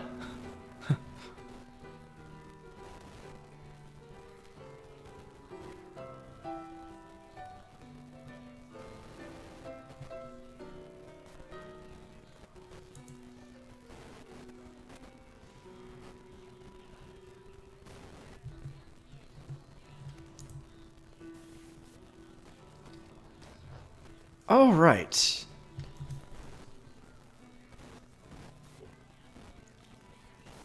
Well, let's see. It is 12:24 right now.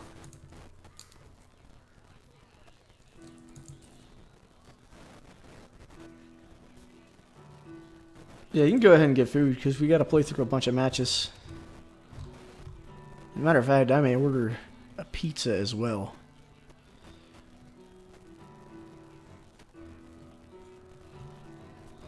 I tell you what I'm going to do. I'm going to order a pizza online.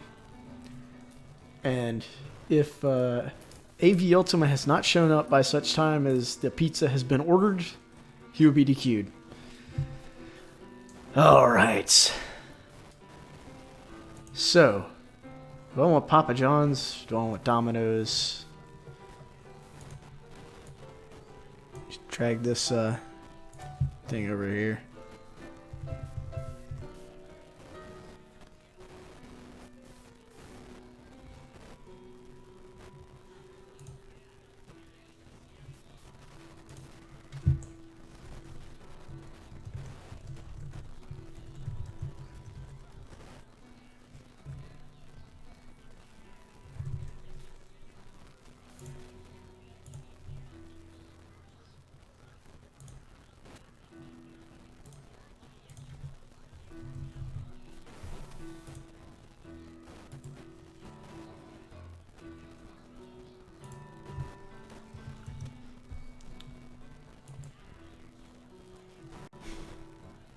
All right. Well, I've put in my address for the pizza. Now I gotta decide what kind of pizza I want. I can get pan cheese, but no, I don't really want a pan pizza. I want like a normal pizza. Where's the create your own option?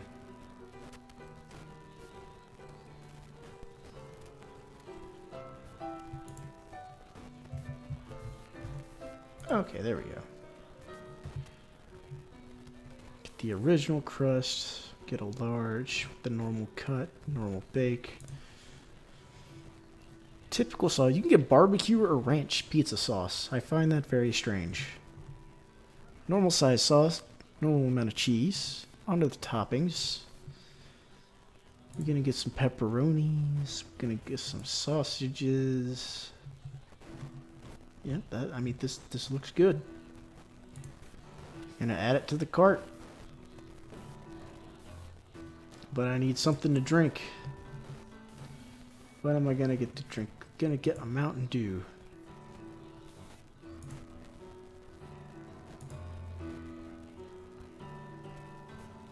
Well, I didn't want a 2-liter.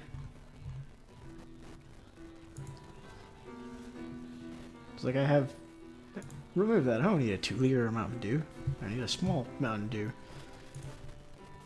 Alright, where's the menu? Where's the drinks? Mountain Dew. I mean, it's showing me that a 2-liter and a smaller one exists, but like... Okay, here we go. 20 ounce. Yes. Let me get 2 of them so I have one for later. There we go. And that makes my cart total $20 flat. Alright.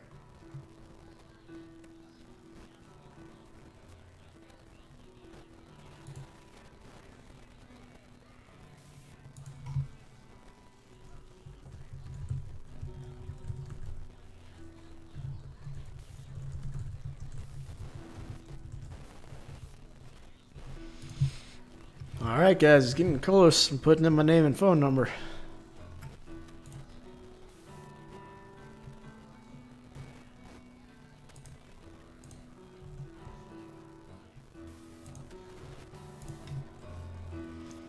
I gotta go find my wallet to get the card out.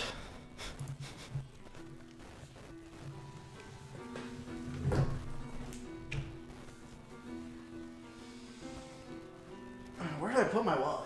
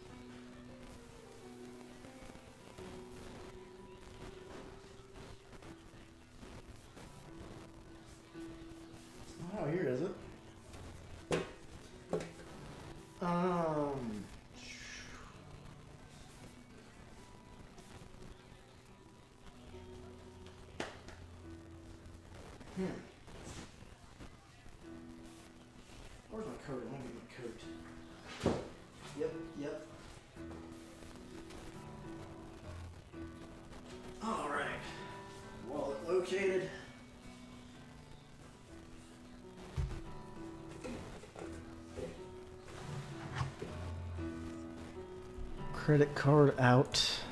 Checkout.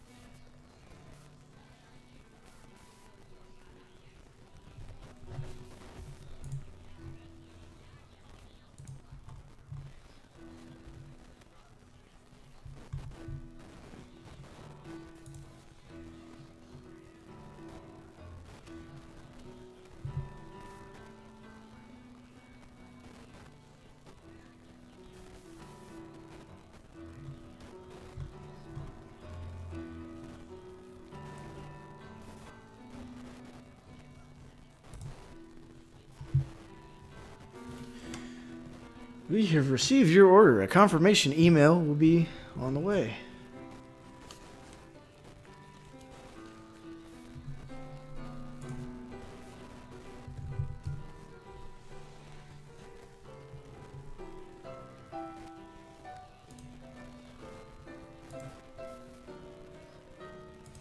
Estimated ready time approximately 30 to 40 minutes.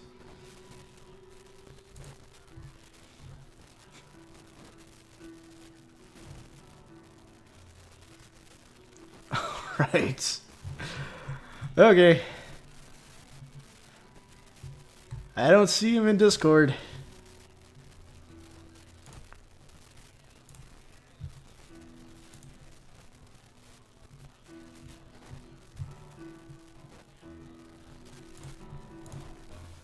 And I don't see him on Steam either.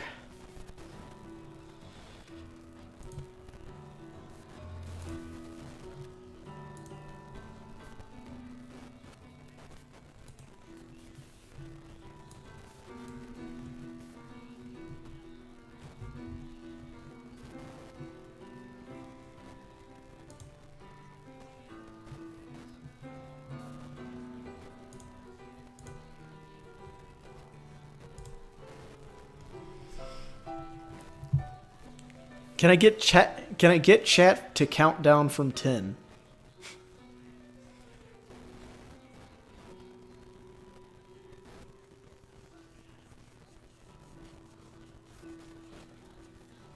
If I see it, chat count down from 10 to 1.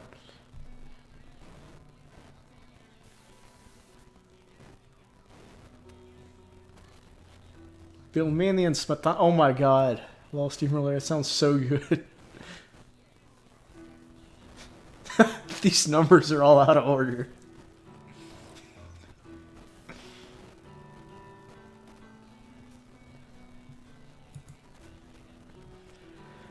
Ladies and gentlemen, AV Ultima has been eliminated from the tournament. Watch him show up in 5 minutes.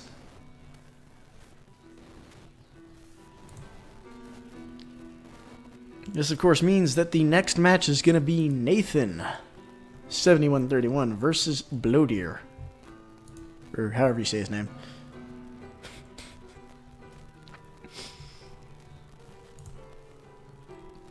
He's going to feel so bad when he watches this fight.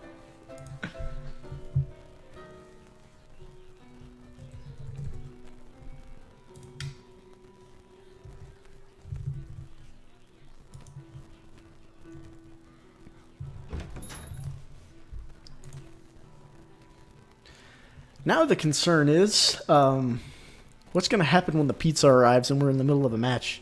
What? No, he's not. He's not. He's not on Discord right now. There's no...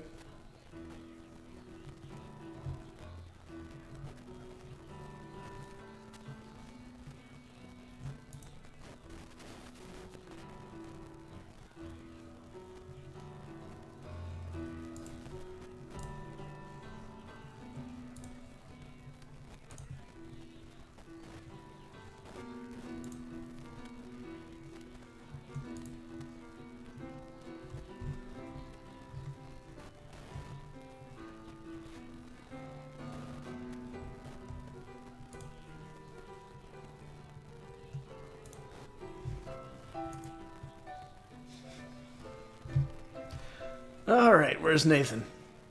You better show up because I can't have I can't order another pizza and do another countdown. I'll get fat.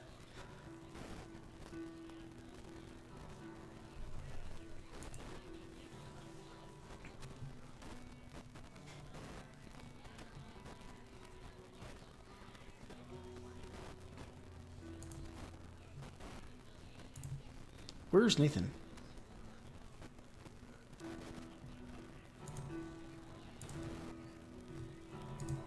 Don't worry. We can wait 4 hours for him.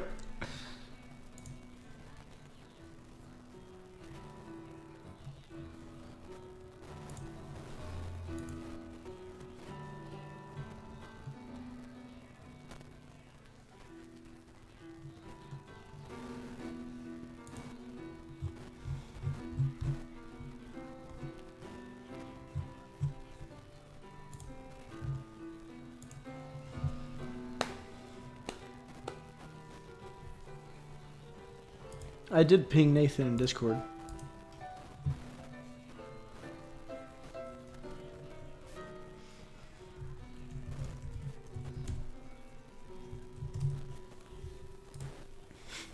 BRB in 4 hours. Don't start without me. Oh, man. It's been a hell of a tournament so far. Seen some great matches. Made some funny jokes.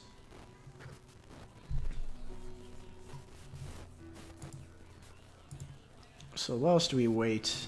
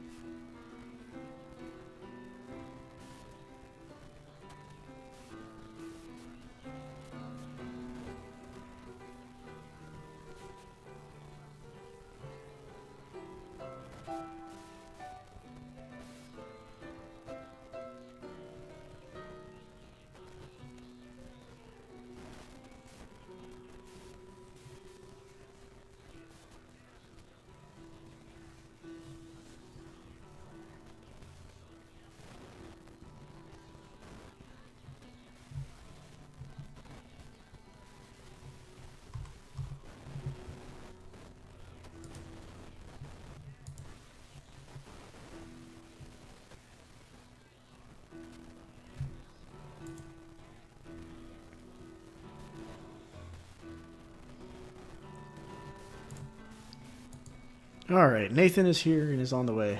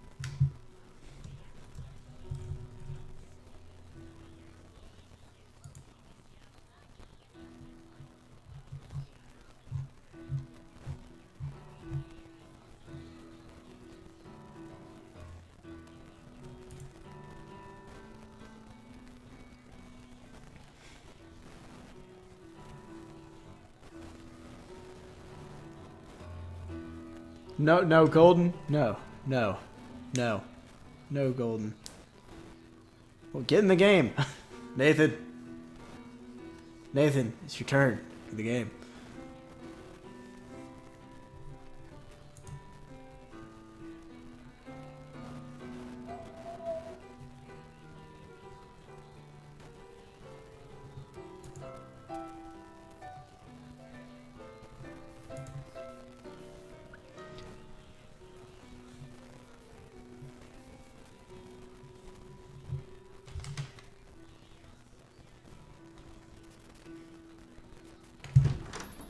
All right, we got a game, ladies and gentlemen. At long last.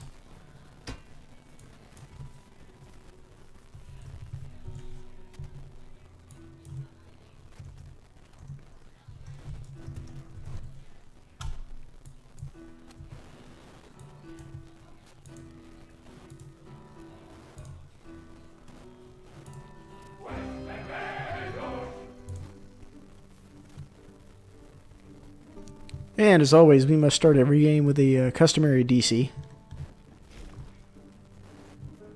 Or several of them, in fact. Alright, so right away we had a interesting map placement. The bloater is going to walk right up to Nathan's base and have no idea. We get moles by Nathan as well. He's just got to actually find where bloater is. Oh no, it's over. It is over right now. The map has been scouted. Not sure why he went back. Like you found the base, man. Right, he's there. He sees it. And he's looking like he's being chased around. Like at this point, Bloater knows that he wants moles. He's just waiting on the timing. 1, 2, 3.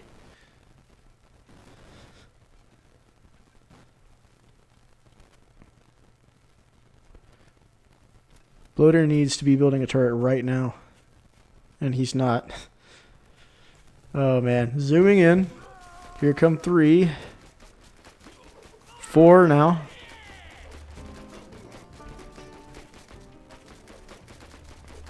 I can't see where the farms have gone down.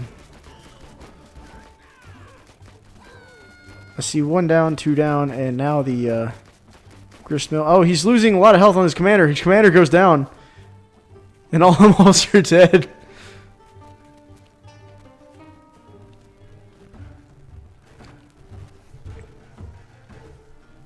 And now it appears we have spilled like nacho sauce all over the floor because that is some sloppy cheese that we just witnessed. And now Nathan is appears to be quite desperately behind.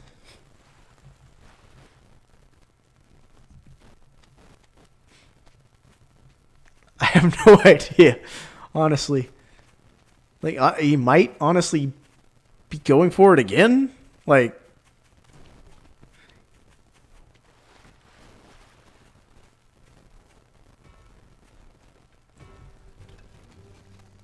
there's plenty of tier 1 units down for Bloater here, and Bloater could honestly just walk in and seal the deal any second if he wants. He's going to come up and he's going to see what Nathan has and what Nathan does not have.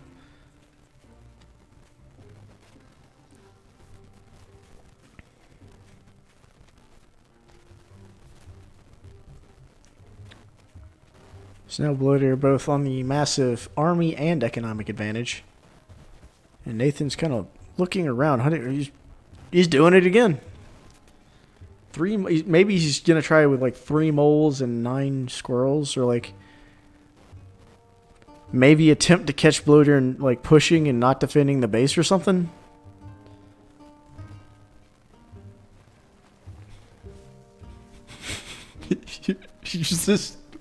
What is going on in my chat right now?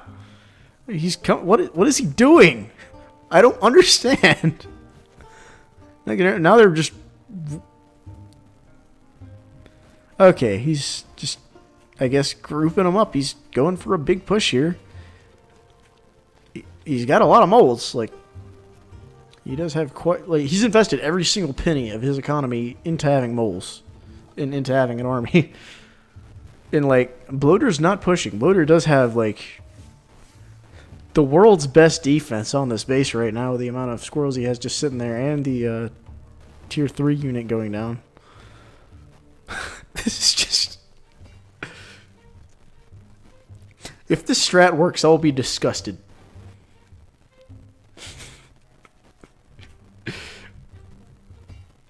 Like, being fair, that is a lot of moles. Problem is now there's flying vision. Like, he sees this. He understands what's going on.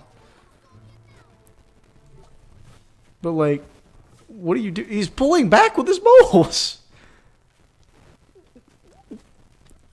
I'm speechless.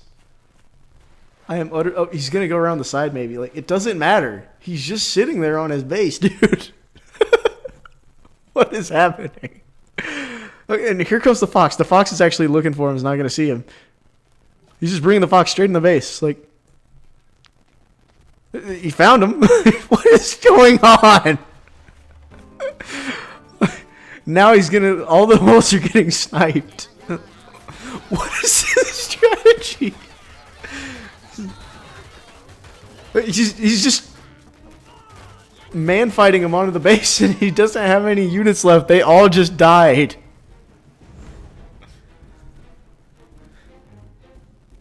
Chalk one up for Bloater.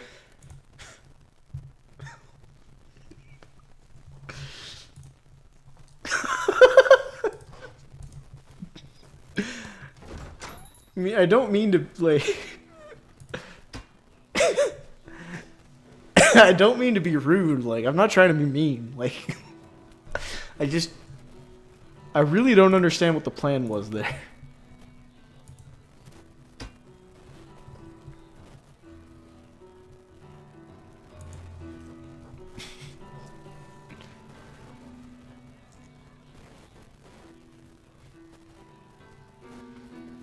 I mean, Nathan, he's keeping moles in his arsenal.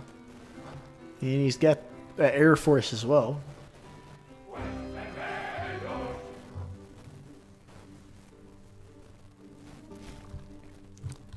Alright, let's see what this match brings us.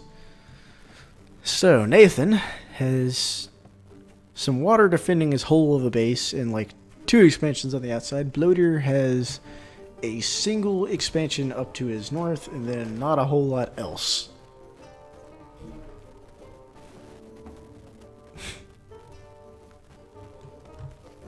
Alright, he's built a couple farms.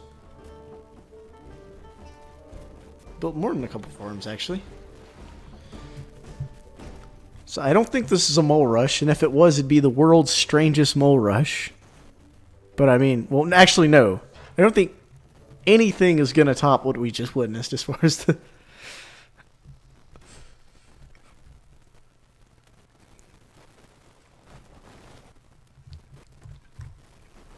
Bloater actually pointing out a nice little high ground thingy right here. That'd be a wonderful spot for a turret because it's kind of hard to get to.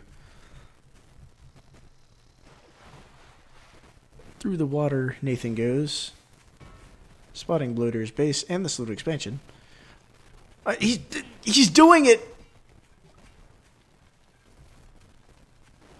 I mean, there goes 4 moles. Bloater not building a turret. Bloater... I mean, he realizes now, but...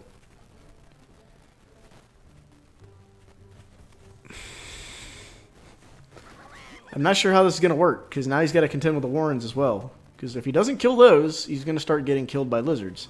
But if he does kill those, he's going to be shot by various and assorted pigs and lizards. Okay, so he's taking out the Warrens. So, I mean, that's not a terrible play. Other than the fact that he has no farms. So, he took out 3 Warrens. I mean... Okay, build some farms, I guess. Like, he would not be out of it if he... No.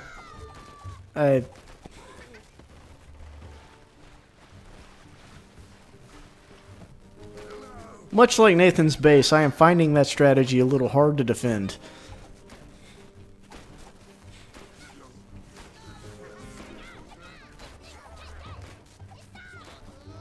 And now being down to 3 farms. He isn't out of it, and I mean, Bloater is running a lot of units into this, but now Nathan's down to 3 farms versus 8.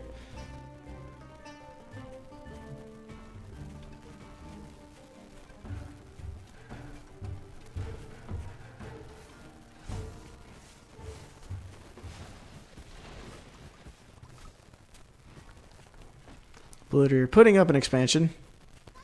Nathan trying a cut around counterattack, which may be ill-fated.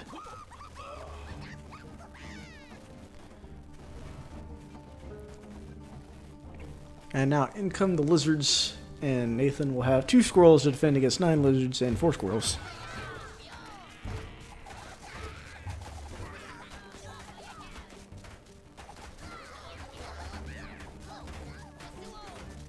Well, I mean, he doesn't have any farms, but he did technically hold off the push.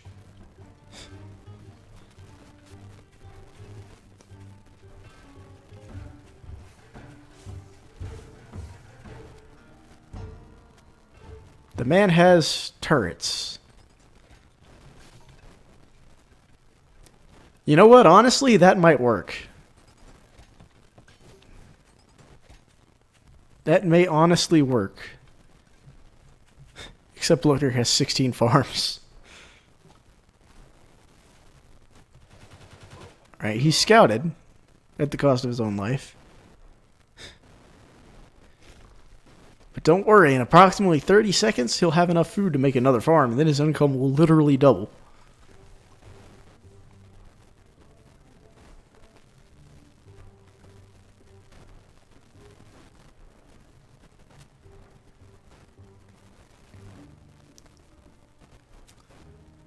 Ten, 9, 8, 7, 6, 5, 4, 3, 2, 1. Wait, did he build a farm or not? Like, I mean, he can. He can build a farm right now. Oh no, oh no, oh no. Bloater with the disrespect strats. Oh no. Oh.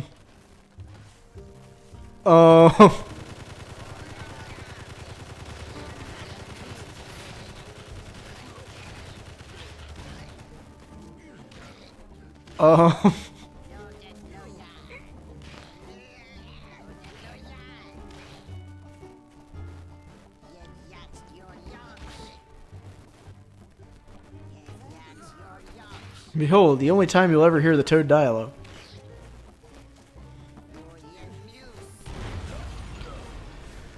And Bloater will take it. 2-0 versus real Nathan.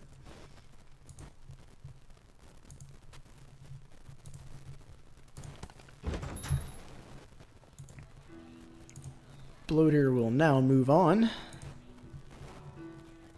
with a score of 2-0 to face Pigston in round 3.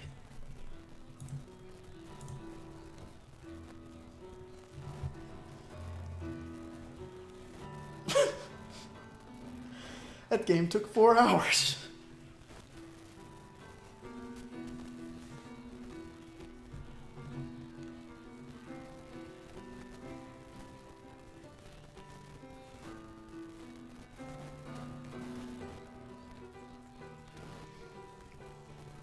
Thanks for all the follows, guys. Really appreciate it.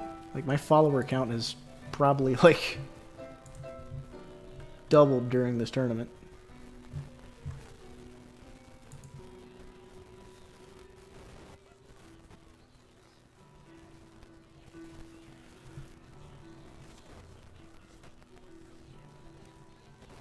Alright, hope you feel better soon. Be sure to drink plenty of fluids and take whatever medicine you need to take. Vitamin C is highly recommended. Oh, I have an email.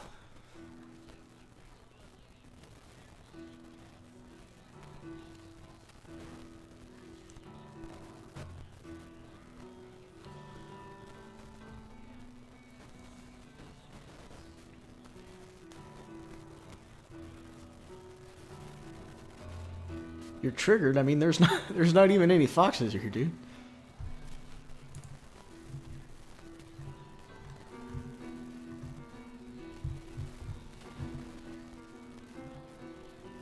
All right.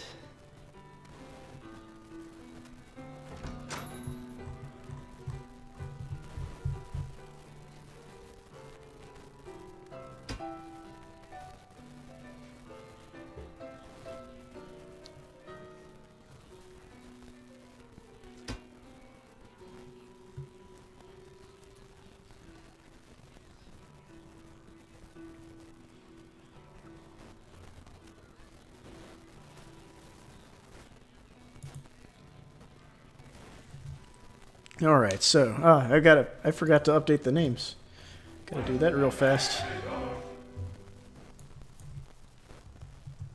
Pigston, and he is green.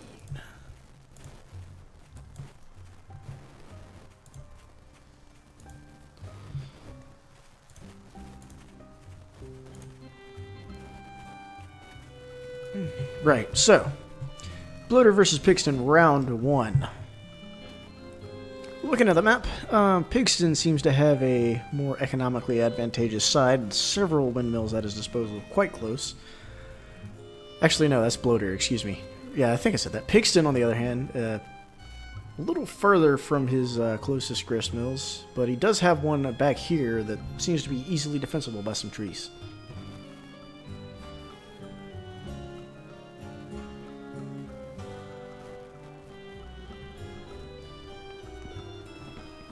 There's a Twitch account in my chat that's gone schizophrenic. Excuse me. Like, dissociative identity disorder isn't necessarily associated with schizophrenia, but you know, stuff happens.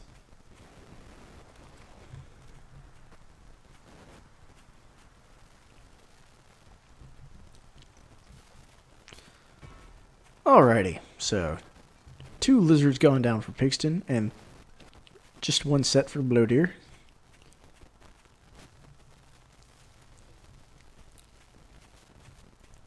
Now, looking at the unit comp, Pigston's gone for both chameleons and snakes, and Uncle Butters. This could, like, he's looking at a potential really good Uncle Butters game, depending on how Bloater seeks to play.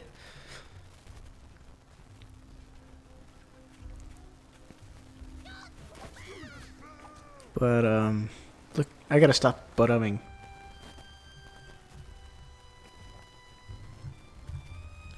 Pigston gonna get some toads on his way.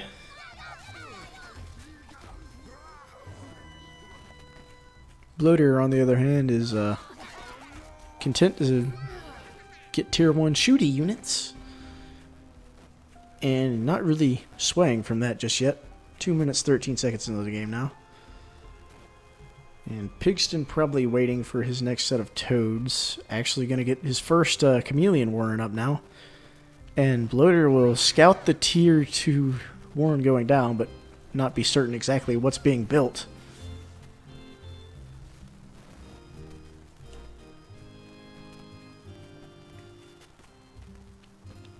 So, the first chameleon is on the way.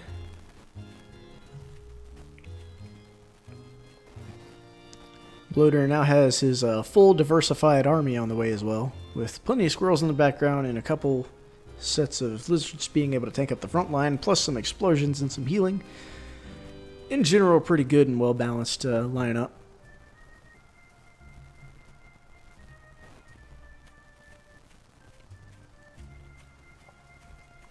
But from here, players probably looking to expand it. Bloater's sitting on a lot of money. He's going to throw down his Fox Warren pretty early on in the game, only 3 minutes now. And Pigston's got some barbed wire down and a couple sets of chameleons. He's actually gone for a mostly melee lineup. Gonna take this expansion, maybe see if he can get some bait. Oh no, he's revealed the chameleons. That is bad. That is quite bad.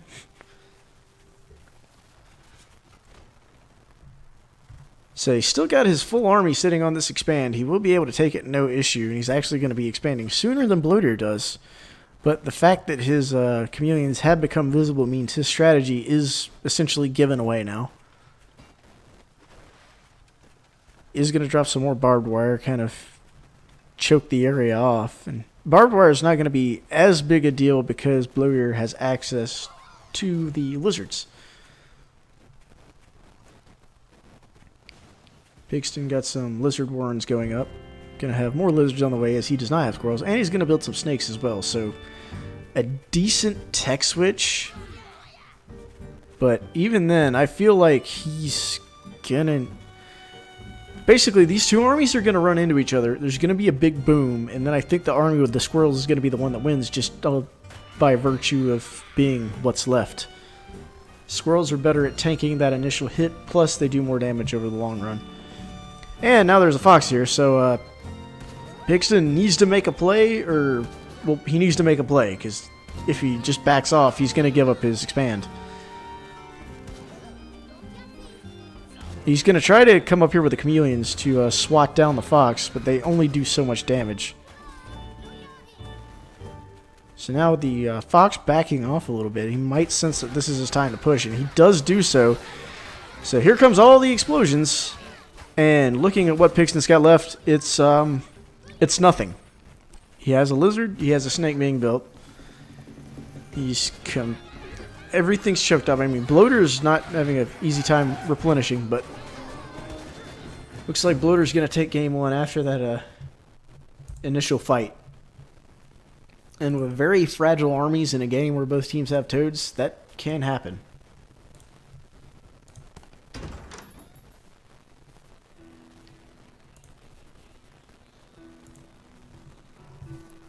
So we're going on to game two here now.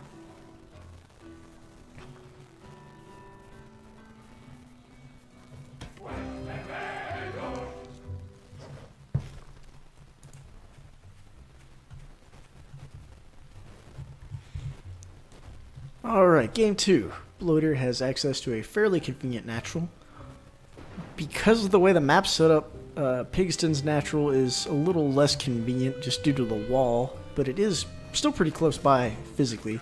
It'd be defendable by one sniper balloon. And as for other expands, they all seem to be definitely more easily accessible by Bloater. He's got the, this one especially, this is like a stronghold right here. It's a fortress, walled in on, excuse me, all sides except one, and a moat around the sides. And these are all approximately on his side of the map as well.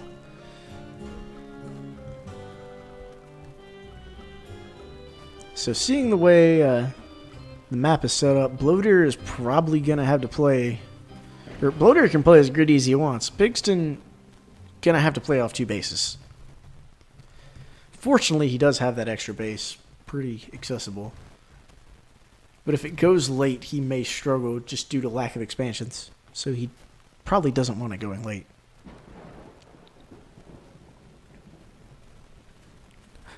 Two lizard worms gone down for both players. Bloater was a little quicker to the draw on his, but I doubt the one lizard difference is going to matter too much this early on in the game. As far as placement, oh my god, AV Ultimate just messaged me that he's up. Oh no! Oh no! Oh no! Oh man. He's like, what, 30 minutes late maybe? We tried. We tried so hard. But for now I have games to cast. So Pigston going 6-6 with Lizard and Squirrels. Bloater doing much of the same. Literally the exact exact same build from both players at the moment. And both of them keeping their warrens hidden behind the farms rather than in front. Pigston actually making an interesting chokehold with both of his turrets. And now my phone is ringing, so I'll mute the mic for one moment.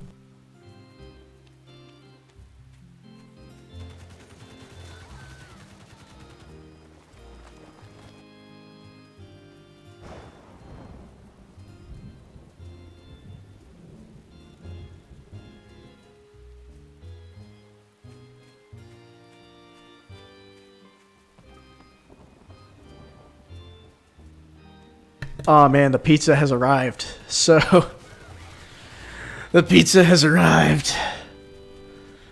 AV, what I'm gonna need you to do is, I'm gonna put the commander on follow for Pigston, and then I'm going to get in a voice channel for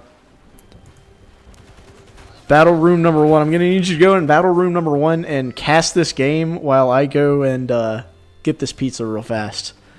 So, if anyone wants to commentate, jump in Battle Room number 1 right now because it'll get pumped through the speakers.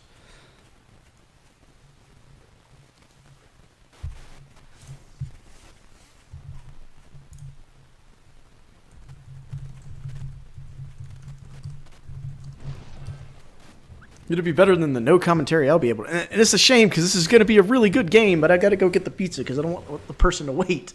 Oh boy, commentator Kane's right in here, ready to go. Do it.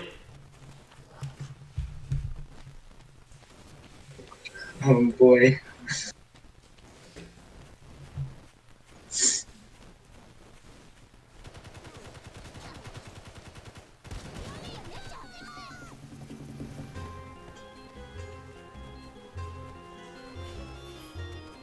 Okay. So yellow is chasing green. Yeah, 4-hour chase. Fox is coming in. This is super delayed. So whatever was happening 20 seconds ago, that's what I'm commentating on.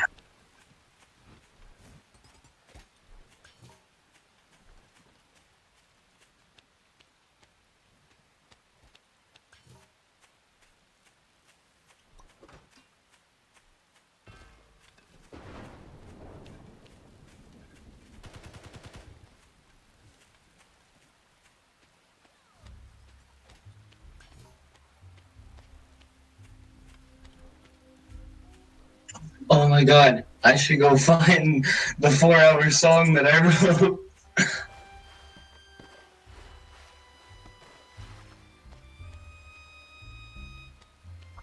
Okay.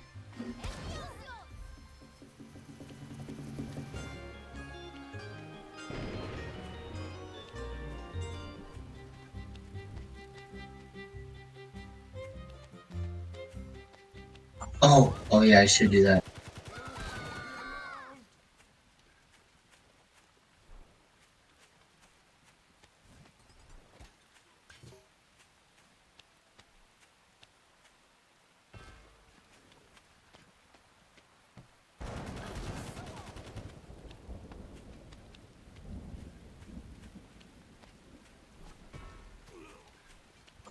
Okay. I've never used this before. So, okay. Yeah, we have things going on. You got, I don't know.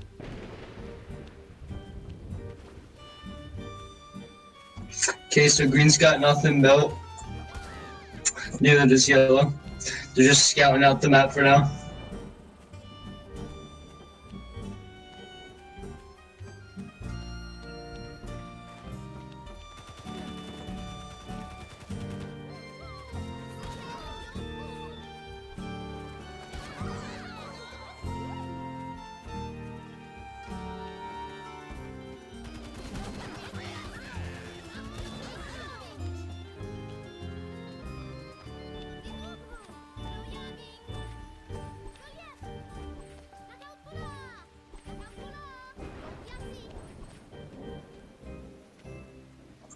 Oh boy, stuff and things are happening.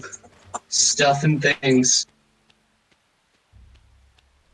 4 hours full of stuff and things.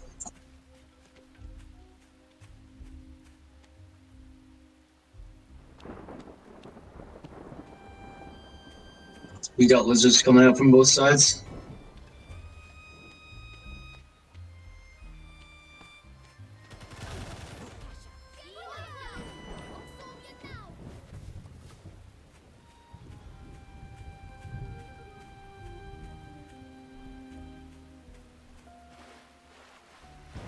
All right, I'm back and I got the pizza. Oh god. Okay, so Pixton's using Squizzard, and so is Bloatier. All right, push to talk means that I'm also back in this chat as well. Yeah, I'm doing so bad. Don't worry, man, it's Gucci. So what I'm seeing here, both teams got foxes and huge armies, especially Bloater, who has 27 to 7 squirrels. I just had to do like the 400-yard dash to go get my pizza. Yeah, you sound out of breath. Yeah, I also have a respiratory infection, so that's cool. That sucks. But like, look at this giant, just all these squirrels just chilling there. Just like they're at the gun convention. I tried my best. I was just making 4-hour memes. Okay, you know what? That's what I expect out of a co-commentator here. 4-hour memes. That's quality. Yeah. That's I'll learn how to commentate, so next time you need someone, I'll be there. Got a fox coming out from Bloatier. and Pixton. Yeah, it seems to be that Bloater has a massive army size advantage. Look at the 33 squirrels. That's on the list of things that are necessary. That is not present because that's not necessary. But as I said previously when the game started, there's just the kind of chokehold that Pigston's forced into naturally by the map is really just gonna make him struggle. Because if he wants an expansion, he's got to take it from Bloater, who is sitting on 36 squirrels. And Pigston really has nothing to eliminate that many large swaths of units. He doesn't have skunks, or he doesn't have Uncle Butters, he doesn't have even toads. So, like, the only thing he can do is... Hell, I don't know what he can do. Just get even more squirrels somehow? Yeah, looks like Pigston's got a bit more defensive build. Yeah, he's also... I didn't take into account, like, Pigston has a bunch of lizards. Like... Yeah. He's got to take out those turrets somehow, though. Bloater has a bit of a bigger army on the way. He's going to have his Fox out first. Yeah, you look at the army value, it's consistently higher here. Pigston is stocking up a bit of cash. He's piling it a little bit. God, I don't know how behind that stream is, because like they've both had foxes forever now. You know, Bloater has literally like every expansion on the map is taken at this point. Like Bloater owns Bloater all just but made his two. first expansion.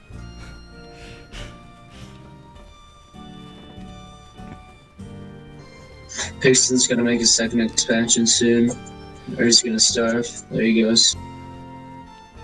Yeah, Pigston here is just completely like choked in. He's got to make some kind of really risky play, or he's not making it back in because he's just choked out right now. He's gonna start starving once these farms start falling.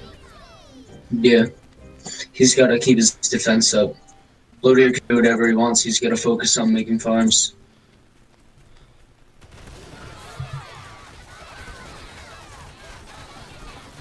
Oh, here it goes. Oh my goodness. It's a massacre. Everything's exploding. And just the army value, if you look at it, it has just plummeted off the face of a cliff for both players, but What time are especially you at? Piston. I am at like 11:28. Oh my god, I'm far behind. And that's all she wrote. Bloater is steamrolling over Pigston right now. Dang, I'm so far behind. I was at 5 minutes. Yeah, that's looking like all she wrote. I don't see anything that, I mean, I'm just now seeing that you're spectating, so that's hilarious.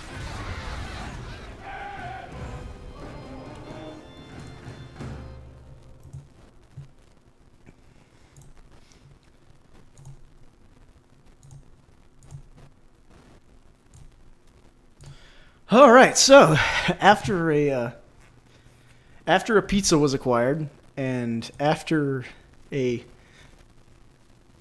apparently great game that I missed all the way up until the very end, Bloater will be advancing on.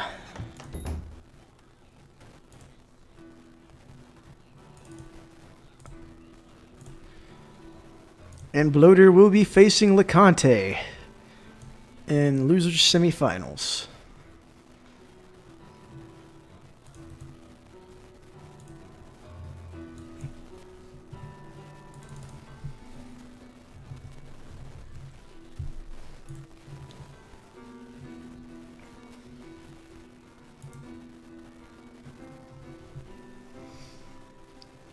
But anyways, while we wait on LeConte to join the match, I'll ping him on Discord if he's not ready.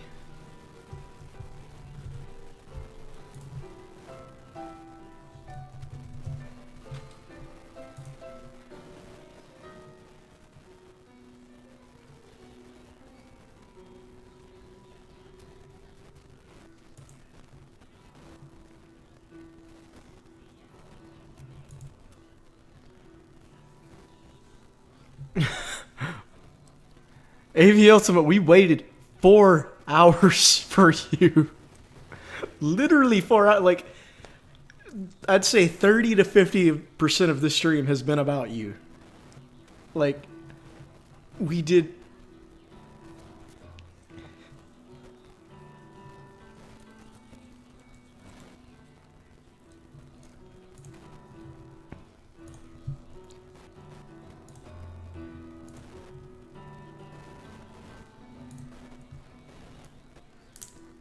No, we literally, like, we did every match physically possible without you playing. Then we sent you to loser's bracket. Then we did every match physically possible without you playing. And then I ordered a pizza. Oh no, I've done multiple commentaries before. It's where the hell's LeConte? Okay, he's on my way. He's on his way. Let me find. I gotta find a place to put this stupid pizza.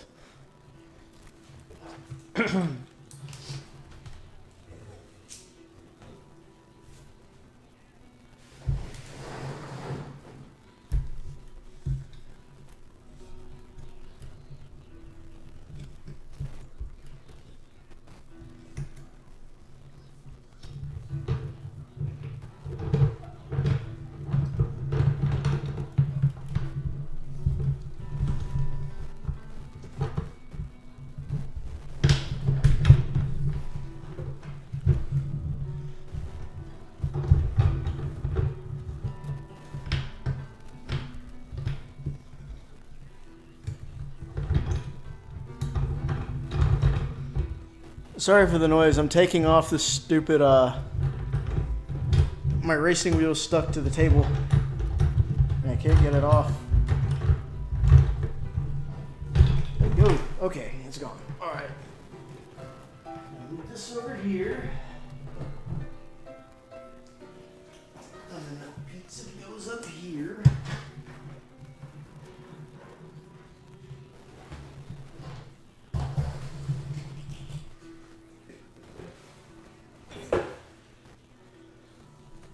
Well, no, there's a Twitch app on mobile, so if you got like an iPad or a phone or something.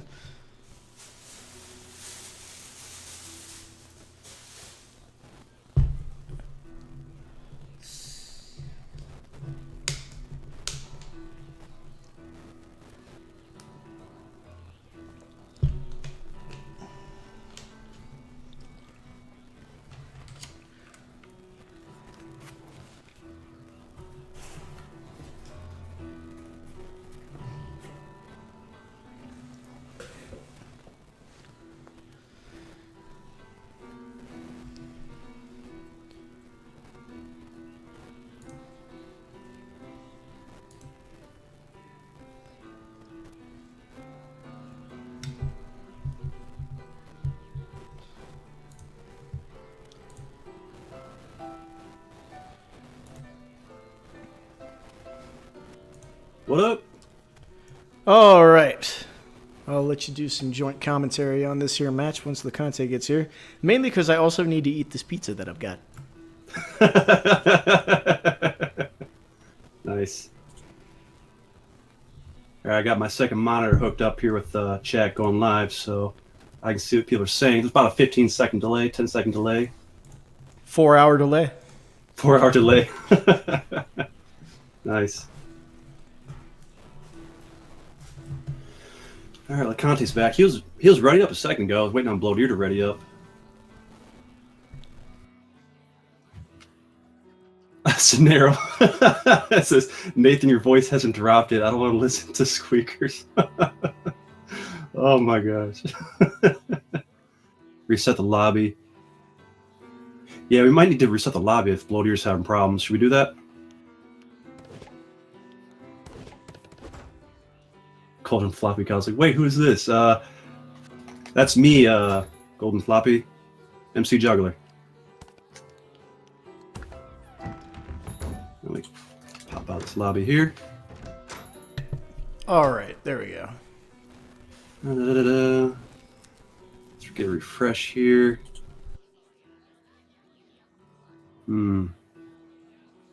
Spectate this. I'm not hearing anything. What's going on with me not hearing anything? That's weird. Hey, Strawberry, are you there? Hello? Yeah, I'm here. I just got a face full of pizza. Okay, I was wrong. I'm just like hearing absolute silence. I'm like, wait, am I live? What's going on here? Okay. All right.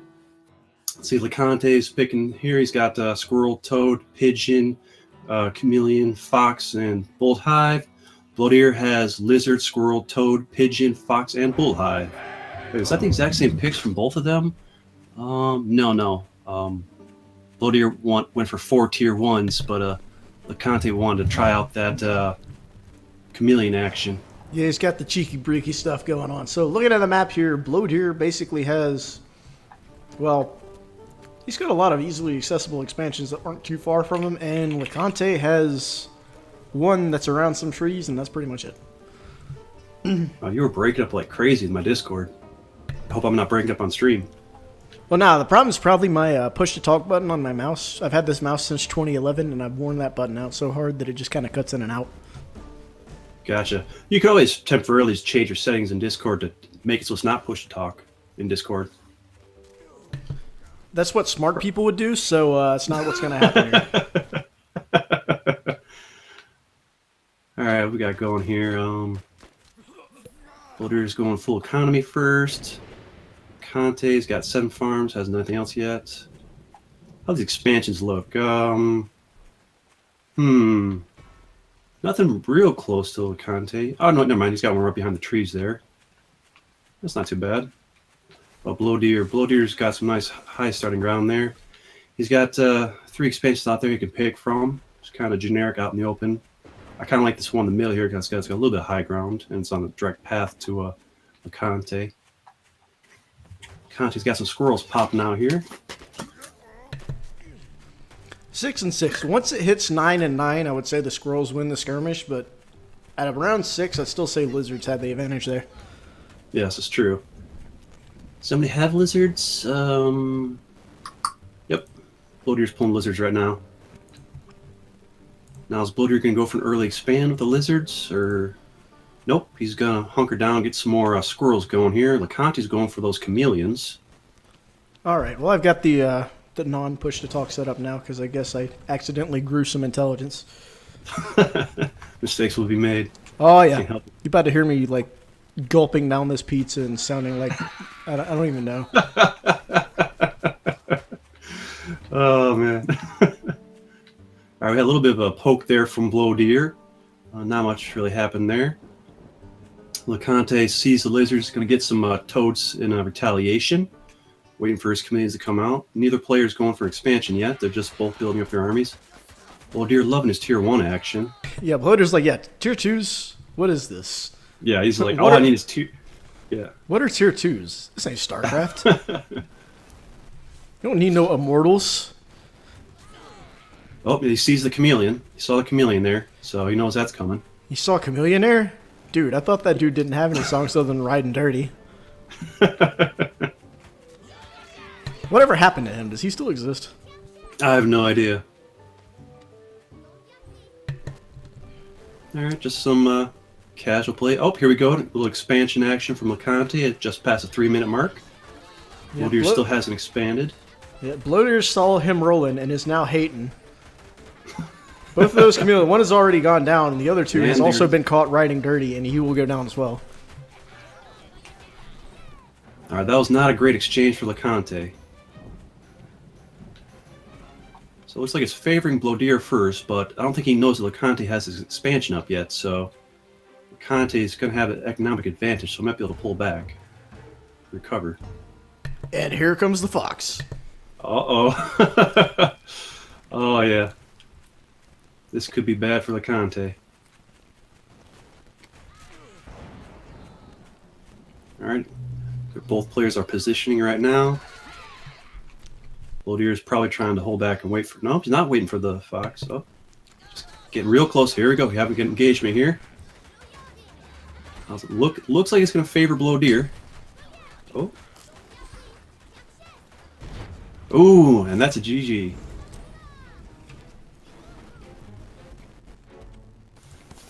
Yeah, those chameleons just didn't really work out for LeConte there. Both players readying up again. Yeah, how do you feel about chameleons in right now in this current patch? Do you think they're viable or not?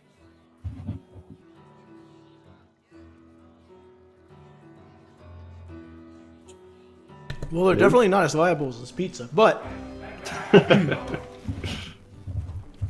I feel like chameleons are something akin to like a super late mole rush type situation, where it's got one chance to work, and if it doesn't work on that first chance, you got to kill them and never use them again. And you need a backup strategy for if and when they fail.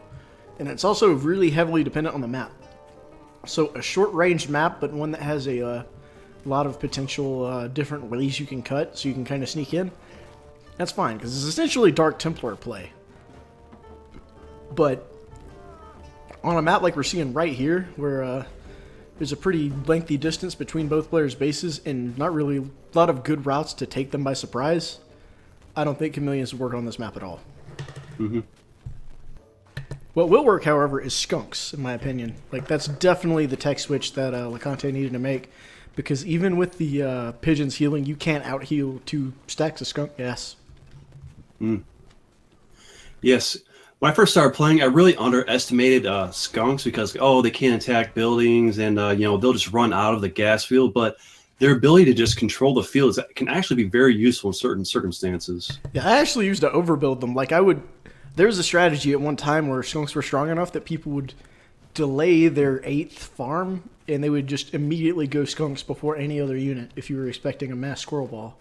Because that was also when squirrels were, like, at their most OP, and that was the only thing you could do other than squirrel ball. Yeah, I've been playing around with trying to 7 farm into tier 2. I haven't had much luck with it, but I'm playing against people who are way better than me, so that might be part of the reason why. What we got going on in the field here? We just got some standard early game stuff, getting their farms economy up, building some tier 1 units. There, LeConte's going for those skunks fairly early, just after getting 2 squirrel warrens down. He popped some toads over there to deal with blow deer's lizards and squirrels. So I'm thinking LeConte's reading this pretty well, and this is probably going to favor him unless blow deer mixes things up somehow. It's really going to come down to that fox game, I think.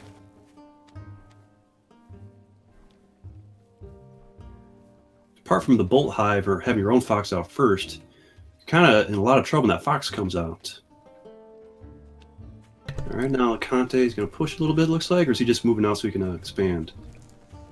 Nope. Another thing to mention about skunks. Most tier 2 units, with very few exceptions, like the more of a giant tier 1 ball is on the map, the less the tier 2s matter. Like, ferrets lose a lot of their effectiveness if there's too many T1s on the map. And that was a bad exchange for LeConte. It was. And even falcons, if you don't have enough of them to keep up with how many T1s there are balled up, they can lose effectiveness as well. Skunks are the exact opposite. The more T1 units there are on the map, the more valuable a skunk is, because the more people his gas is going to hit, just because you can't micro 60 squirrels. Absolutely. Yeah, skunks are a good choice against blow deer right now, but I feel like LeConte probably pushed a little too early with them. Didn't have enough meat shield in front of them to get full use out of them. Because their armies are about... Yep, that's a GG for LeConte. Yeah, he went in a little too early because, the losers are quick, and he's got quick reinforcements going on to blow to your side. Like, if he had waited a little bit longer for it to be more tier 1 on the field, the skunks would have done a lot more work for him. So what's that now? Is that a 1-1?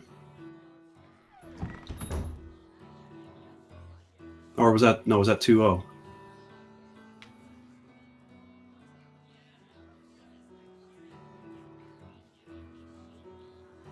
So what's going on in chat over here?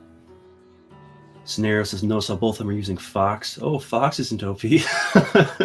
Kane says, what does the Fox say? Well, you wanted the Kane train still talk about Mole Rush.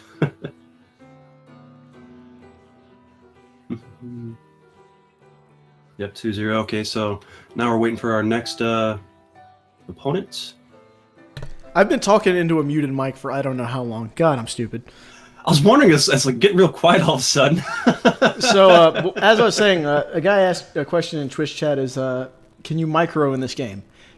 Yes and no. So the way the micro works in this game is you control your commander and where they are, and that's how you move everything around. You can control either your entire army or your entire like amount of one specific unit individually. So like I can control my commander, I can control the whole army, or just the skunks, or just the falcons, etc. And so you can actually position where things are supposed to be using that. And it's kind of challenging.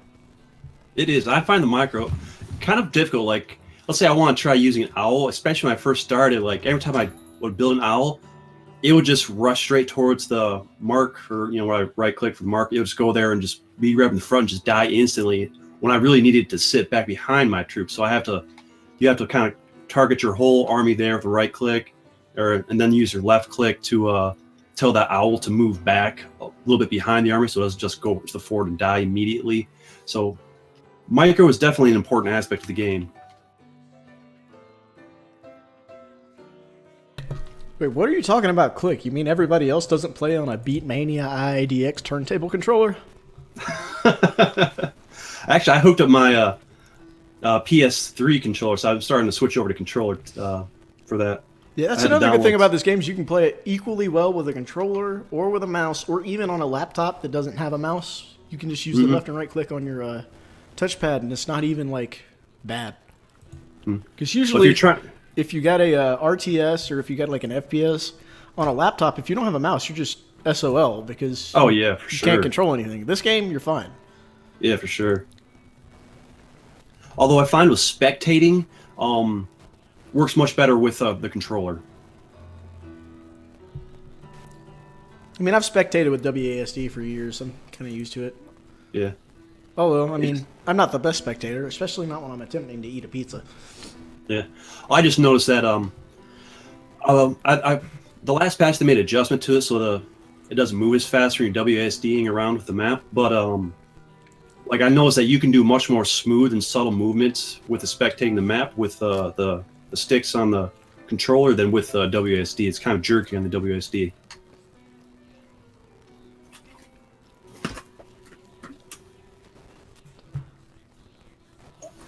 All right, here we go. Both players are readied up. Bloateer versus Breepost. Picking their units. Bloateer going for his standard 4 tier 1 units, Fox and a Bullet Hive. What's Breepost up to? Now, we have seen, out of several players this tournament, some very good Badger use. Mm-hmm. So I'm interested to see, like, he looks like he's doing the same thing where, tier 2s are an abomination.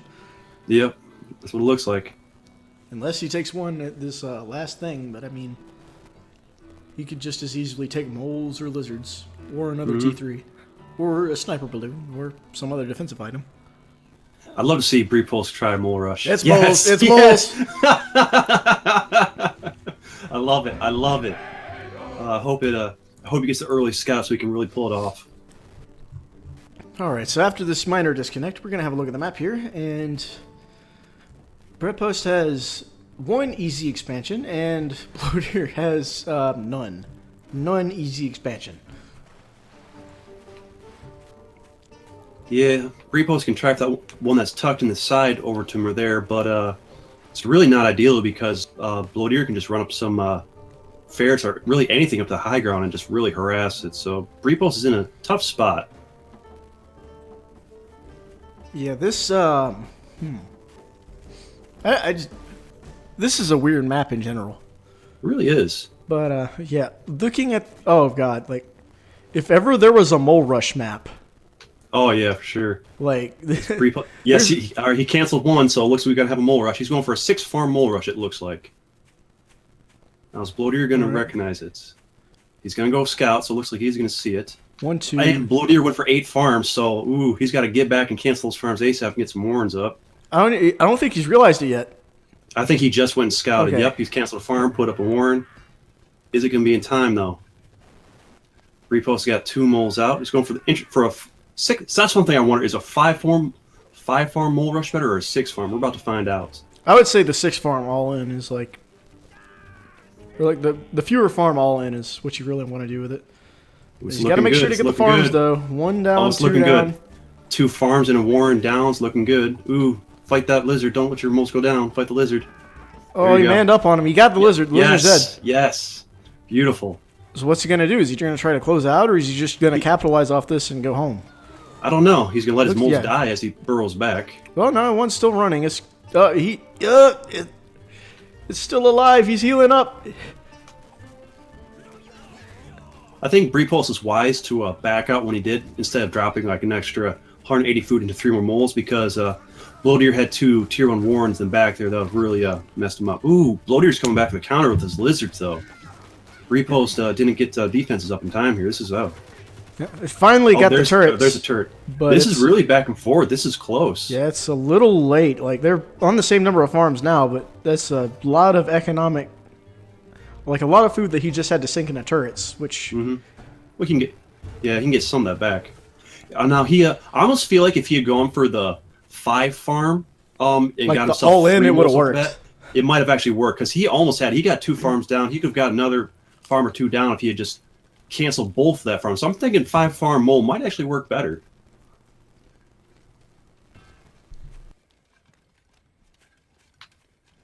And Bloateer's recovering here, getting his 3 tier 1s up, and got his farms almost all up. Breepulse doing the same, so it's looking pretty close. Looking pretty close. So I feel like that was about an even exchange back and forth wise. Bloateer maybe a tiny bit ahead right now. The other thing is, to note, it's like this game is about a minute behind where it ordinarily would be. Mm-hmm. So now it's going to be an ultra low economy game because a lot of these farms are going to pop pretty soon in 5 minutes, and they're going to have to expand. And so at a low economy game, assuming Bloateer can't just close it out right now with this amount of lizards and squirrels, this is when you want your fox, and he's already got a building.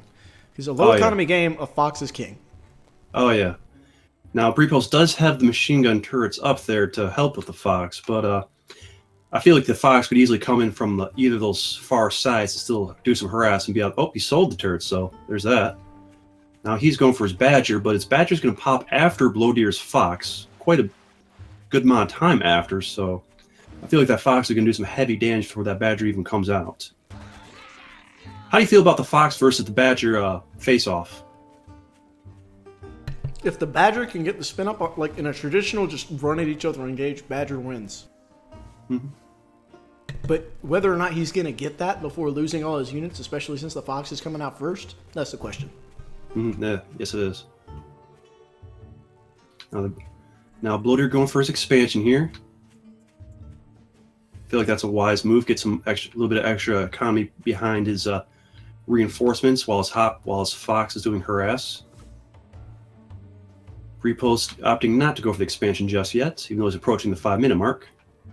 So I think Breepulse is probably going to hope to go all in on this badger attack, doing all or nothing with the badger. Now he's wisely putting these machine gunners out there to protect himself, so really negating what the fox can do. So that's actually not actually a pretty good play by Breepulse right there. And he is going for the expansion right at the 5-minute mark. Now Bloateer wants to take these he tried to take those bolt hives down, but Breepulse wasn't having any of it, brought his army out there to stop it. So both still remain. Badger's up. Badger's up, fox is worthless right now, can't get past those bolt hives. It's looking good for Breepulse. He just needs to not get too cheeky with it, because if he loses the badger, it's over. Oh, absolutely. Got a couple good... He's dying. He's Ooh, losing the ooh, badger. Ooh. Oh, that even trade. And Breepulse's entire army remains. Oh my gosh. Wow, it's over. Count me wrong. Like, badger died, he still won. Okay. Wow, GG. They died at the same time. That even trade, tier 3. I think it's because, partially because Bloateer popped down 3 farms for his expansion, and Breepulse only did 1 and did a bit later. So Breepulse had a little more economy going for him right at the end there in that army. All right, both players queuing up again. I might need to pop out of the lobby and pop back in. There we go. All right. Now, let's see. Bloateer's exact same build. He loves that 4 tier 1 Fox Bolt Hive build. Breepulse opted to get some ferrets in there this time. And going for Fox himself instead of Badger. Well, once again, we're seeing a Smash Brothers Melee tournament with Fox on Fox. And looking at the map here, we get some interestingly placed high ground. As far as the expansions are concerned, Bloateer's got a couple easy ones, as does Bripost, so it's not going to be one of those games that's entirely determined by the map as much as it's going to be mainly timings, and it's a pretty long walk between both bases, so we could see some later game stuff. Yeah, I feel like this is a pretty fair map. They're both on high ground. They both got reasonable expansions. I feel like it favors Bripost's army, though, because of the ferrets. Because once you start talking expansions, ferrets make those so difficult to maintain. Absolutely. Oh, God. Looking at the Twitch chat. Toya! Come on! Alright, Bloateer's going for got his lizards already. Bripost still going full Kami, hasn't put down his first tier 1 yet. Squirrels versus lizards. Alright, standard early game stuff going on here. Both players still scouting the map, getting to see what's going on.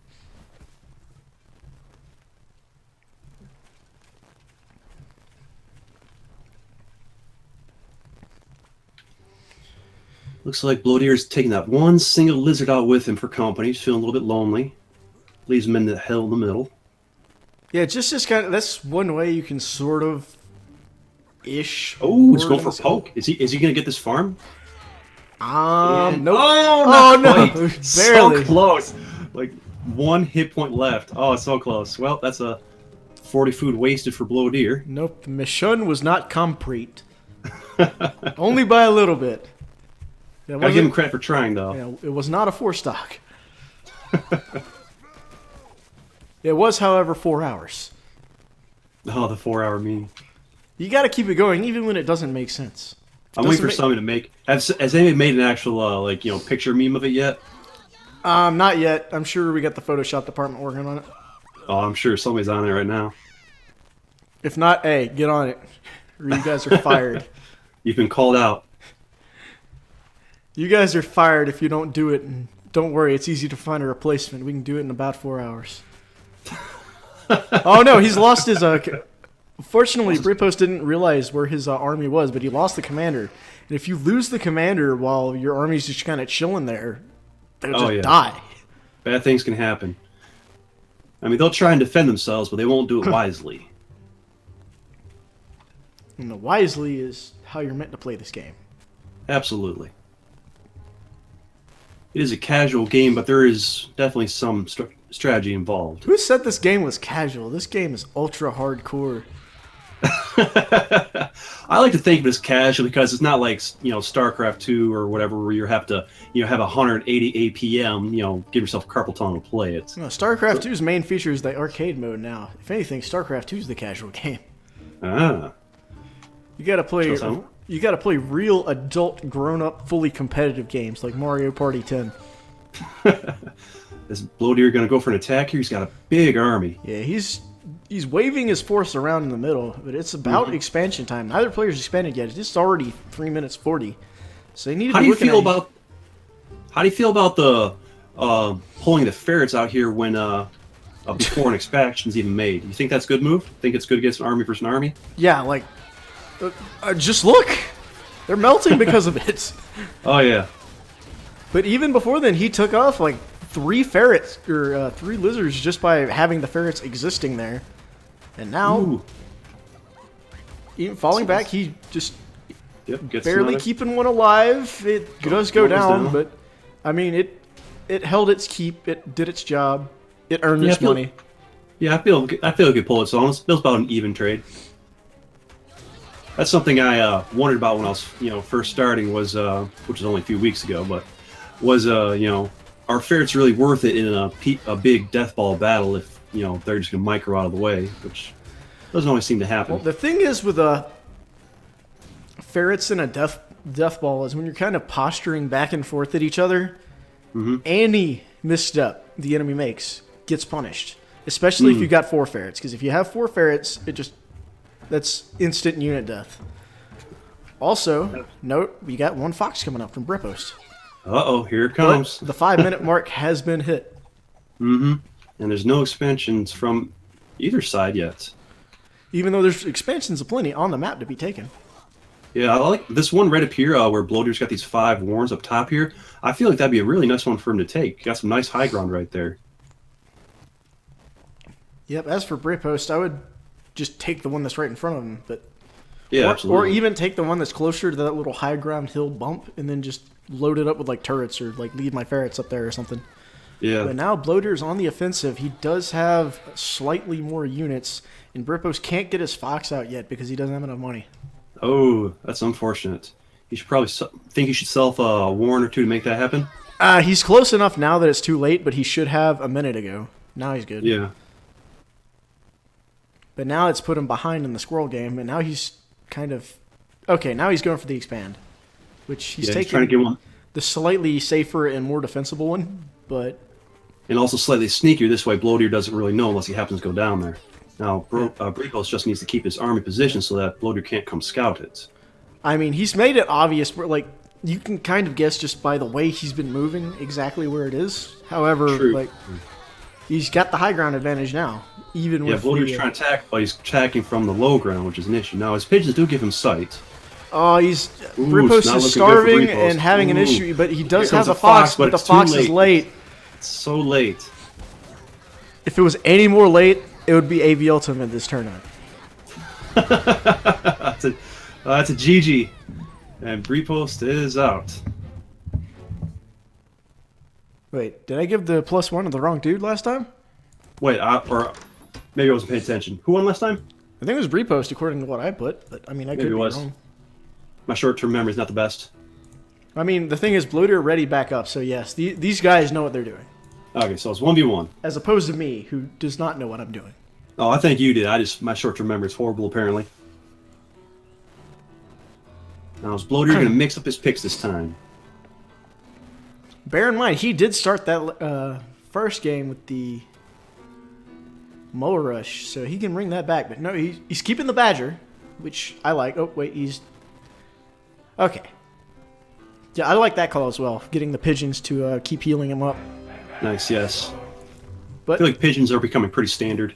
yeah, like back when I started playing, which is essentially back when the game was in like extremely early alpha, there was like practically no reason to use pigeons. Pigeons got buffed again and again and again before they finally people decided like, hey, you know, these might be useful. Because like basically back in the day, anything you had to have a very good reason why it wasn't squirrels. Like the only thing that you wanted other than squirrels was the wolf, because it buffed everything, so it buffed all your squirrels. Oh, Got an interesting map here. Got some real close expansions to Bloater. Like, he's got his pick here of all these tasty little expansions. He's on the high ground, too. Bripost has to go in these nasty little half-dead trees and bones to get to the only expansion he's basically close enough to. The thing is, this I can see him doing a cheeky expansion as one in the middle left here, if he can sneak it without Bloater knowing it, or even the one at the top. Like the problem with the one at the top is at the low ground, but the one on the left is kind of hard for Bloater to scout. And so if you want to do like a cheeky early expand there, that's a good way of getting an advantage if you feel like you need to make that risky of a play. Now, I'm bad at this game, so I only get good wins by doing crazy stuff like that. Yeah, now Bloater's actually a pretty hard player to pull the wool over his eyes. It's hard to get a sneaky expansion in on him without him noticing it. Oh yeah, let's get both players just going for their tier 1 units, okay. Bripost getting the toast counter of the lizards. Yeah, I favor Bripost's army in this early game because the lizards just kind of... It takes 2 toad explosions to completely wipe out all of his lizards. And he's got 2 toads already with a 3rd on the way. Now, he does need to keep up with the squirrel count, though. Bripost Absolutely. Who was I playing? I was playing Calyx the other day. He was doing some great toad strategies. I was trying out lizards on him, And what he would do is he would poke at me with a little bit with his Badger army. already going up. Oh, Badger come up already? Yep. Wow. It's only 2.5 minutes in. Well, Very early. maybe he wants to close it out earlier. I mean, I certainly wouldn't expect that. Yeah. I don't think Bloatier's going to be able to scout it. Nope, it's not going to get there. Ooh, nope, not quite in range, I don't think. Yeah, Calyx, he would poke at me just to kind of get me to send my army at him, and he'd pull back, and I would run into his toes. Because if you would just attack straight out with your toes, a lot Here of times comes you'll get Bloatier. shot. Oh, here's some action.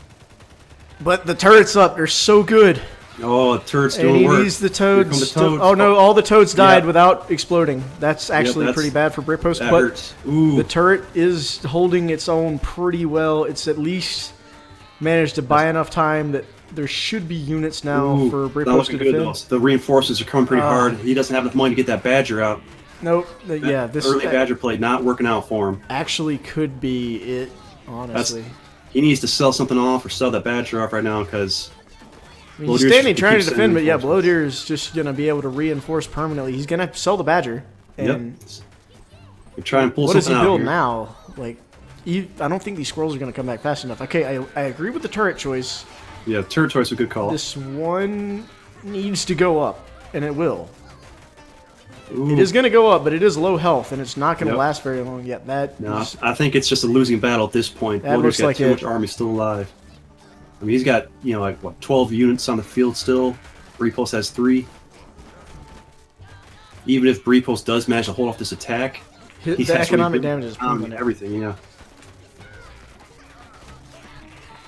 Like, Bloatier right now could just easily sit back. His army, looks like Brepost does manage to hold it off. Bloatier still Somehow. feels committed to coming in.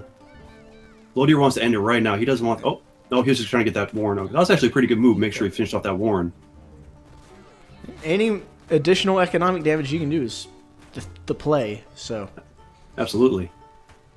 I mean, he can just... Okay, there's the GG. Yep. That's it. GG. Bloatier will take it. Going up 2-1 versus Britpost, and if I am not mistaken, that is going to send us into...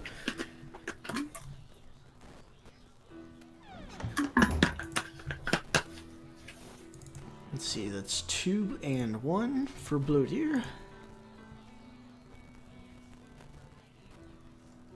And now for Grand Finals. Best of 5 traditional double elimination. It's going to be Chip from Space versus Bloatier. Here we go. Wait for Bloatier to ready up.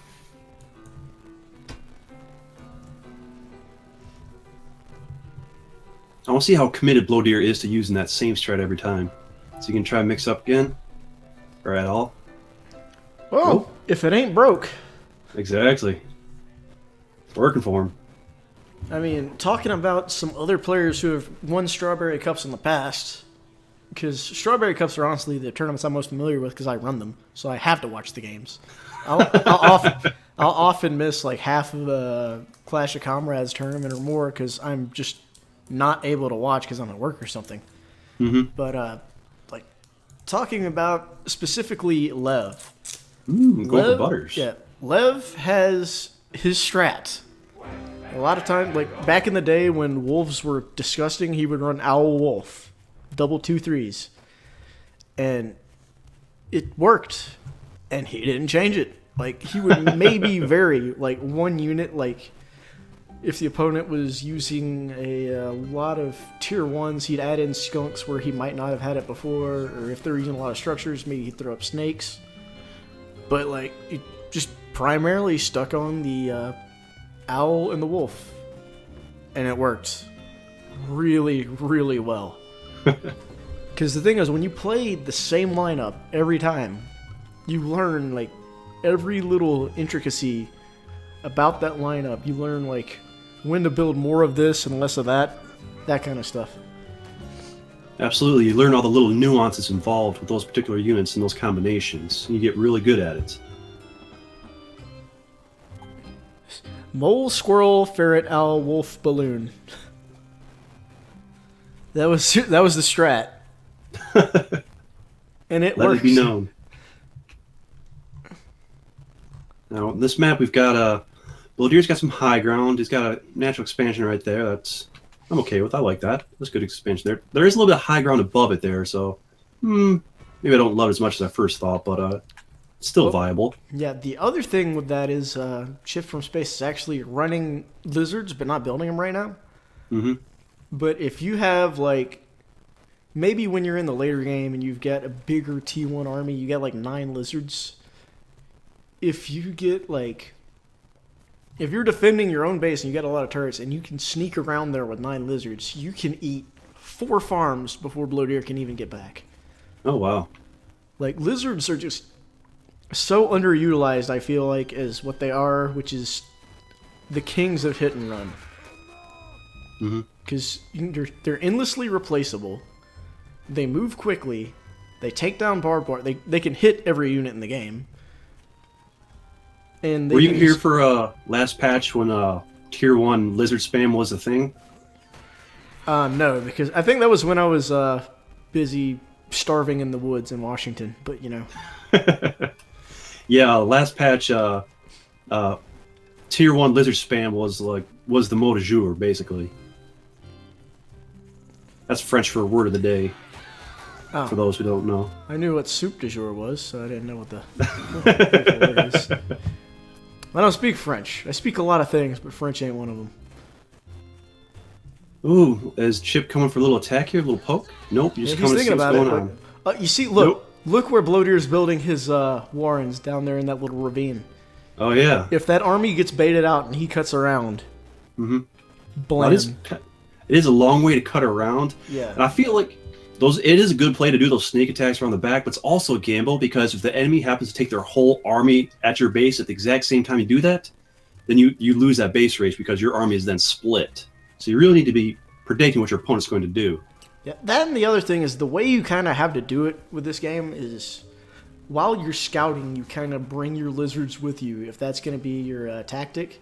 And you can like leave them at the halfway point if you're concerned that the enemy might be moving out. Because they can still get back to base very quickly, and then you've got a pincher attack. But it all depends. You got the boar already coming up. Ooh, going early for it. Well, I mean, it's going to work against Absolutely. 18 squirrels and 12 lizards. Let's blow to your attacks right now. Which he is. But, I mean, he's already got the... Chip's already got falcons. I think, honestly, he's going to take some losses, but he's going to hold, especially since the boar is already halfway done. Yeah, he just really needs to hold this line. If he can hold this, he's going to be in a great position because Bloater doesn't have much to counter with the boar. He doesn't even have a fox coming out yet. Yeah, and the fact that Chip's got all those warrens down in front of the farm means that he is, like, he can definitely hold because the pigs are protected. And even his units can sit behind those. And now it doesn't even matter because here comes the boar. I just glanced over at Twitch chat. Canis Volk just said, "Ooh, MC Juggler, sophisticated now, are we?" You speak French, huh? We talking about baguettes and croissants? Oh, and look at this! It's on fire! Oh my goodness! Oh my goodness! Ooh, the board takes heavy damage. Can he save it? Can he save it? Ooh, he's getting out just in time. Oh, yeah, he's good. He's good. He's fine. Ooh, that was dangerous. That was Yeah. dangerous. Chip is gonna lose that expand, but I mean, that's not a particularly heavy loss, especially considering the Blodeer is now like completely out of money to reinforce. Oh yeah, all his units are food. Oh, right that now. boar is slow. Oh, so close. But it's winning. It just did so much work. That was a really close battle, but Chip just barely keep that boar alive. Yeah, and now he can it's gonna heal back up, and even if I was Chip, I would start walking now. Yeah, it's bad. Bloater's in a bad situation right now. He's actually trying for a fox right now, but he doesn't have the food for it, and he's not going to have the food for it as long as these smaller units keep popping out. He needs to sell something. Yep. And here comes Chip. Oh, yep, here it comes. Liz is leading the way. Yeah, he's gonna wait and take this expand right here, and he's gonna take this high ground. Bloater doesn't have any high ground vision. Nope. And now, even if it's Bloater is just running his lizards around, trying to get into a Bloater was gonna try to base race, but That's not going to work. Yeah. It's over. Oh yeah, that's gonna be it. I'm waiting for that GG surrender. 'Cause this is all over. And there it is, GG. Chip with the first win. All right. What do you think Blow Deer could have done differently in that match? I think the second you lost that big fight, you got to cancel your Fox. Mm, And then, absolutely, yes. And then, God, I don't know what I would do after. From there, I don't exactly remember his army, so I don't remember precisely what he had, but like, Same thing he's got right now. yeah, okay. I feel like Chip's just playing wisely, knows that Blow Deer's the picks Blow Deer does every single time is highly susceptible to the boar. Because, lizards, squirrels, toads, that's the perfect thing for the boar to face off against. And that's Blow Deer's bread and butter. So Chip's just reading him perfectly, and Blow Deer's not changing his game style because that's his jam. Yeah, I don't even know, like, once that board came out, I don't even know what Blow Deer does in that situation. I'm not sure Blow Deer really can counter the boar with this particular build. I think he really needs to just beat Chip when it comes down to timing. Yeah, the answer, like, if I would switch anything on this lineup that Blow Deer has to beat Chip right now, I say you get rid of either lizards or squirrels, your call, and you put in falcons.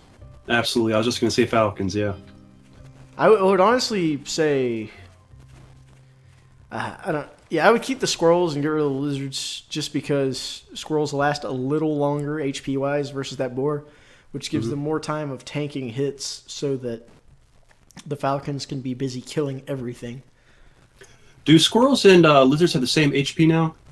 I don't. The other thing is I'm working off of like months old game knowledge because I remember back in the day, like, lizards were made out of paper and squirrels were slightly more healthy.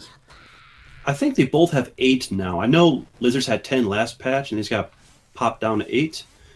And squirrels, I think, have 8. They might be 10, but I think they have 8. Maybe somebody in chat can pop a little number in there for us to see. Somebody who knows better. They both have 8 apparently. So yeah, They both have 8? Okay. Everything I've said is now invalid and wrong. So Gotta love it when we've got 2 commentators, one who's only been playing for like 2 weeks and the other who hasn't played in a long time. yeah, the last time I was playing actively was in probably early October, late September. A couple months ago, a little bit of time. It's been a little while. But now that I'm finally established and have like the world's best internet connection, Nice. I'll be able to run these a lot more frequently. Like a 300 megabits down. It's just so good. Wow, 300 megabits down? Yeah, I think we got some fiber here. It's in Tucson, Arizona, is where I am currently. Man, I wish we had fiber where I live. No, I grew up with like 5 down at best. So, I grew up with 3 kilobytes down. damn. Anyways, we got the struggle going on. A lot of really good explosions coming out from Chips' toads. And Blow Deer barely able to hang on there. Both armies pretty much exploding. I feel like Chip won that exchange just barely, but Blow Deer's reinforcements were closer, so it ended up being about an even trade.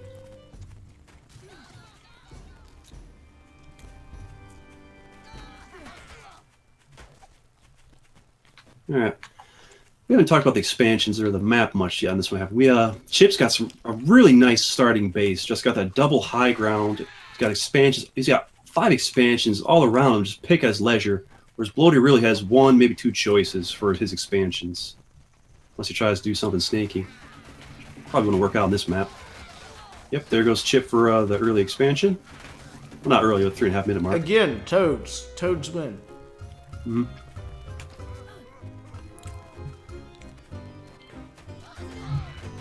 Chip coming in for attack here. Is he gonna get that Warren?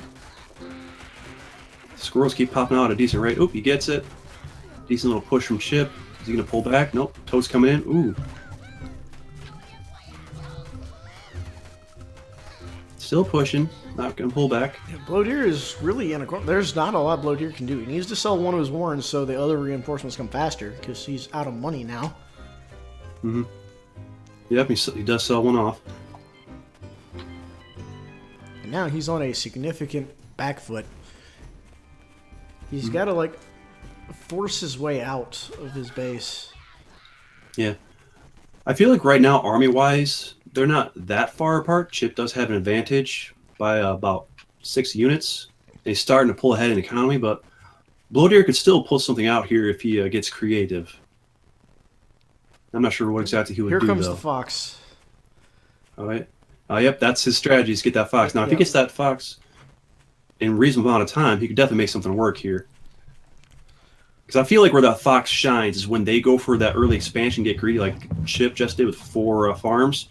That fox, that gives you an army advantage, so you can poke with the fox. If they try to engage your fox, pull your turret. fox Turret back. is good. Turret is good plan. I like turret. Oh, yeah.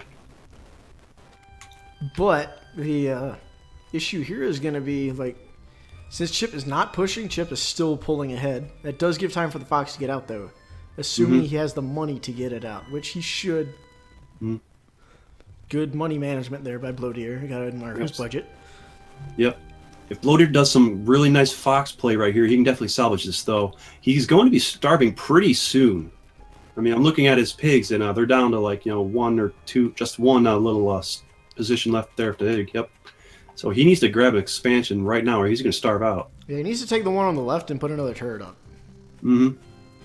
But we'll see what he ends up doing. He does have the fox in, like, 1 more quarter cycle, so just a couple more seconds. Mm-hmm. Yep, And okay, so he's grabbing this expansion over here taking because that one. it's closer to his turret. Oh, Which no, he just still the deleted. turret. Oh, and Chip is not having any of it. He's going to take it down. Blodeer not noticing. So he can sell in time. He got some of his money back, but... And Chip's going to push it right now. And Oh, now the fox is out. here. The fox is out. That's good. And he's got some... Oh, God. That fox Oh, is boy. the only thing now. Can he make it work? I don't know if he has enough structures to defend the fox. Oh, maybe... Oh, and that's it. calls That's it. the GG. That's the GG. Fox didn't get out fast enough. So, once again, the KSR will feast. All right, what's that? 2 wins for Chip? 2 wins for Chip.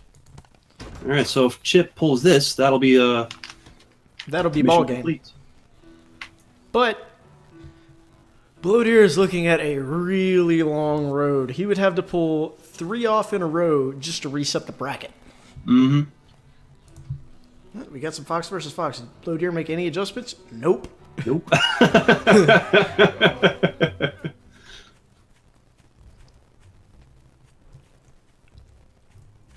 What is Chip this opted. map? What is this? Well, that's interesting. Look at this. Okay. It's a good mole rush map. I'll give it that. Too bad nobody's got moles.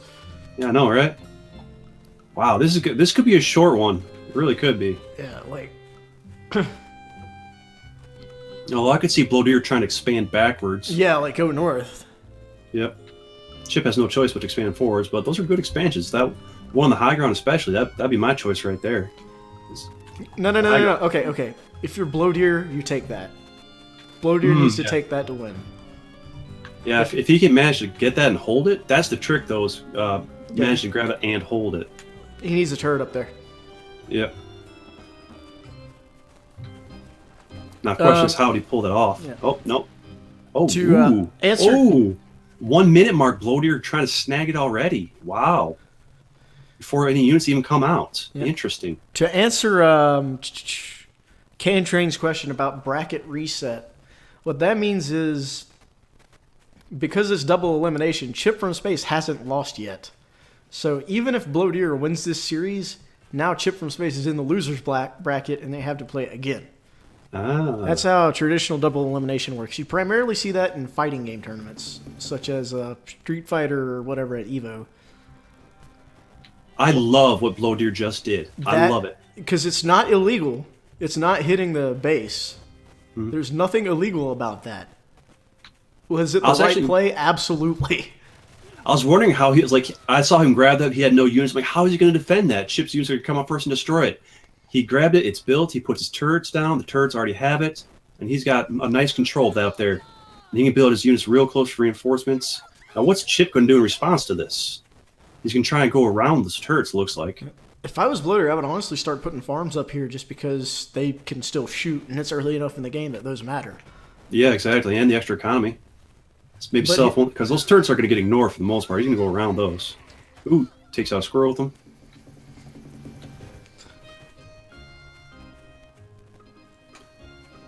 Yeah, I'm not sure I've ever seen that 1 minute mark of grab an expansion and actually manage to hold on to it. I'm impressed.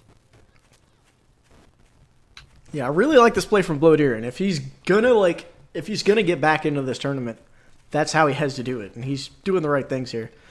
Continuing to just get down some units, being extremely aggressive and denying anything to Chip, but I think he needs to start capitalizing off this expansion now and getting some farms on it just so he can start pulling ahead, because Chip still has plenty of money to invest. And like, if Chip gets up, I think Chip's answer to this is honestly going to be Falcons. Mm-hmm. Falcons is the way to break something like this with his current lineup. Oh, although Toads also attack. Works. Here's And attack. took a lot of damage from Toads. But the move around, the reposition by Bloater was actually really good and just completely eliminated a lot of Chip's army there. Problem is, now Bloater has no turrets, and I don't know what the play... dude, I would just keep your farm on the high ground, but I respect your choices because I'm not playing right now. Okay, there's a farm right there. I think he made the right move not going too early on that farm because he wanted to make sure he held on to that expansion. Needs that turret to go up, and it does not. But he's got, you see how he's bringing, when he doesn't have many lizards left, he brings them out to get all the toads to explode? Mm-hmm. That's the good play, though. Nice. Yeah, I think actually if Bloater had gone for those farms earlier on that would have put him at too much of an army disadvantage. So I think actually waiting a little bit before going on farms is actually the right call. And just getting yourself one farm ahead is the right way to go. Because if he goes too heavy, Chip's just going to punish him with a bigger army. I can agree with that. He's playing pretty smart right now. Chip's just in a hard position right now. Here's the other thing to consider is Chip can't even expand left, because if he does, Bloater can hit it from high ground. Yep. Yeah, all right, they're coming in trying to kill this expand. Ooh, Bloater's army gets a little bit split up. Oh. Ooh, and Chip capitalizes on that big time. Yeah, Chip might be able to recover from this. Yeah, even the split there was all the toads still hit both sides of Bloater's army. Mm-hmm. So yeah, this advantage has completely swung the other way now because all of Bloater's warrens are standing right here. And that's GG. That's it. That's ball game and that's tournament. Just one little misplay on that last big battle there cost him that huge lead he had.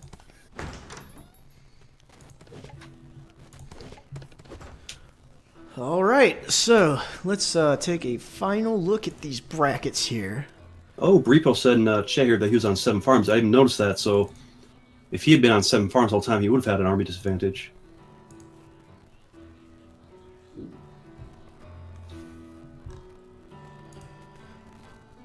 Bloater's left the lobby.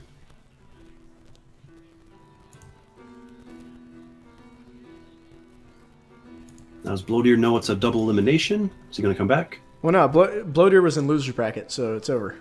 Okay, gotcha. So, in first place, we have Chip from Space, Bloater taking second, and Britpost taking third. It was a really well played, really good tournament from all involved, for the most part. Some pretty notable games we had. Let me see if I can find the particular one. Where was Law Steamroller at when he did the... I think it was when Law Steamroller was playing Bloater. When he had the crazy comeback from the utterly failed early game rush. That was one of the biggest plays that I've seen in quite a while in this game. Mm-hmm. And then, of course, who can forget AV Ultima showing up 4.5 hours late to the tournament and only having missed his window by about 10 to 15 minutes. I wonder if we could do, just for fun, have Chip face off against AV Ultima for a match to just. Oh yeah, let's see if we can get it. I gotta. I mean, Chip's still the winner of the tournament, but just for fun for the viewers. Yeah, I gotta know. Maybe they're up for that. Let me see if.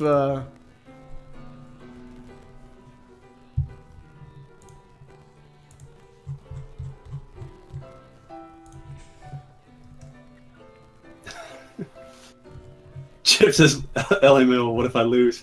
Now you still win the tournament, Chip, because technically AV was disqualified, but you know it's a match for fun. Chip's down. He's got the ready up. We just need to see if AV wants to play. Mole only. Yep, AV's in. Oh, I think he forgot to spectate. Yeah, there you go. Yeah, I'm working on it. All right, AV's coming in. Because, like, despite his inability to get up in any semblance of anything that looks on time, AV Ultima is a really good player. Chip says 1v1 me, moles only. We actually did that a little while ago. Some of us were doing a like 3-player free-for-all, and we were like, moles only. It was pretty fun. Yeah, this will be a best of 3. Best of 3, all right.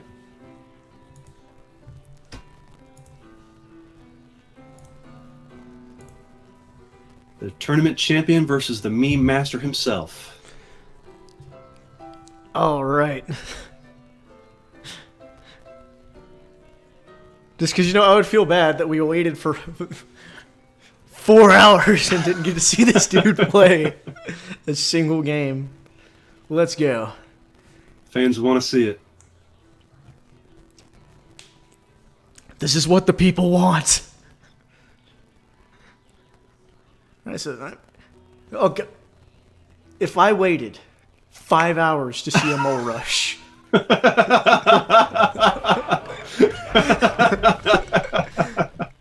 Okay, look at this map. They're they're close to each other.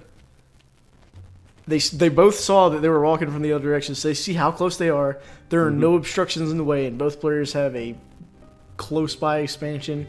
This entire top, like, 3/4 of the map does not matter. Oh yeah, for sure. What I love is in chat, you know, when Chip said 1v1 me moles only, AV Ultima was like, nah, real game. But then he takes moles and Chip doesn't. So he might feel a mole rushing. Well, he's gone for Got 2 farms going here. He could easily sell them all if he wanted to. Yep. Is he going to? Nope. He's thinking. He's looking. He's seeing what his options are and what's available. Yep. I think Still has time. he's gonna play an actual game. It looks like, Yep, it does. because he's not coming back to sell his stuff. He's just busy scouting. Okay. So the moles are just in that first slot for decoration.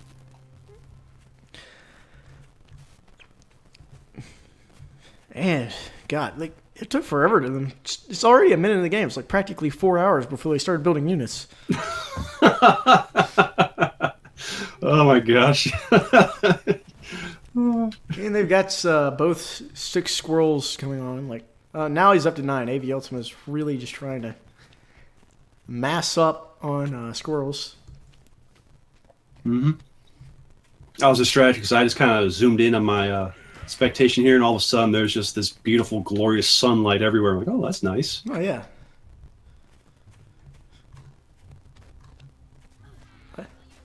Like, people always, like, it's one of the romantic tropes. It's like, we can go watch the sunrise. I can't stay awake that long. I can't get up that early. I have a hard time staying awake 4 hours. Like, damn.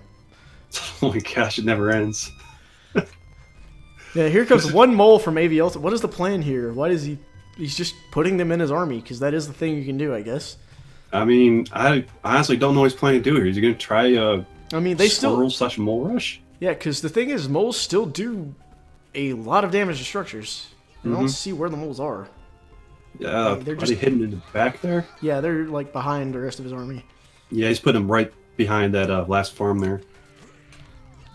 What is he going to do? I don't understand. He's going to have to fight. Yeah. Because here comes Chip's army.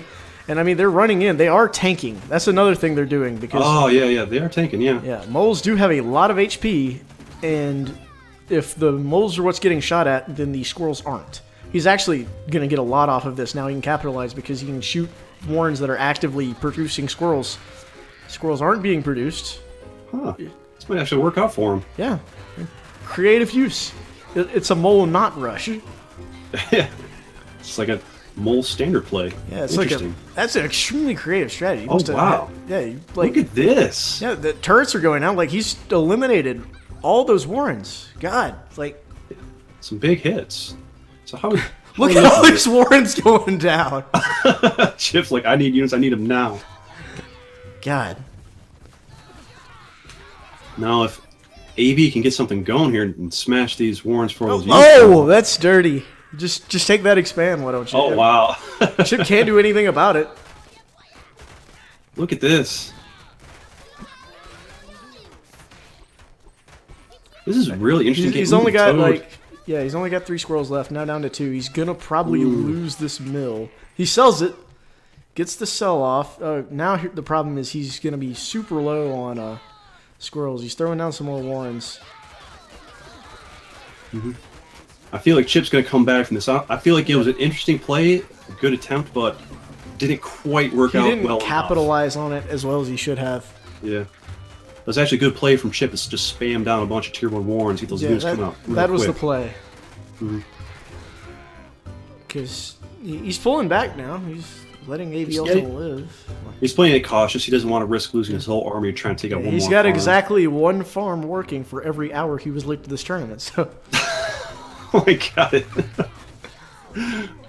Just when you thought it's over, the meme returns. that's gonna last at least 4 more hours. I mean, come on. Oh god, it hurts so much. This commentation is just going to turn to you trolling me with 4-hour memes. This is for you, Kane. It's all for you, man. You asked for it, I delivered. Wait, look at this high ground attack. Oh yeah, it's beautiful. He's going for that expansion too, because why not? I mean, he's already got it in the bag, but why not have a little fun with it? They've come down from the hills. It's just like Highlander. Ah, there can be only one. Yeah, I've not seen that movie in like 4 years. Only 4 years? I haven't seen that in like 15 years. Yeah, I had a thing in college where we watched a bunch of like old stuff and like occasionally really bad movies. It was great. Highlander was awesome. I think, Yeah, some of them were. There's like 8 of them or something. What was the one that was not Highlander, but Beastmaster 2 is what it was. That movie was terrible. I've never even heard of that. Look it up. Just like those moles scared me. Yeah, so that's 1 up for Chip from space here. Yep. One more win, and he's the tournament champion plus the winner of the Funzy match. Well, no, we got to get Levin here at some point. He's got to defend his title. Oh, we can get 11 here too. Hey, why not? Why not? Yeah, because Lev has been wearing the strawberry since I quit doing these back in like October. Ah. Does Lev know he's coming in? I don't think I don't even know if he's going to come in, but I just suggested it. Yeah, he's in chat. Let's see if he's up for it. But I mean, we got to like AV Ultima's got to play this, see if he can come back. This is a best of 3 here. Mm-hmm. Waiting for AB to ready up. Yeah. I would say it would be a best of 4. I don't even know how you make that work. Yeah. All right, here we go. Unit selection. I see what you're doing, AV. I see you. Turrets, skunks. Oh, maybe not skunks. Snakes. You see that sneaky mole in there still? Yep. Maybe he's gonna do like an actual mole rush this time. Oh, look at the map. All this water. Oh, wow. That is a lot of water. And there's like only one real way around. Yeah, you're either drudging through a lot of water or taking the long route. AV Ultima's just sitting here on his what is he doing? I don't know. Now he's moving. Now he's dropping farms. He's waiting to pop down 2 at the same time, so if he wants to come back and cancel, you can do a 4-farm mole rush. Does Chip have the game awareness to understand that that's what just happened? He might. I feel like Chip's I mean, pretty good. he's a bright cookie, but you had about a half second to realize that and process it. Yeah, that's true. That's true. Plus, he's probably already tired from playing a lot of matches. Yeah. So you saw Chip go 8 farm. Yep, he's got 8 farm. AB can come back and cancel this. Nope, Nope. opts not to. So He was no instead early going war. to actually play the game. How dare he? Mind blowing. Oh my god, Kane Train's going nuts on the 4-hour memes in chat. 1 mole per hour. 1 mole per is like mile per. It's a pun too. My God, that's like. There's like 4 Oh my god, layers it in is a that pun joke. too. Oh my gosh. Alright, so AB going for an interesting 7 farm into 2 tier 1 Warrens, so definitely going to be behind an economy. So is he going for an early attack or for an early expansion? He's got to have something in mind if he's going to put himself at a eco disadvantage there like that. Chip and Space can pull ahead economy here. Got some squirrels and some, well, more squirrels coming out. Yep, and this just being on the side of Lake Superior over here is kind of. Now I love this natural expansion that Chip has from over here on the side in the top. It's really easy to get to, and it's got the high ground. I feel like this map really favors Chip right now. Although that's not a terrible expansion over there from AV. It's got the high ground too. Yeah, and though he's it got is the kinda- left one too. Like Chip's nowhere near that. Yeah. He is. All right. So now he's got the anti-scouting turret, and he's coming through. He's wading through the water. Oh, look at this! Look at this! And does On the- Bloodier know? Yeah, that's not a ploy that AV Ultima's gonna expect, honestly. Oh yeah, AV Ultimate. Yeah. Yeah, I'd assume Bloodier knows because he's probably watching the stream right now. Yeah. I'm so used to yelling. Yo, the Nando's expansion over here is so Look cheeky. at this. OB's looks like AB's. Nope, didn't quite scout it. Might Well, I mean- expect it anyways. Yeah. Yep, Chip sold it. Now he's gonna attack. The armies are looking about even. Oh, there's a sneaky little mole. That's gonna go down. It's looking good for Chip right now in this exchange. So you can get a farm. Yeah, I think that's it, honestly. AV Ultima's out of gas here. Oh, wait, no. No. His good. pigeons were healing up that pig nicely, so his farm didn't go down. Yeah, he's got the reinforcements. Okay. About an even draw. Yep. AB's got his expansion here. Gonna pop down a farm yet? Maybe not. Yeah, now Chip doesn't have an expansion yet.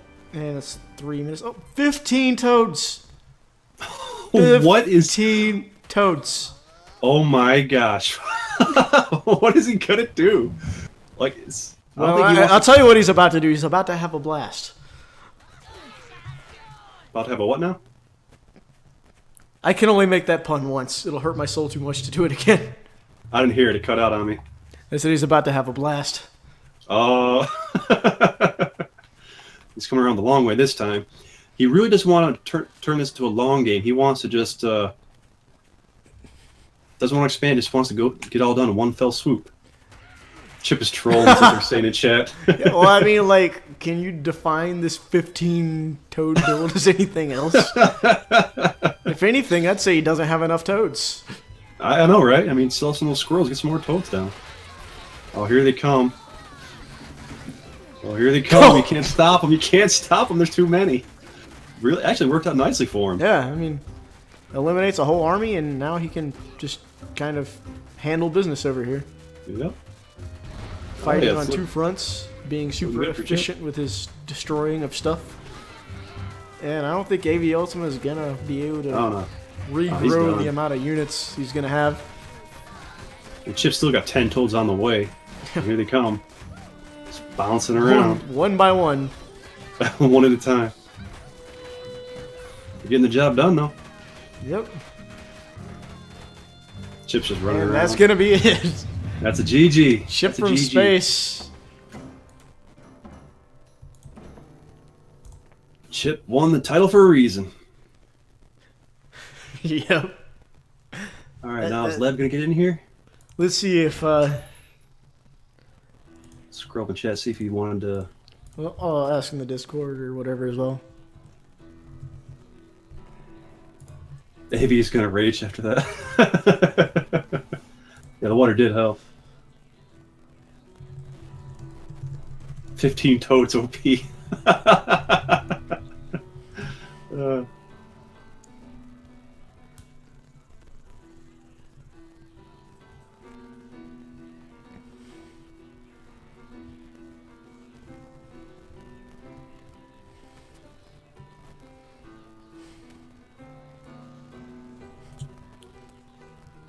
Yeah, I don't think anybody can argue that Chip is the true champion of the day. Oh, for sure, for sure.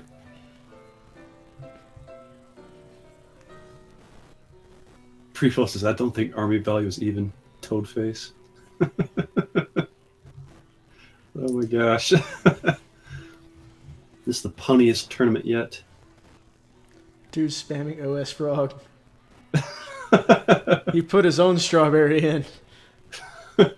He has turned Quick, heel. Quick, everybody spam OS Frog now. If you're not spamming OS Frog in my chat, I'm banning you. Oh, wait, I gotta do it too. Where is it? You type OS Frog. That works too. Boom, there we go. You know, I've got Kappa HDs as well. K-Tress says, y'all missed my pun. Kappa. Yep, Lavanche said in chat that he said if Chip is still down. So it sounded like Lavanche is up for, Chip is still in the lobby if you want to pop in, Lev. Oh, here come the frogs. Oh, Oh, wait, Repost popped in. reposts. We have a straight repost. Sheeny's like, frog in my chat. Here come the frogs.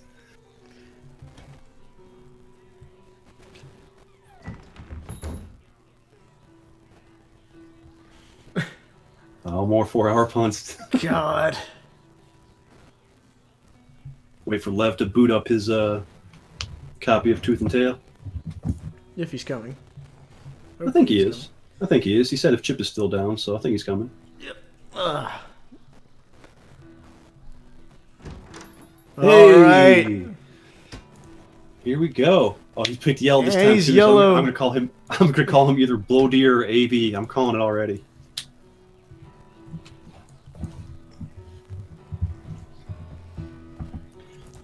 All right, let's see what these guys are gonna pick.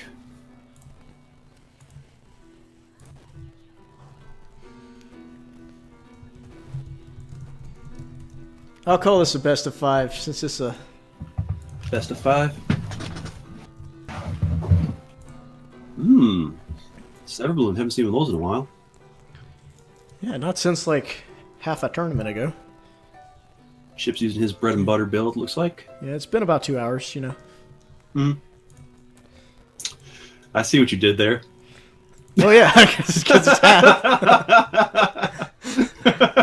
This is just. This is god tier. Actually, no, we should make this a best of 4. Oh my! Oh god! You're the worst. You're the worst. All right. All right. Lev versus Chip from space. In the ultimate showdown match to determine who has the honor of wearing a strawberry in the chat, even though I don't really think there's any way we can stop people from doing it anyway. That's what we really should do is, I see you, Kane. May the force be with you. I see you. like, make the tournament, and then whoever wins the tournament has the right to challenge for the title. Just like the WWE Royal Rumble. Oh yeah, that'd be interesting. Which is actually, like, not this weekend, but next weekend. Oh yeah. Yep. I still watch WWE. It's a guilty pleasure of mine. Hey, nothing wrong with that. Do what you love. Yep. I like this. Chip's got a nice high ground here. A couple of easy expansions. Lev's got a couple ways he could go to. He's got like a sneaky route out of his base. Like the back door. If Chip had lizards, he could exploit that back door, though. Yep, but Chip does not have lizards. Chip has a lot of other stuff. Lev going for the squirrels earlier-ish. And not having I feel food like yet. 7 farm into tier 1's pretty standard. Yeah, it's either 7 farm or 8 farm. So you can't 6 pool in this game. It doesn't work. Not so much. Only thing you can do is like 5 farm, mole rush. I've seen people do a lizard mole rush combination that actually worked out pretty well for them. I used to be a filthy 6 pooler back in StarCraft. Oh yeah. Yeah, and then I used to do after, because I played Protoss as well. I started doing the Korean 4 gate where you just sneak a pylon into their base and just start warping stuff in. Huh. It only works if they're really inattentive and don't scout properly. Ah. Because otherwise you're going to be like, ooh, what's this pylon doing here?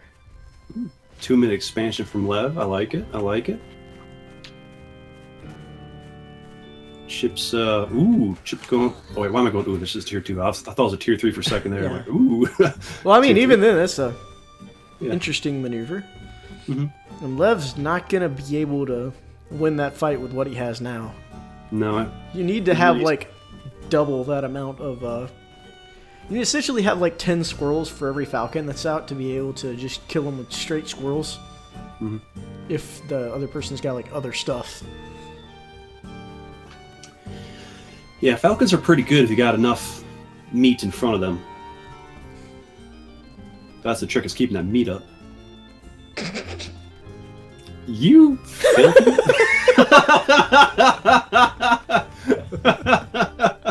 You have a dirty mind. You've got a dirty mind. I'm sorry. Forgive me.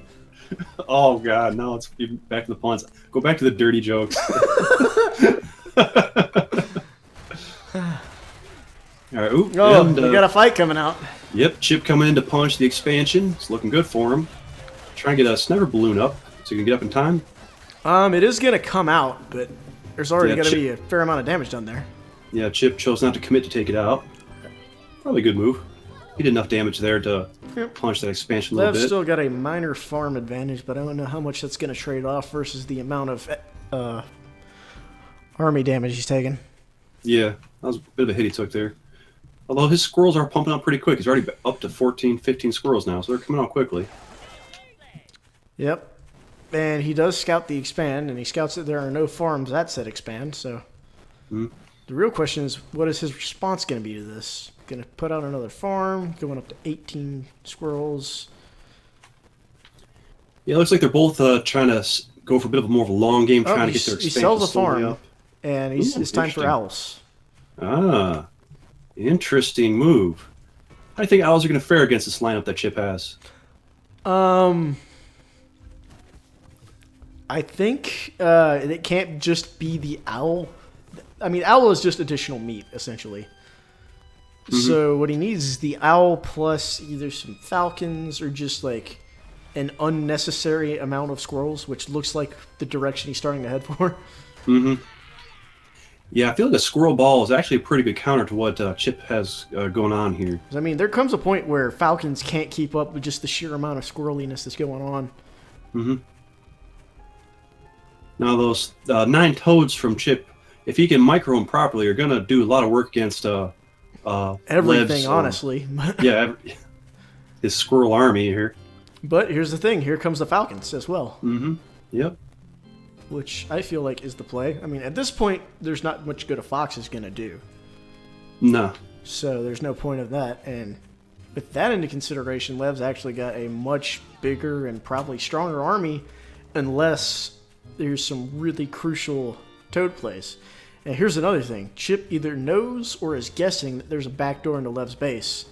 And he's Ooh. going to take out a lot of stuff if he comes in here and Lev doesn't scout it. And Oh, he Lev, grabs. He's going to do a base race, and he grabbed an expansion so that he has a better chance of winning the base race. Clever man. Clever man. Trying to encourage a base race? Nope. It's actually... not going Lev's to be a not base moving. race. He's not taking the bait. Nope. Lev with a Oh, good reach. lots of Ooh, huge the toads. toad explosion, but Toads. here comes the mice out of that owl, and The owl goes down. the mice are it's making close. the difference here. Ooh, wow, look at that. Lev takes that. A little bit of farm. They're not a big deal. I think he lost a warren too, but other than that, not Yeah, a big but deal. he's making some sales here. He wants the owl to start rebuilding immediately, and it does. And now he's probably either considering a counterattack or building another base. Mm-hmm. Which, I mean, he's won the fight here, it seems. Ooh, here's another fight going on right here. Yeah, he's got more toads he's going to have to contend with, but he wants to fight now around the sniper balloon. Since he doesn't have the old base to worry about anymore, it's and now he's getting some toads of his own for the counter toad. Oh, Chip's grabbing another expansion. He wants that close one. Yeah, I mean, if you're not putting any farms on a gristmill, it's really doing you no harm by sitting there. It's not wasting your farm. He's trying to go. He's going for it again. Well, I mean, he can take 2 free Warrens and have a high ground advantage by doing it this way. And I think That's now Lev might be thinking base race. Maybe. Is Lev going to base race here, or is he just looking to see what's going on? Because Chip wants this to be a base race. Yep, looks like a base race. Well, he's base racing it. Let's see. Well, Does here's he the know other about thing, though. expansions? Because Lev's got enough money, at least for now, where he can steal a grist mill and stay in. Mm-hmm. Chip's Yeah, got which he tons did. See, he just dropped it right there. Yep. Now Chip's doing it. Oh, they're just both just destroying and grabbing gristles as they go. Well, the other thing is, though, which could be bad, is like Lev might start his units restarting. He's going to have to sell off a Warren or two to make it back in the game in time. Mm-hmm. Lev's got a much bigger army here, it looks like, though. And yeah, but either way, he's going to tick down faster if he doesn't sell off a... yeah, he needs to get the farm up, yeah. He needs to sell something to get a farm up. You're right. Well, he's only got one Warren he can sell. Chip's And got he's a bunch getting of the money. sniper Pops on balloon. some Warrens here.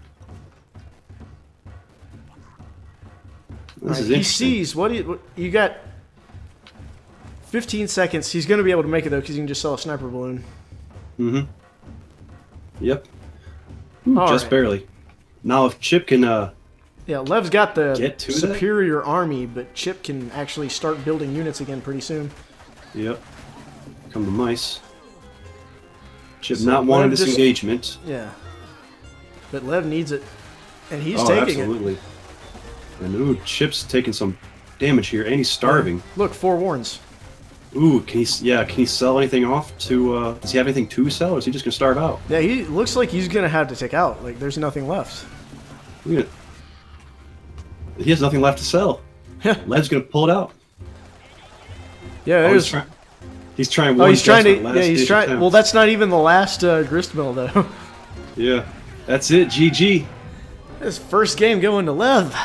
Yep, that was an interesting match.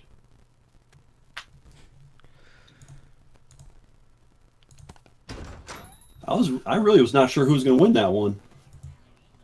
Yeah, it went in so many interesting directions. Mm-hmm. I liked what Chip was doing with those, with trying to encourage the base race there, but unfortunately he had a smaller army. The 4 going. Are you reading chat? What's going on?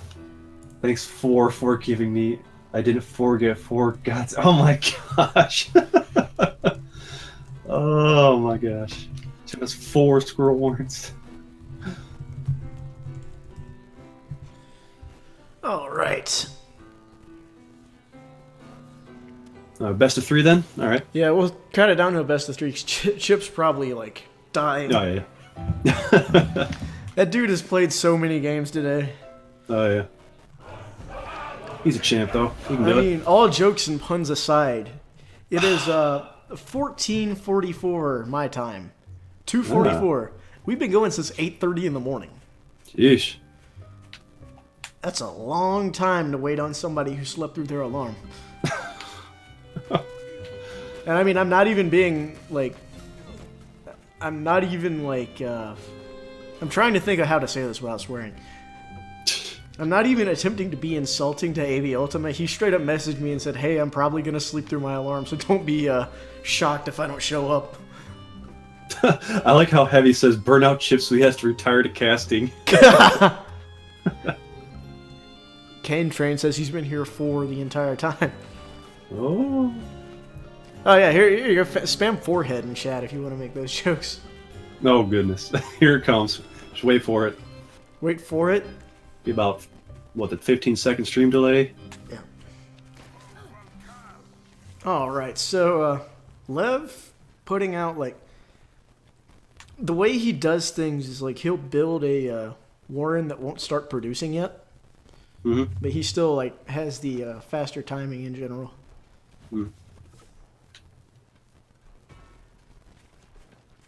Chip going up to 6 farm. Look at Chip's like Yeah. Fortress of Doom over here. Yeah, this is really nice. I like this. Well, it's easily defensible, but it's also a little bit difficult to expand out of because your stuff has to go all the way around if you're building it up there like he is. Yeah. think But I one mean, of these two expansions look, here is probably his best choice. Lev's got one as well. Yeah, yeah. They're both a little bit limited on how much space they have for warns, but well, maybe not. They just have to put them on the low ground. God, I think Oh, we're gonna have shit. a showdown over who's gonna Canis versus Cane Train. a showdown for the meme. Oh, Yeah.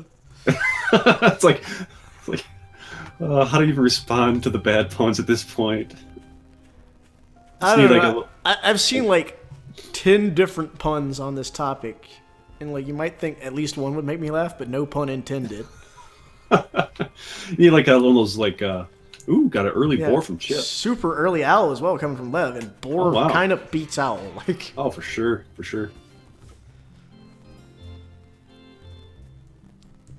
Need one of those little sound effect machines to make a zing noise every time there's a bad pun. no, I need that like. What do I need? I need like the 2015 era like DJ air horn noise. Pew, pew, pew, pew, pew, pew, pew. Yeah, that one. That emoji air horn. We got the first expansion coming out by Lev, whose owl is already on the way. But looks like Boar's probably going to come out about 4 seconds faster. By the time they actually reach the field, probably about the same time. Yeah. Repo saying boars don't necessarily beat owl. Yeah, I guess it does matter Not what other ne- units are in play. Yeah, not necessarily, but given the fact that the only other units out are squirrels, I'm saying yes. At least until the, he's gonna need... I'm not even making a joke here, I do think he needs 4 ferrets instead of just 2, because 4 is where they start really... You have more than one set of artillery to have to dodge. Mm-hmm. And 4 is just kind of a good number for deleting things. Here Here we comes go. the fire.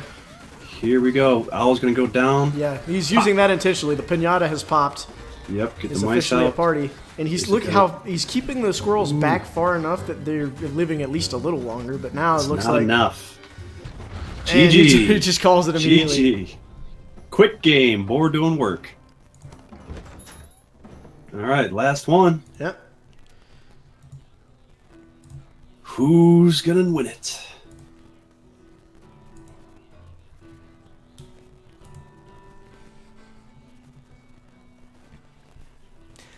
All right.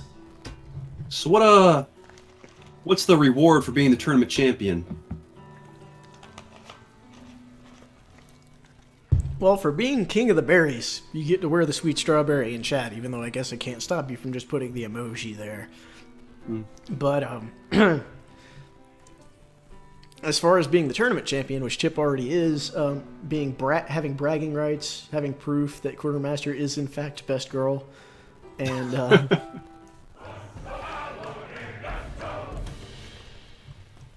having their name be at the top of this atrocious meme fest of a tournament that this has turned into. Will they get a yellow name in Discord? I don't. Nah, yellow names are mainly for COC tournament winners. This is mainly for just like tournaments where people quit casting and give it to somebody who's like 5 minutes behind because they got to go get pizza. I mean, I don't know. That's all up to the channel mods and the devs whether or not they want to give him a yellow name or not. Yeah. I don't even know. Like, he's shipped from space, right? But it's never determined whether this is like British space or American space. So I always just thought it was outer space. But like, yeah, but like the thing is, he's a chip. So is he like a Pringle or is he like a steak fry? Because you know, British people like they have those big, thick French fries. That's what they call chips. So if the dude's Yeah, British, they do. I might have the wrong image here of what he actually is. Have I heard his voice? I don't think know. have. I think I have. I think he's not. I don't think he's British. I don't remember hearing a British voice. Okay, in so chat. he's like, is he a Pringle or is he like a Lay's Ruffle? I don't know. That's a good question. Chad, Well, what do you think? yeah. What kind of chip is Chip from Space?